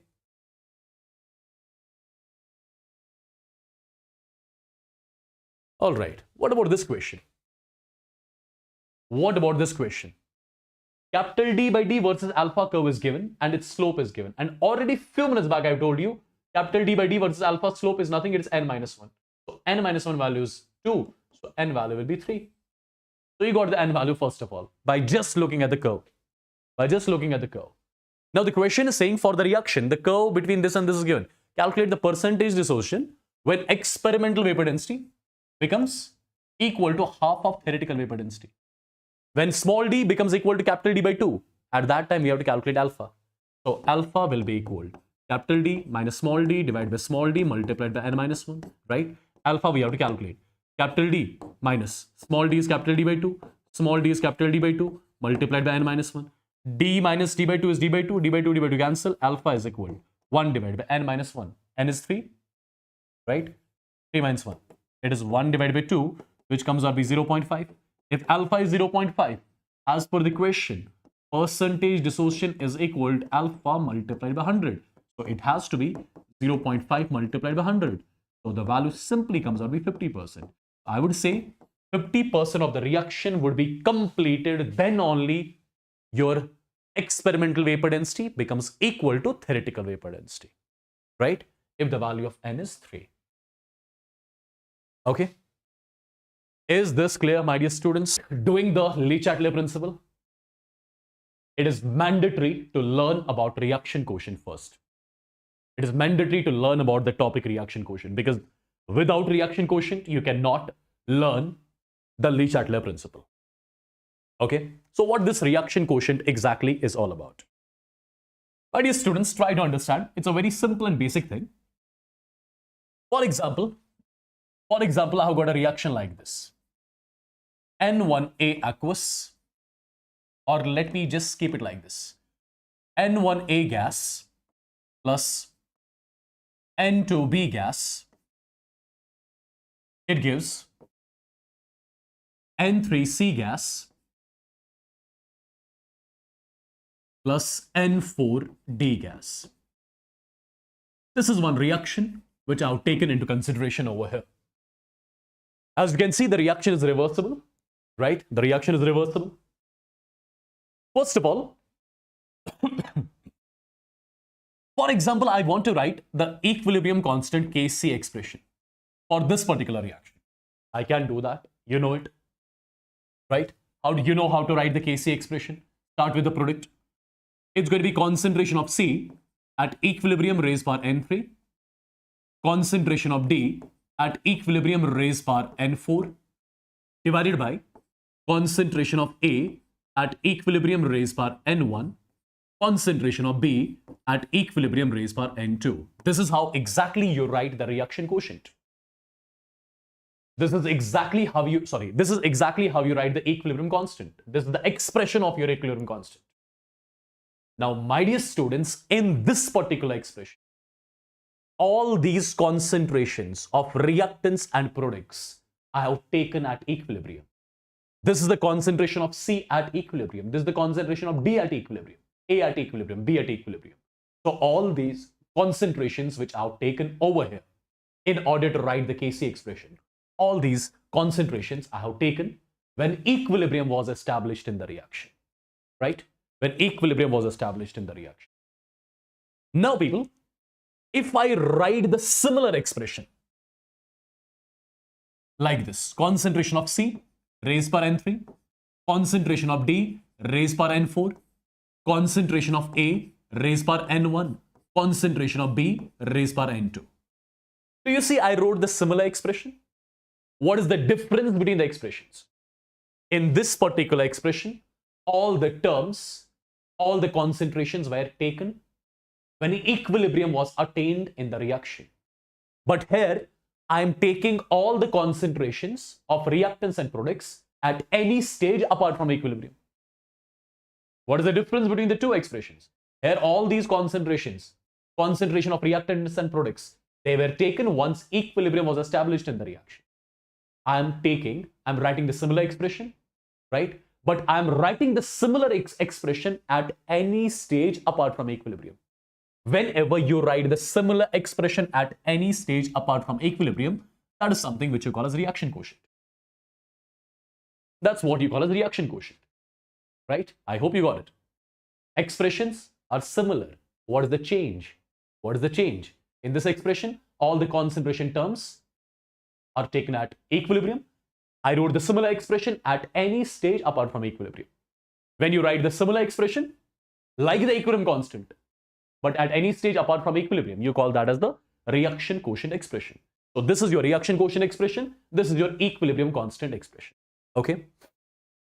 Now, my dear students, if you remember in the beginning, I told you, why do all the reversible reactions want to attain equilibrium as quickly as possible? What is the reason for that? What is the reason for that? Why all the reversible reactions would want to attain equilibrium as quickly as possible? Because equilibrium is considered to be the most stable state of the system, right? Equilibrium is considered to be most stable state of the system. Agreed?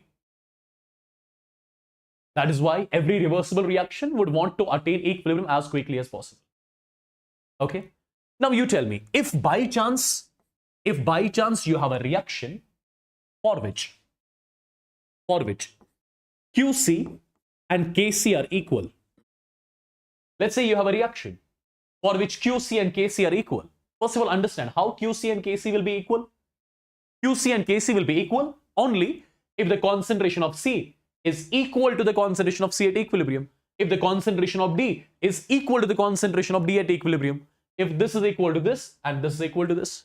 So any reaction whose QC will be equal to KC, I'll say that particular reaction is at equilibrium. That is already stable. That is already at its stable state. Any reaction whose QC is equal to KC, we say that reaction is at equilibrium, that is already present at its stable state. Right? The reaction is present at its stable state. At its stable state. Okay? Now, by chance, if QC for a reaction, if I'll be having a reaction whose reaction quotient is not equal to equilibrium constant. Let's say I've got a reaction whose reaction quotient is not equal to equilibrium constant. What does that mean? That means the reaction is not at equilibrium. That means the reaction is not present at its stable state. That means the reaction is not present at its stable state. If QC of the reaction is not equal to its KC, that means the reaction is not present at its stable state. The reaction is not at equilibrium. Okay? The reaction is not at equilibrium at that point of time. But reaction would want to be at equilibrium. So reaction would want its QC to get equal to KC. Reaction would want its QC to get equal to KC. Because when QC gets equal to KC, we say equilibrium is established. Then the system is present at its stable state. Reaction is present at its stable state. If by chance you have got any reaction whose QC is not equal to equilibrium constant, so that means the system is not present at its stable state. But system would be present at its stable state.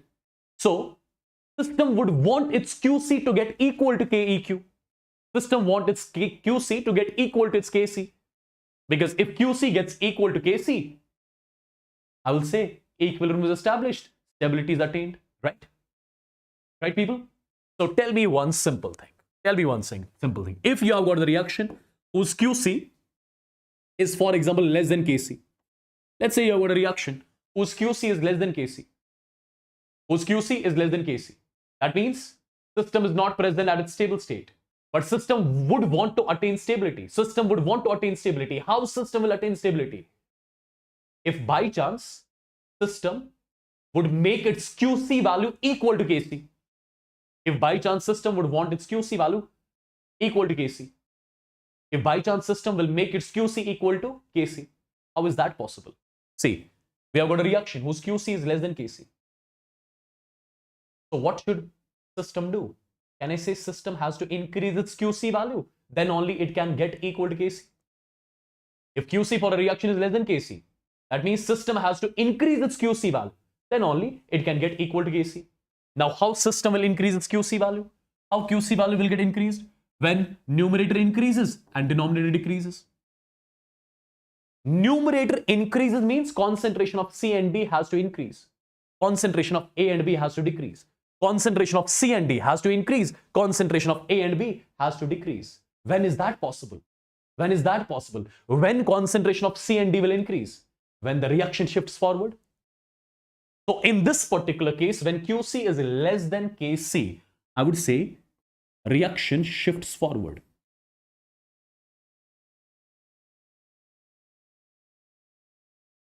Or I would say forward reaction is favored. I would say forward reaction is favored. Right? Simple. Now by chance, tell me one thing. If QC for a reaction was greater than Kc, if QC was greater than Kc, again, the system is not at stable state. Because which is the stable state? Stable state is the one at which QC is equal to Keq. That is equilibrium state. Right? If by chance you have got a system whose QC is less than Kc, sorry, whose QC is greater than Kc, but if every system's QC would want to be equal to Kc, so what this QC has to do? Has the value of QC to be reduced or increased? Can I say if for any reaction QC is greater than Kc, system will try to decrease the value of QC, then only it can become equal to Kc. Now how QC will decrease? How QC will decrease? How QC will decrease? QC will decrease if this term decreases and this term increases. This term decreases, that means concentration of products should decrease. Concentration of reactants should increase. When is that possible? When will the concentration of products decrease and concentration of reactant increase? When backward reaction is favored. Right? So in this particular case, I would say backward reaction is favored.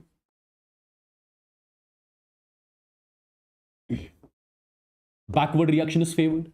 So my dear students, in short, what you have to remember, if QC is not equal to Kc, but always do remember QC, every system wants its QC to be equal to Kc.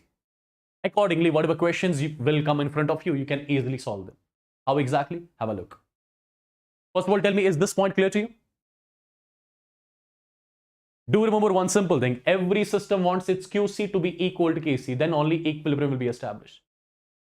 Right? Then only stability will come. Correct? If QC of the reaction is less than Kc, then system has to increase its QC value so that it becomes equal to Kc. If you have got a system whose QC is more than Kc, then QC has to decrease its value. Then only it will get equal to Kc. Accordingly, you can say whether forward reaction is favored or backward reaction is favored. As simple as that. For example, a simple question I'm giving you. A reaction I'm giving, it's Kc I'm giving, and at any time t, I'm giving you the concentrations of each reactant and product. I'm asking you, predict the direction of shift. Predict the direction of shift. So first of all, at any time t, if I calculate QC, QC is going to be concentration of N2 raised power 1 multiplied by concentration of H2 raised power stoichiometric coefficient 3 divided by concentration of NH3 raised power stoichiometric coefficient, that is 2. Right? Perfect. Right, people? Yes? Can you calculate its value? How exactly it's going to be? This is going to be 1 divided by 2. 2s are 4 into 10 raised power minus 2, which will be 10 raised power 2 divided by 4. The value comes out to be 100 by 4. 100 by 4 is 25. So you got the QC value. Compare QC with Kc. Compare QC with Kc. I'll say in this particular case, QC is greater than Kc. In this particular case, QC is greater than Kc. And when QC is greater than Kc, QC will try to decrease its value. Then only it can become equal to Kc. How QC will decrease its value? When backward reaction is favored. So, answer of this particular question, forward or backward? It is absolutely going to be backward. Yes, it's absolutely going to be backward. Similarly, Similarly, similarly, again a reaction, its Kp is given. Its Kp is given. And we are given with the partial pressure of reactant and product at some time t. We have to predict the direction of shift, forward or backward. Again, what I'll be doing? I'll be calculating Qp here. Qp is going to be partial pressure of N2 raised by stoichiometric coefficient, partial pressure of H2 raised by stoichiometric coefficient, partial pressure of NH3, that is 3 raised by stoichiometric coefficient. So it is 2 divided by 3, 3s are 9. Correct? 2 by 9. The value comes out to be 0.2. Perfect? 0.2 approximately. Now compare Qp and Kp. I can categorically say Qp is less than Kp. And if Qp is less than Kp, but what Qp wants? It wants to increase its value so that it becomes equal to Kp. How will it will increase its value? When the forward reaction is favored. Correct? Correct? So one thing you have to remember, when reaction quotient is not equal to equilibrium constant, system will always try to make sure that reaction quotient gets equal to equilibrium constant by anyhow. I hope this point is clear. I hope this point is clear, because when reaction quotient, equilibrium constant are equalized, at that point of time you say equilibrium is established, and once equilibrium is established, we say system is at its maximum stable state. Okay? Perfect. Now guys, it is the time to discuss the Lee-Chatelier principle. It is the time to discuss the Lee-Chatelier principle. What is the Lee-Chatelier principle all about? Try to understand. What is Lee-Chatelier principle all about? Try to understand. This is something important. And here I'm going to make you understand a lot of important things. Maybe you would have studied. See, I'll write the statement. I'll write the statement first.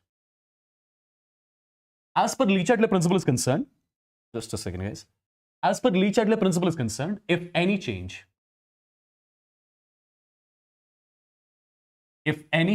is imposed,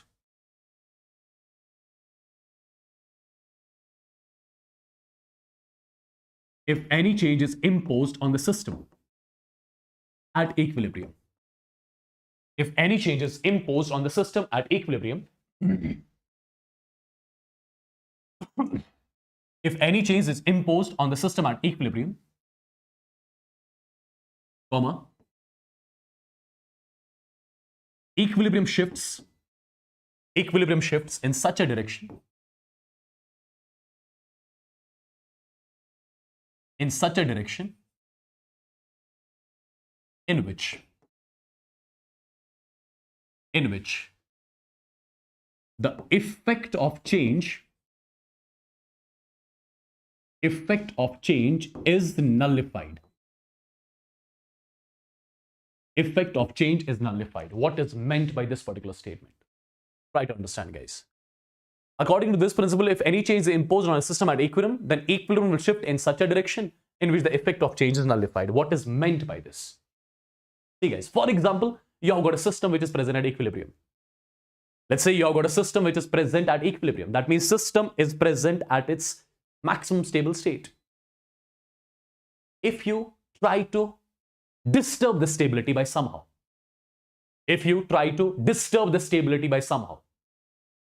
equilibrium will try to bring back the stability by doing exactly opposite of what you did to the system.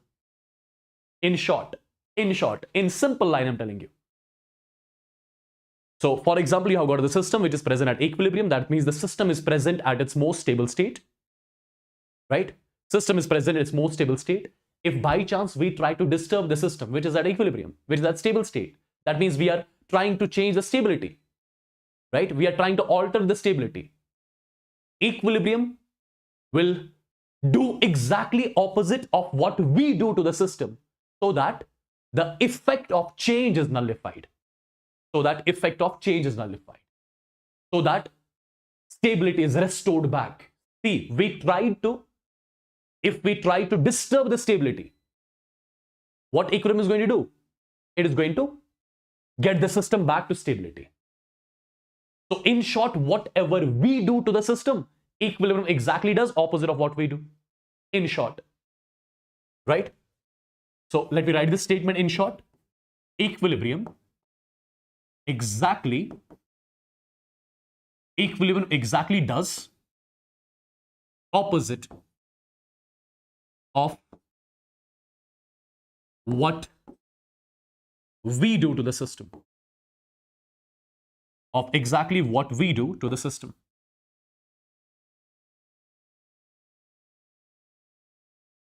Equilibrium exactly does opposite of what we do to the system. In short. Okay? Now guys, try to understand. Try to understand. One by one, we are going to discuss things. Now, by how many means we can disturb equilibrium? How many means? By how many means? By how many ways we can disturb equilibrium? We can change the concentration of reactants and products, and let's see what happens. Try to understand this carefully. For example, you have got the reaction in which reactants and products, they are at equilibrium. If they are at equilibrium, absolutely, I would say they are present at their maximum stable state. Now, if we disturb this equilibrium by changing the amount of product, by changing the amount of reactant, by changing the amount of product, by changing the amount of reactant, let's see what equilibrium does. In short, one thing you have to remember, equilibrium exactly does opposite of what we do, right? Try to understand. I'm assuming this particular reaction is at equilibrium. If this particular reaction is at equilibrium, I would say its QC will be equal to Kc, which will be equal to concentration of product at equilibrium raised by stoichiometric coefficient divided by concentration of reactant at equilibrium raised by stoichiometric coefficient. Right? If the reaction is at equilibrium, then its QC will be equal to Kc. Correct? Its QC will be equal to Kc. Now you tell me one thing. If by chance I'm trying to increase the amount of reactant, if I increase this term, what will happen to QC? Inversely proportional. If I increase this term, QC will decrease. Initially, QC was equal to Kc. But what I did, I increased the concentration of reactant. QC decreased. QC became less than Kc. So, system would want again its QC to increase its value so that it becomes equal to Kc. I hope you're getting what I said. I'm trying to increase the concentration of reactant. I'm trying to increase the amount of reactant. If I increase this term will decrease. Initially, they were equal. Now QC is decreasing. So, system would again want its QC to increase its value such that QC becomes again equal to Kc. So, what will happen in this particular point of time? I'll say QC will try to increase its value. And how QC will increase its value? When amount of product will increase, amount of reactant will decrease. And how amount of product will increase? When equilibrium shifts forward.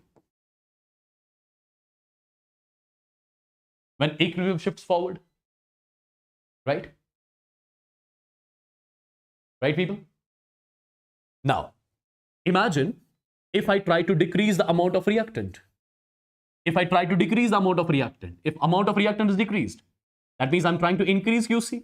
Initially, they were equal. Now, I'm increasing this. System would again want its QC to decrease its value. And how system can decrease the QC value? How QC value can decrease? Tell me that. QC value can decrease only if the amount of product will decrease. How amount of product will decrease? When backward reaction favors. So equilibrium shifts backwards.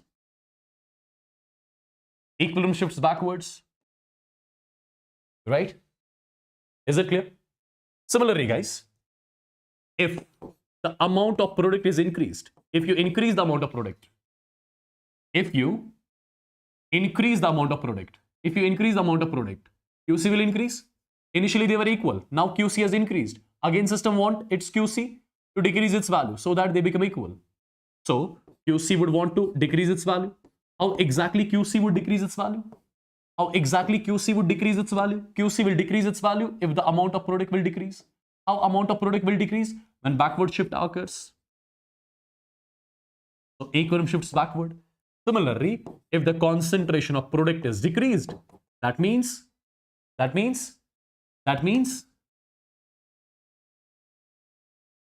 equilibrium shifts in forward direction. Is that clear? Is that clear, people? Let me know once in the chats. This is the effect of, yes, Abdul. This is the effect of change in the amount of reactant and product when the reaction is at equilibrium. Right? You got to know the direction of shift of equilibrium.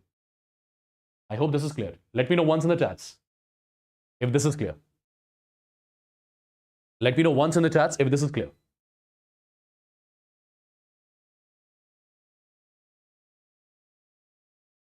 Right, people?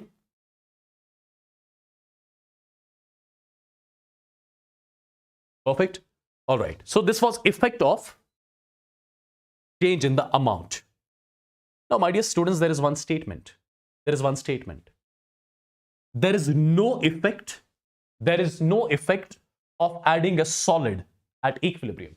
There is no effect of adding a solid at equilibrium. What it means? See, this is in solid state, this is in solid state. If they are in solid state, if you want to write their QC expression, in the QC expression, will this quantity or this quantity will be there? These two quantities won't be there in the expression of QC. In the expression of QC, these two quantities won't be there because active mass is constant, unity, right? So these two reactants and products, they won't be there in the QC expression. So if you change their amount, increase or decrease their amount, will anything happen to QC? Nothing is going to happen to QC. So if QC does not change, will there be any shift or something? Nothing will happen. So do remember this particular statement. There is no effect of adding a solid, of adding or removing a solid at equilibrium. Perfect? Because by addition or subtraction of solid at equilibrium, nothing is going to happen because solids, they do not come in the expression of QC. If they do not come, if you increase or decrease their amount, nothing will happen to QC. If QC is not changing, that means no shift will happen. Perfect. I hope this point is clear to you. I hope this point is clear to you. Now, my dear students, there is something called as effect of change in pressure. Effect of change in pressure. First of all, effect of change in pressure. Imagine this particular reaction is taking place in a container, keeping volume and temperature constant. I'm keeping the volume and temperature of the system constant. And when volume and temperature is constant, as per ideal gas equation, PV is equal to nRT, right? If volume temperature is constant, I can say pressure is directly proportional to moles. If you decrease the moles, pressure decreases. If moles are increased, pressure increases. Simple. Now you tell me one thing. You tell me one simple thing. First of all, on the reactant side, how many moles are there? How many gaseous moles are there? 3 plus 1, 4. There are 4 gaseous moles on the reactant side. On the product side, how many gaseous moles are there? 2. Okay. Tell me one thing. When forward reaction happens, what is happening to the total gaseous moles? Can I say when the forward reaction happens, gaseous moles are decreasing? And if gaseous moles are decreasing, pressure of the system decreases. So in the forward direction, is pressure increasing or decreasing? Pressure is decreasing. If I ask you, in the backward direction, does pressure increase or decrease? Pressure increases.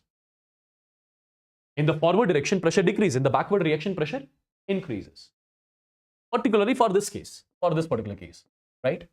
Now, if you increase the pressure of the system, if, for example, I increase the pressure of the system, if I'm increasing the pressure of the system, equilibrium will try to decrease it. Because whatever we do, equilibrium does opposite of what we do. If I try to increase the pressure of the system, equilibrium will try to decrease it. How equilibrium will try to decrease it? In which direction? Equilibrium will shift. Pressure is decreasing in forward direction. So I will say equilibrium will shift in the forward direction. Right? Understand this again. Understand this again. Understand this particular point again. In the forward direction, pressure is decreasing. In the backward direction, pressure is increasing. Perfect. Over here for this particular reaction. Now, if you try to increase the pressure of the system, equilibrium will try to decrease it. How equilibrium can decrease the pressure? It will make sure that equilibrium shifts forward because here in the forward direction, pressure is decreasing. Perfect.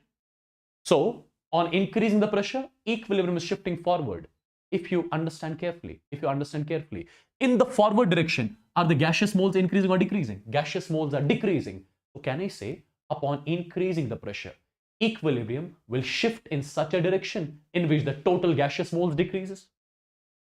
Right? That's what we would have written over here. Upon increasing the pressure, reaction will shift in that direction in which the total gaseous moles decreases. Perfect. There will be some reaction in which gaseous moles will decrease in backward direction. Perfect. So this is the point which you have to remember. Right, guys? Is it clear? Is it clear, guys? Let me know once in the chat quickly. So do remember this particular point. Upon increasing the pressure, equilibrium will try to shift in such a direction in which the total gaseous moles decreases. Those gaseous moles can decrease in forward direction, or in some reaction it can happen in backward direction. Accordingly, you can give your answer. Look at this particular reaction. What is delta Ng for this reaction? Delta Ng is 0. Delta Ng for this reaction is 0. So basically, this is 1, 1. So on reactant side, 2 moles. On product side, 2 moles. So are the moles changing? No. Will the pressure be changing? No. Pressure is not changing. So if you try to increase or decrease the pressure, will anything happen? Will anything happen here? Nothing is going to happen here. So for those reactions whose delta Ng is 0, do remember, there will be no shift in those sort of reactions on changing the pressure. If you change the pressure, there will be no shift. Yeah, there will be no shift. Perfect. I hope this is clear to everyone.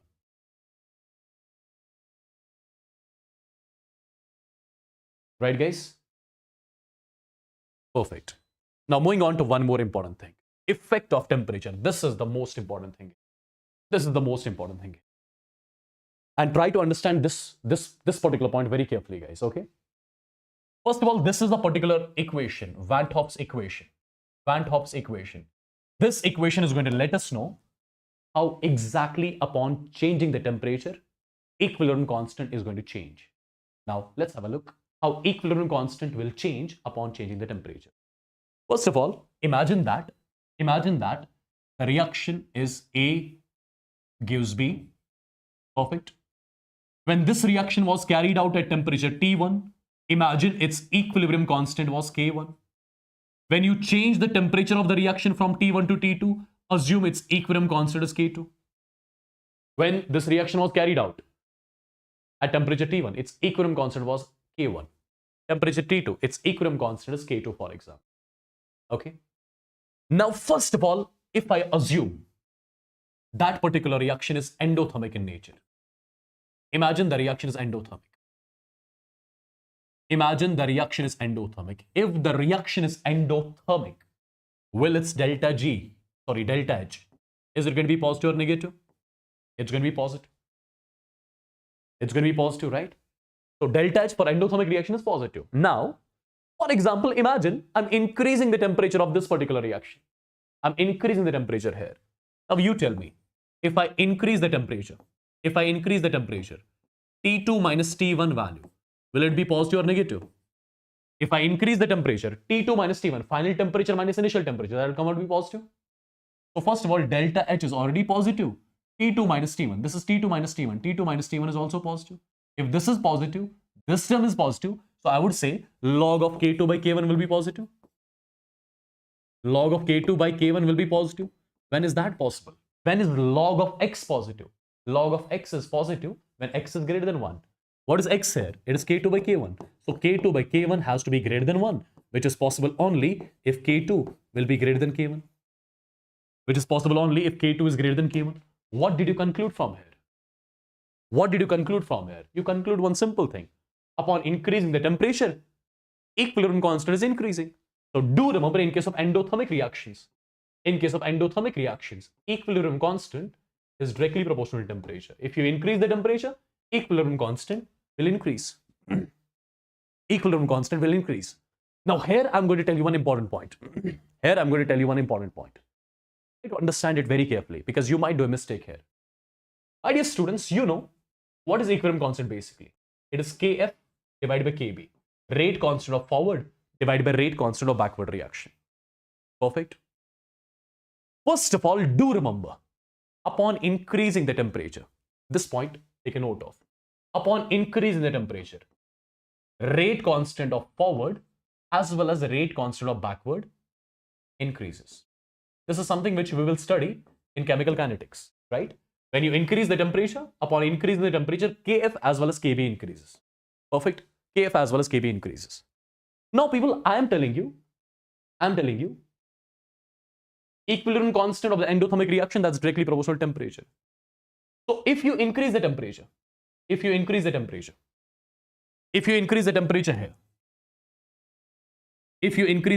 here, upon increasing the temperature, equilibrium constant has to increase. Equilibrium constant has to increase.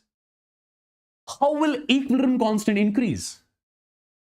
How will equilibrium constant increase? Does that mean Kf will increase and Kb will decrease?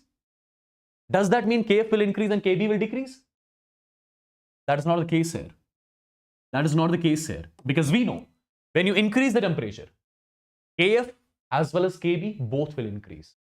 Now, if Kf is increasing as well as Kb is increasing, then how come Keq will increase?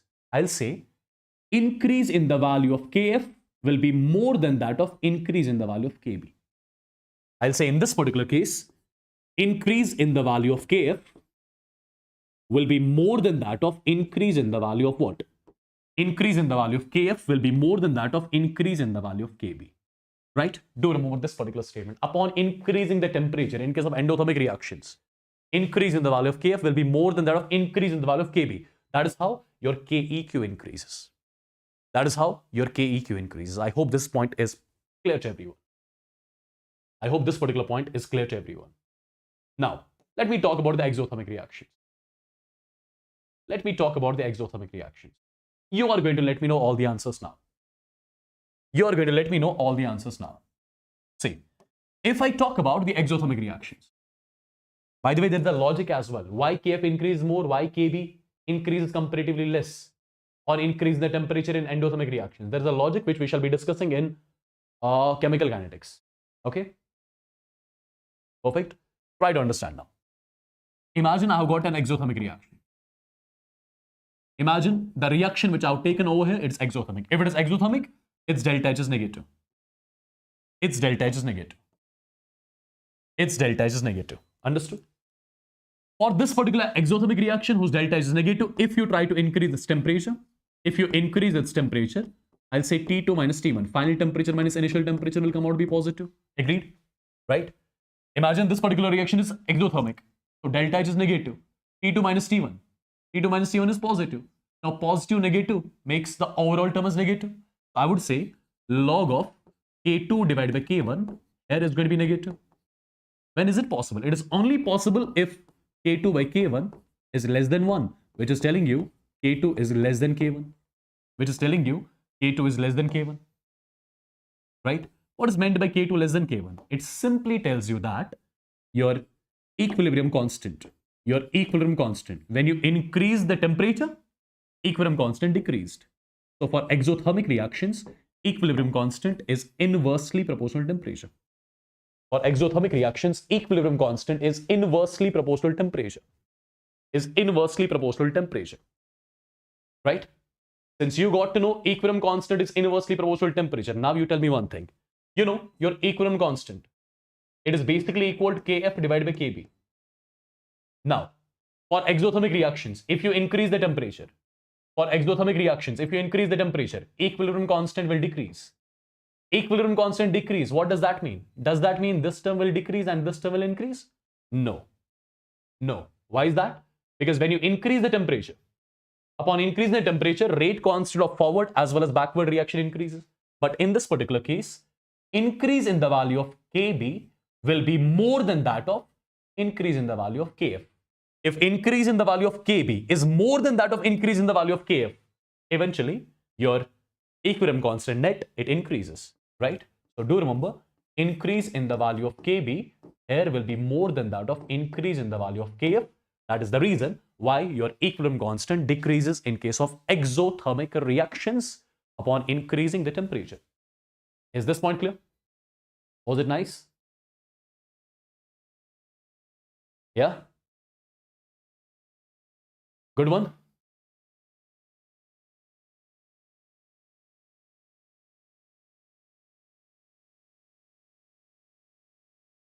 Is it clear?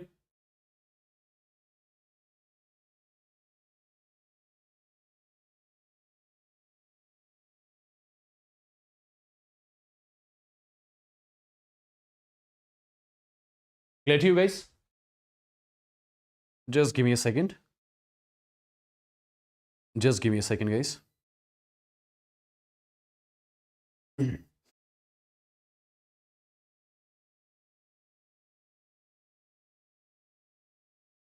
hope this particular concept is absolutely clear to all of you. Huh?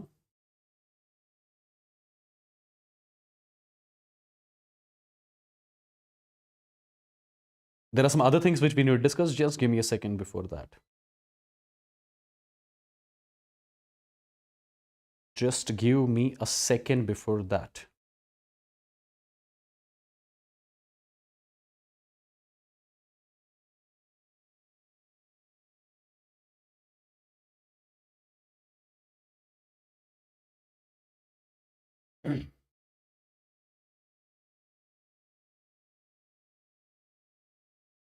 Perfect. There are few graphs which I would want to give you over here, which are very important. But before that, there is one relation which I would want you guys to remember. This is something which we'll basically discuss in the chapter Thermodynamics. Okay? This is something. Yes, I'll discuss the catalyst also. Just wait. There is nothing in catalyst though. Okay? There is one relation which we shall be discussing in the chapter Thermodynamics. Delta G for the reaction is equal to delta G naught for the reaction plus RT ln of QC. Have you studied this particular relation before? Have you come across this particular relation? Delta G for the reaction is equal to delta G naught plus RT ln of QC. Now, at equilibrium, I hope you know, at equilibrium, in the beginning I told you, at equilibrium, delta G for the reaction is 0, right? If delta G is 0, if this term is 0, this will come on this side. It becomes minus delta G naught is equal to RT ln of QC. RT ln of QC. Yes. Even in electrochemistry, I have given you this particular result. Yeah. When I derived the Nernst equation, if you remember. Long back. Anyways, leaving that aside. So I'll say delta G naught for the reaction is equal to, it is minus RT ln of QC. Is this point clear? Is this point clear, guys? Is this point clear to you? Yeah. Now, as per thermodynamics point of view, your delta G is equal to delta H minus T delta S. So delta G naught has to be equal to delta H naught minus T, and this is delta S naught. It is equal to minus RT ln of QC. Ln of QC. First of all, at equilibrium, your delta G is 0. At the same time, QC is equal to KC, right? QC is equal to KC. So wherever I'm writing QC, I'm supposed to write KC over here. Or you can directly write equilibrium constant KEQ. Perfectly done? Perfectly done till here? Okay.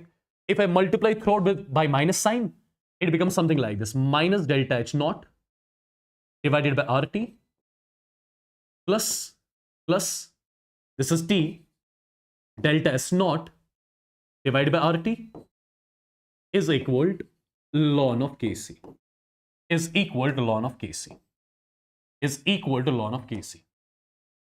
Right? Is equal to ln of Kc. Now try to understand few important things over. Try to understand few important things over.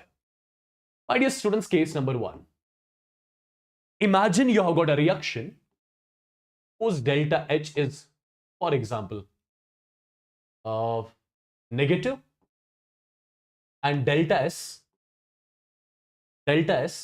is, for example, positive.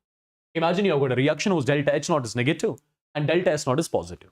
Now, if delta H naught is negative, negative makes it positive, right?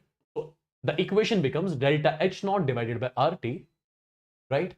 Delta S is positive plus T delta S naught divided by RT is equal to ln of Kc. The equation becomes like this. Now, for this particular reaction, if you want to plot a graph between ln of Kc versus C, first of all, this T and T here gets cancelled out, right? When T gets cancelled out, so this is T and T here, right? Is it clear? Can you plot a graph between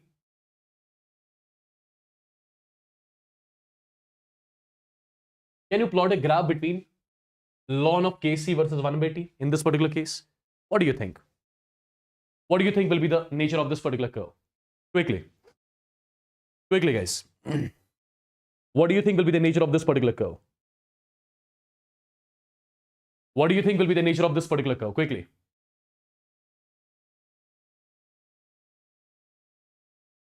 What do you think will be the nature of this particular curve? I want to plot a graph between ln Kc versus 1 by T. Ln Kc versus 1 by T. So basically, you can write this particular equation in this format. You can say ln of Kc is equal to. You can write it as delta H naught divided by R multiplied by 1 by T plus delta S naught divided by R. You can write it like this. Now ln Kc you are plotting along y-axis. 1 by T you are plotting along x-axis. This whole term becomes your m. This term becomes your c. In between sign is minus. Y is equal to mx plus c. The graph is like this. What about the slope of this particular graph? Slope is m basically, which is your delta H naught divided by R. Delta H naught divided by R.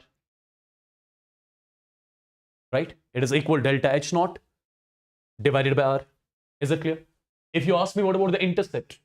What about the intercept here? Intercept means C value, and C is coming out to be delta S naught by R. Delta S naught divided by R.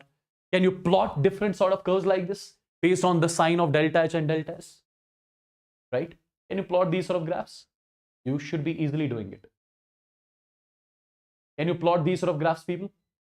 I showed you one case in which delta H is negative, delta S is positive. Similarly, there can be another case in which this is positive, this is negative. Both are negative, both are positive. You should be able to make these sort of graphs. You should be able to make these sort of graphs, right? Is this clear? Because from these graphs also questions can come. Questions can come for sure from these type of graphs as well. I hope this particular point is clear to everyone. Okay. Hello, one more case I'll show you. Imagine your delta S is, imagine both are positive. Case 2. Case 2. If delta S naught is positive, as well as delta H naught is positive. Both are positive. Now, if both are positive, what's going to happen? This is positive, even this is positive. Perfect. Positive, negative makes it negative. So, I'll get the equation like this. Ln of Kc is equal to. Ln of Kc is equal to. This is going to be delta S naught divided by R. Delta S naught divided by R. And it's going to be delta H naught divided by RT. Right? It's going to be delta H naught divided by RT with the sign minus in the beginning. Okay. So in this particular case, if you want to plot a graph between ln of Kc versus 1 by T. So first of all, 1 by T, you are plotting along, 1 by T, you are plotting along x-axis. So this is x, this is m minus c. So y is equal to minus mx plus c. So the graph is going to be like this. Slope of this particular graph is going to be what? It's going to be minus delta H naught divided by R, right? And its intercept is going to be delta S naught divided by R. So these sort of graphs you should be able to draw. Perfect. This is one more case. Similarly, there can be two more cases, case 3 and case 4. I'm keeping it to you. Perfect. I'm keeping it to you. In the similar way, you can check what will be the nature of the graph. This is your homework and this is your homework. That's all. That's all. Okay.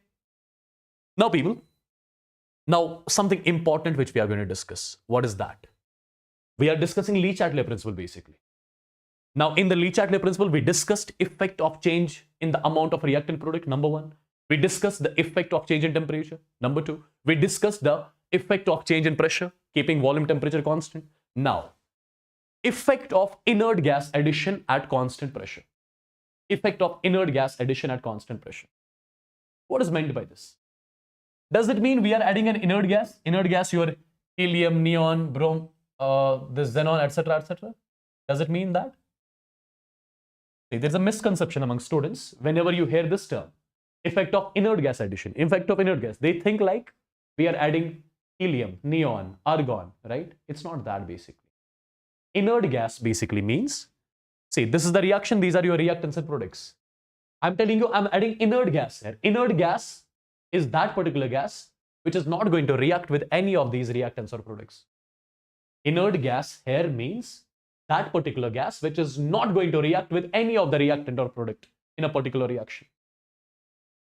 Okay?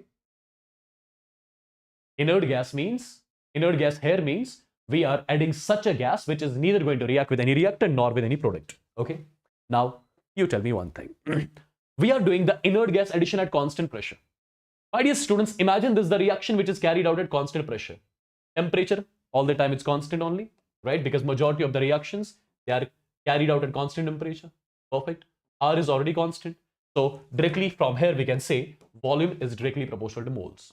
Volume is directly proportional to moles. That means if moles are increasing, volume will be increasing. Moles are decreasing, volume will be decreasing. Why am I telling you this? Try to understand. This is, for example, my reaction. If this is my reaction, I'm assuming at equilibrium, this is the concentration of PCl5, this is the concentration of PCl3, this is the concentration of Cl2 at equilibrium. These are the terms which I'm assuming. Now, if the reaction is at equilibrium, can I say its QC is equal to Kc? And how do I write its expression?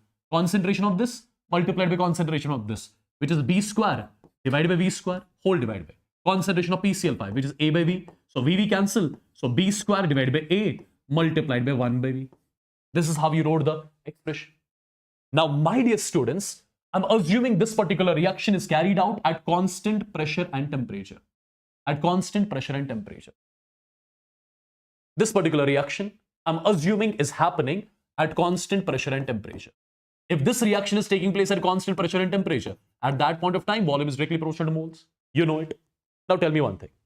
At constant pressure and temperature, if I'll be adding an inert gas in this container, if I add the inert gas in this container, what will happen to the total moles? Total moles in the container.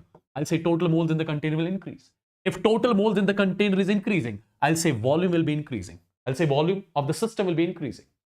If volume is increasing, volume and QC inversely, if volume is increasing, that means QC will decrease.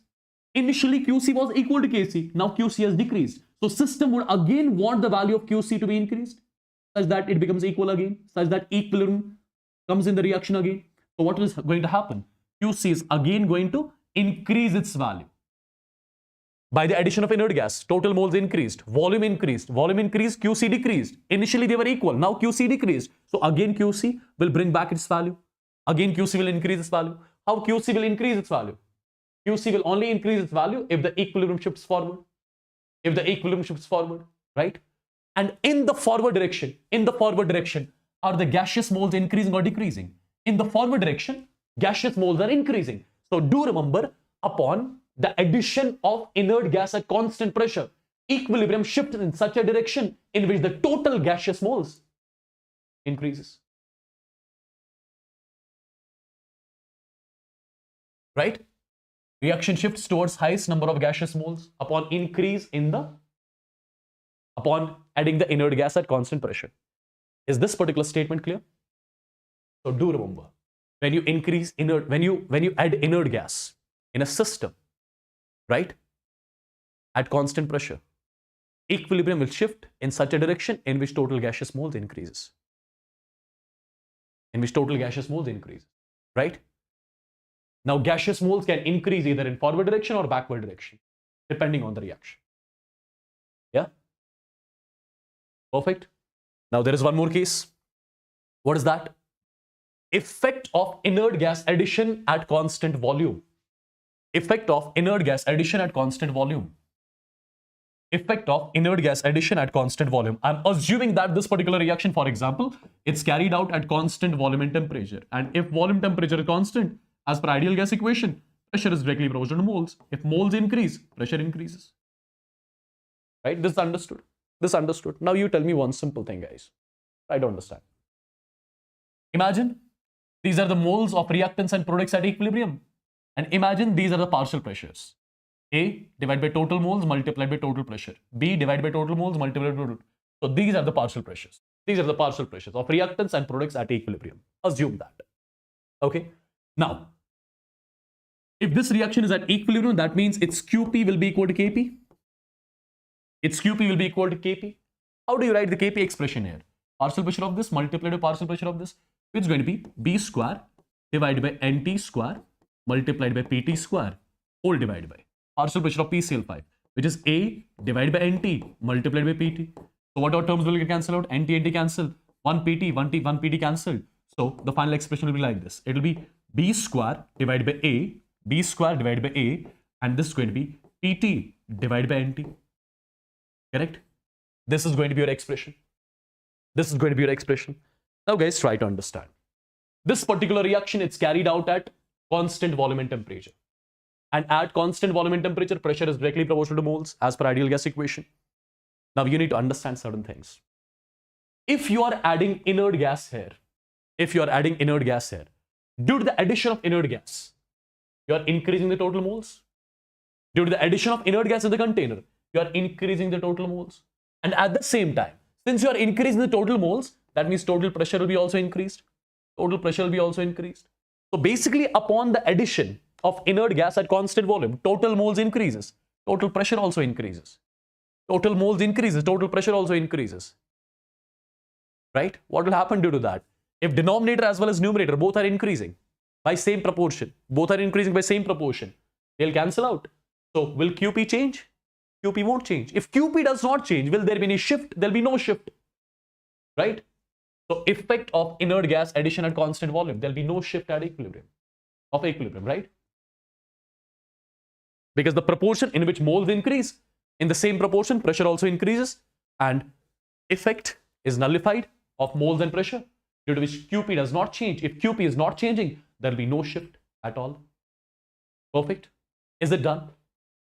If this is done, what does the catalyst do? I've already told you. What does the catalyst do? Catalyst, if I talk about the positive catalyst,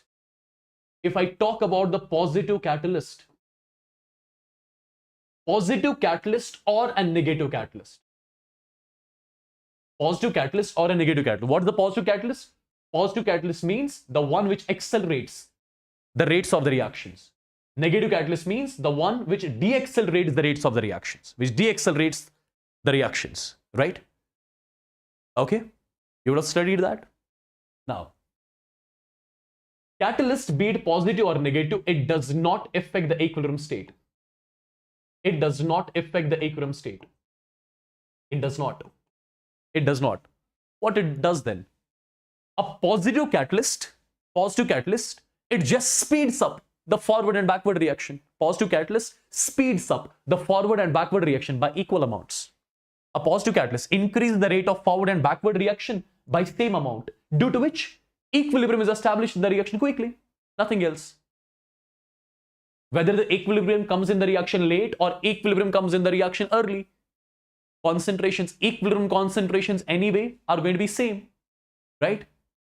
So due to the presence of catalyst, equilibrium concentrations, they don't change. If they do not change, nothing happens to equilibrium constant, right? It is just a positive catalyst. It speeds up the forward as well as backward reaction by same amounts, due to which equilibrium is established in the reaction quickly. But due to that, nothing happens to the equilibrium concentrations. Equilibrium concentrations are still the same, with or without catalyst, right? If equilibrium concentrations are same, that means there is no effect on the equilibrium state. I hope this is clear. Solve this question. Tell me the answer of each. Predict the direction of shift of equilibrium if more H2 is added. If you are adding more H2, in short, if you are adding more H2, equilibrium will try to do opposite of what we do. We are increasing this. Equilibrium will try to decrease this. How equilibrium will try to decrease this? When you will make the reaction to move in the forward direction. So forward shift, right? In short, NH3 is added. If we add NH3, Equilibrium will try to decrease NH3. How? It will make sure the equilibrium shifts backward. Backward reaction is favored here. Right? Now, temperature is increased. First of all, look at this reaction. In this reaction, energy is absorbed over here. If energy is absorbed, it's endothermic. If energy is absorbed, here it is endothermic then. And in endothermic reactions, equilibrium constant is directly proportional to temperature. If you increase the temperature, equilibrium constant increases. If you increase the temperature, equilibrium constant increases. How equilibrium constant increases? When reaction moves forward. Inert gas is added at constant volume. There'll be no effect. Inert gas is added at constant pressure. When you add inert gas at constant pressure, reaction moves towards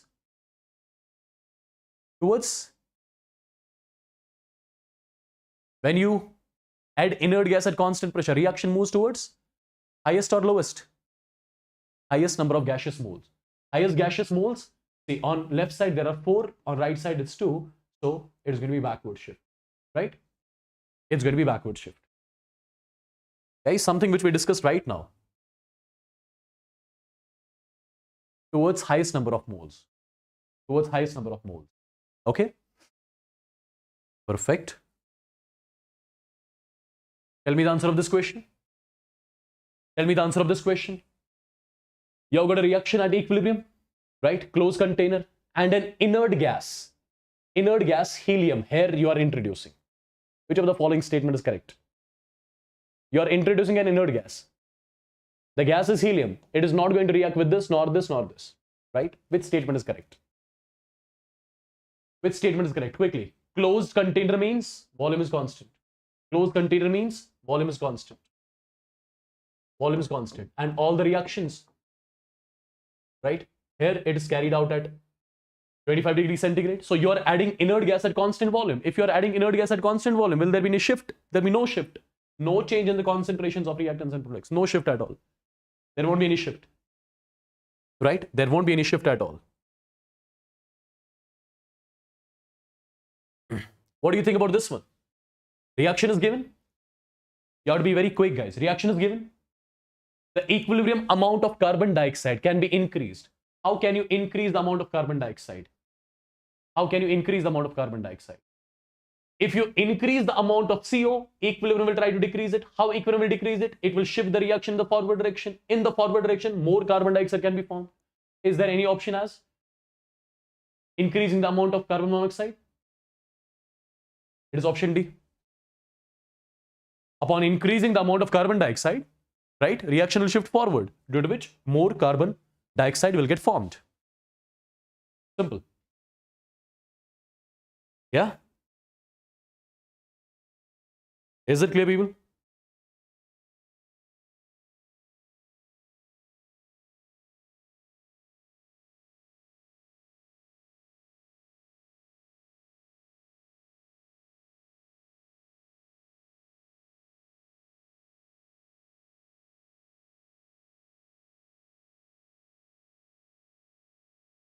Tell me the answer of this question. Tell me the answer of this question. For the reaction 3x plus y gives something, the amount of x3y is affected by.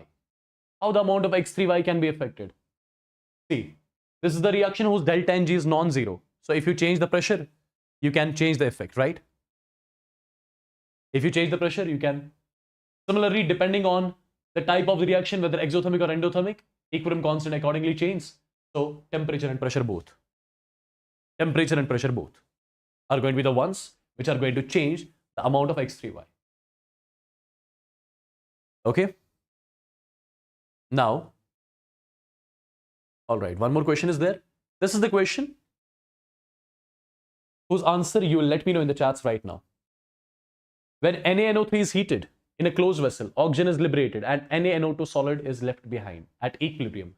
This I'm keeping as the homework. Do let me know the answer of this particular question in the comment section of the video. Right? I would want its answer in the comment section, and I'm directly moving on to something called as simultaneous equilibrium. It is not going to take us more than like 15 to 20 minutes. Okay? In 15 to 20 minutes, we'll end it up.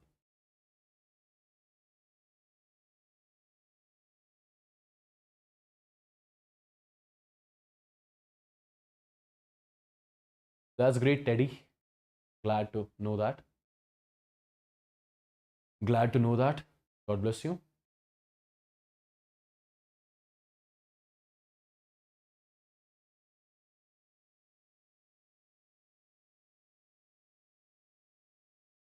So let's try to understand this simultaneous equilibrium first of all. Let's see exactly how it's all, what it's all about. Let's wind it off, then you sleep, guys. I'm not going to give you any sort of break here at this moment because it will break the flow. It is a small topic, 10 to 15 minutes it will take.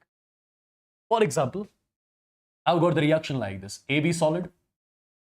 Imagine it's in equilibrium with A gas plus B gas. Let's say this is the reaction. AB solid is in equilibrium with A gas and B gas. Now tell me whether this AB solid will contribute towards any pressure at equilibrium. It is not going to contribute towards any pressure at equilibrium. Only this and this will contribute towards the pressure at equilibrium.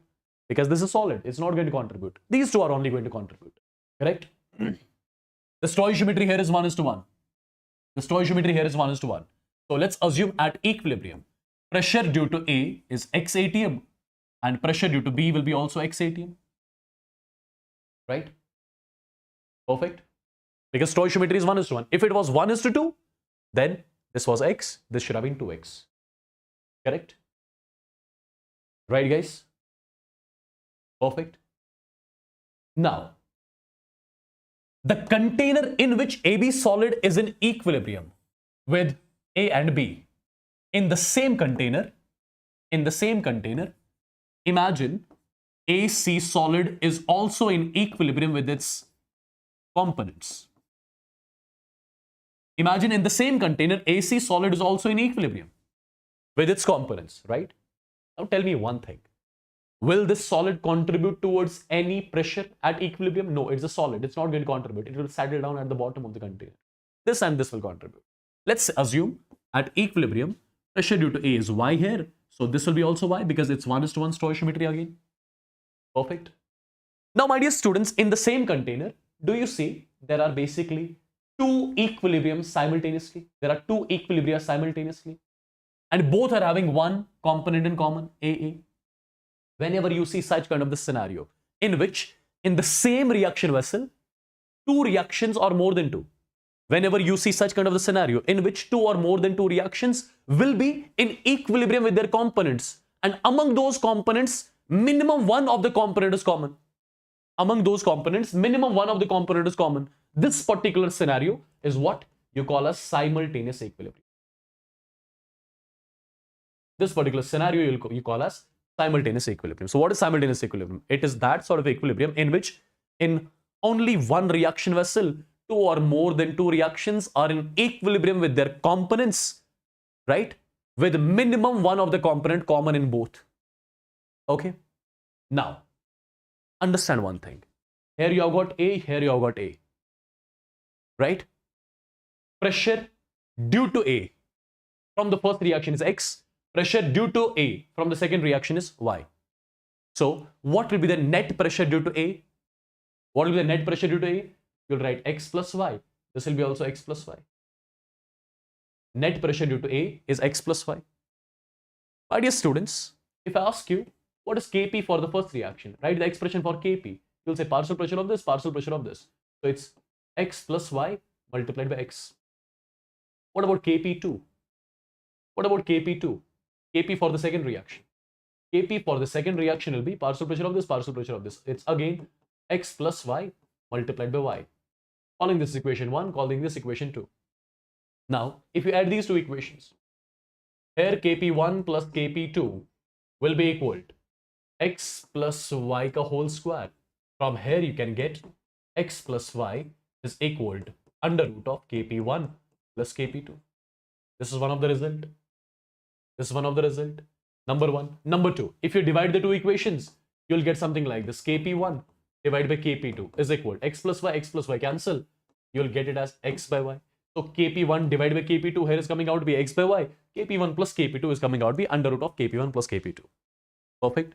So we got two equations, two unknowns. Solved? Can be solved? In the questions, you will have to use these equations and solve the equations. That's all. I'll show one question that is more than sufficient here. One question that is more than sufficient here. Look at this particular question carefully. Understand the question carefully. I don't know what the question is, first of all. Consider the given simultaneous equilibria. Two reactions are given, their Kp values are given. Calculate the partial pressure of NH3 at equilibrium. Okay. See, similar sort of question this is. You have to be careful with certain things over here. I'm writing the same reactions again.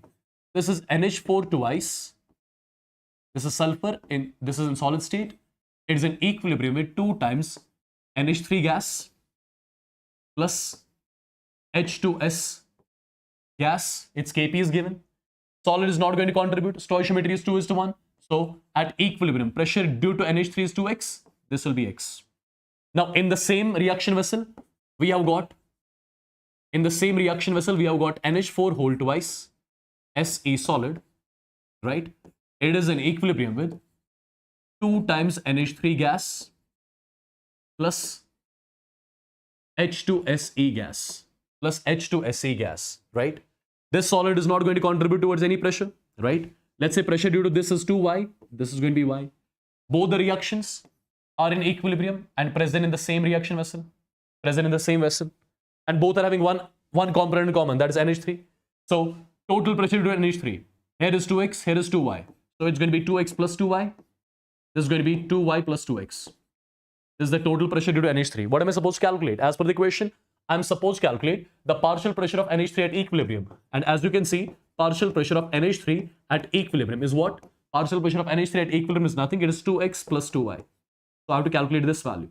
So in order to get this value, I need x and y.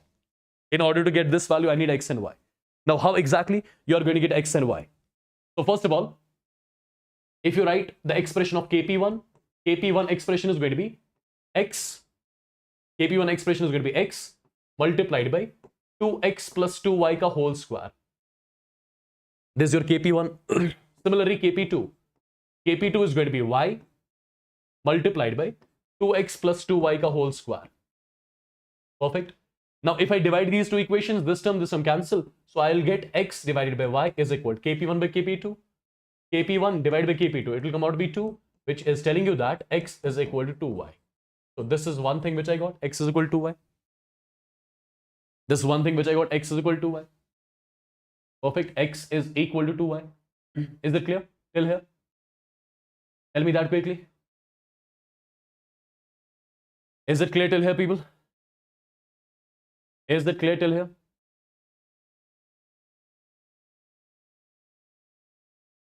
So you got x is equal to y. Now put this x is equal to y in any of these equations. Put it in the first equation. In the first equation, Kp1 is nothing. It is 9 into 10 raised power minus 3 is equal to, instead of x, I'm writing 2y. This is 2 times x. 2 times 2y, which is 4y plus 2y. 4y plus 2y ka square. 4y plus 2y makes it 6y ka square, which comes out to be 6y ka square. 36 y square this is. Or you can say this is 72 y cube. Perfect. So you got 9 into 10 raised power minus 3 is equal to 72 y cube. So this is 1, this is 8, right? So you got to know as your y cube is equal to 10 raised power minus 3 divided by 8. Or you can say y is equal to 10 raised power minus 1 divided by 2. Or you can say it is 0.5 into 10 raised power minus 1. Or you can directly say it is 0.05. But I think we did some mistake somewhere. Just a second, let me check it out. So, is there any sort of mistake, guys, in the calculation? 9198. So this is 8y cube here. That 8 goes to the denominator. Perfect. So y cube is 10 raised power minus 3 divided by 8. Y will be equal to 10 raised power minus 1 divided by 2 to the 4 to the 8 divided by 2. Right? So it's going to be 1 by 20. 1 by 20 is 0.05. So y is equal to 0.05. If y is equal to 0.05, that means x is equal to 2y. 2 times this, which comes out to be 0.1 atm. Right? So you got x and y. If you got x and y, so 2 into x, 2 into 0.1 comes out to be 0.2 plus 2 into y. 2 into y, 2 into 0.05 comes out to be 0.1. The value comes out to be 0.3. So 0.3 atm is going to be the partial pressure of NH3 at equilibrium. Is it clear? Is it clear, people? Is it clear to everyone? Is it clear to everyone? Yes. Again, do check the calculation of this question. I'm not sure whether I did the calculation right here at the end or not. Do check it out. But I think it's right only, right? KP1 expression we wrote, KP2 expression we wrote. We divided them. We got the relation between x and y. Now I put this x here. So this is this. X is 2y. This is x is 2y. So it's 4y plus 2y makes it 6y. So 6y ka square makes it 36y square. So which makes it 72y cube. So 9198 cancel. So taking the root on both the sides. Yeah, it's correct only. It is correct only, guys. It is correct. So these sort of questions are basically asked in your simultaneous equilibrium. Okay. Perfect. And my dear students, with this, we are done with the chapter. Chemical equilibrium is done and dusted. Is done and dusted. In the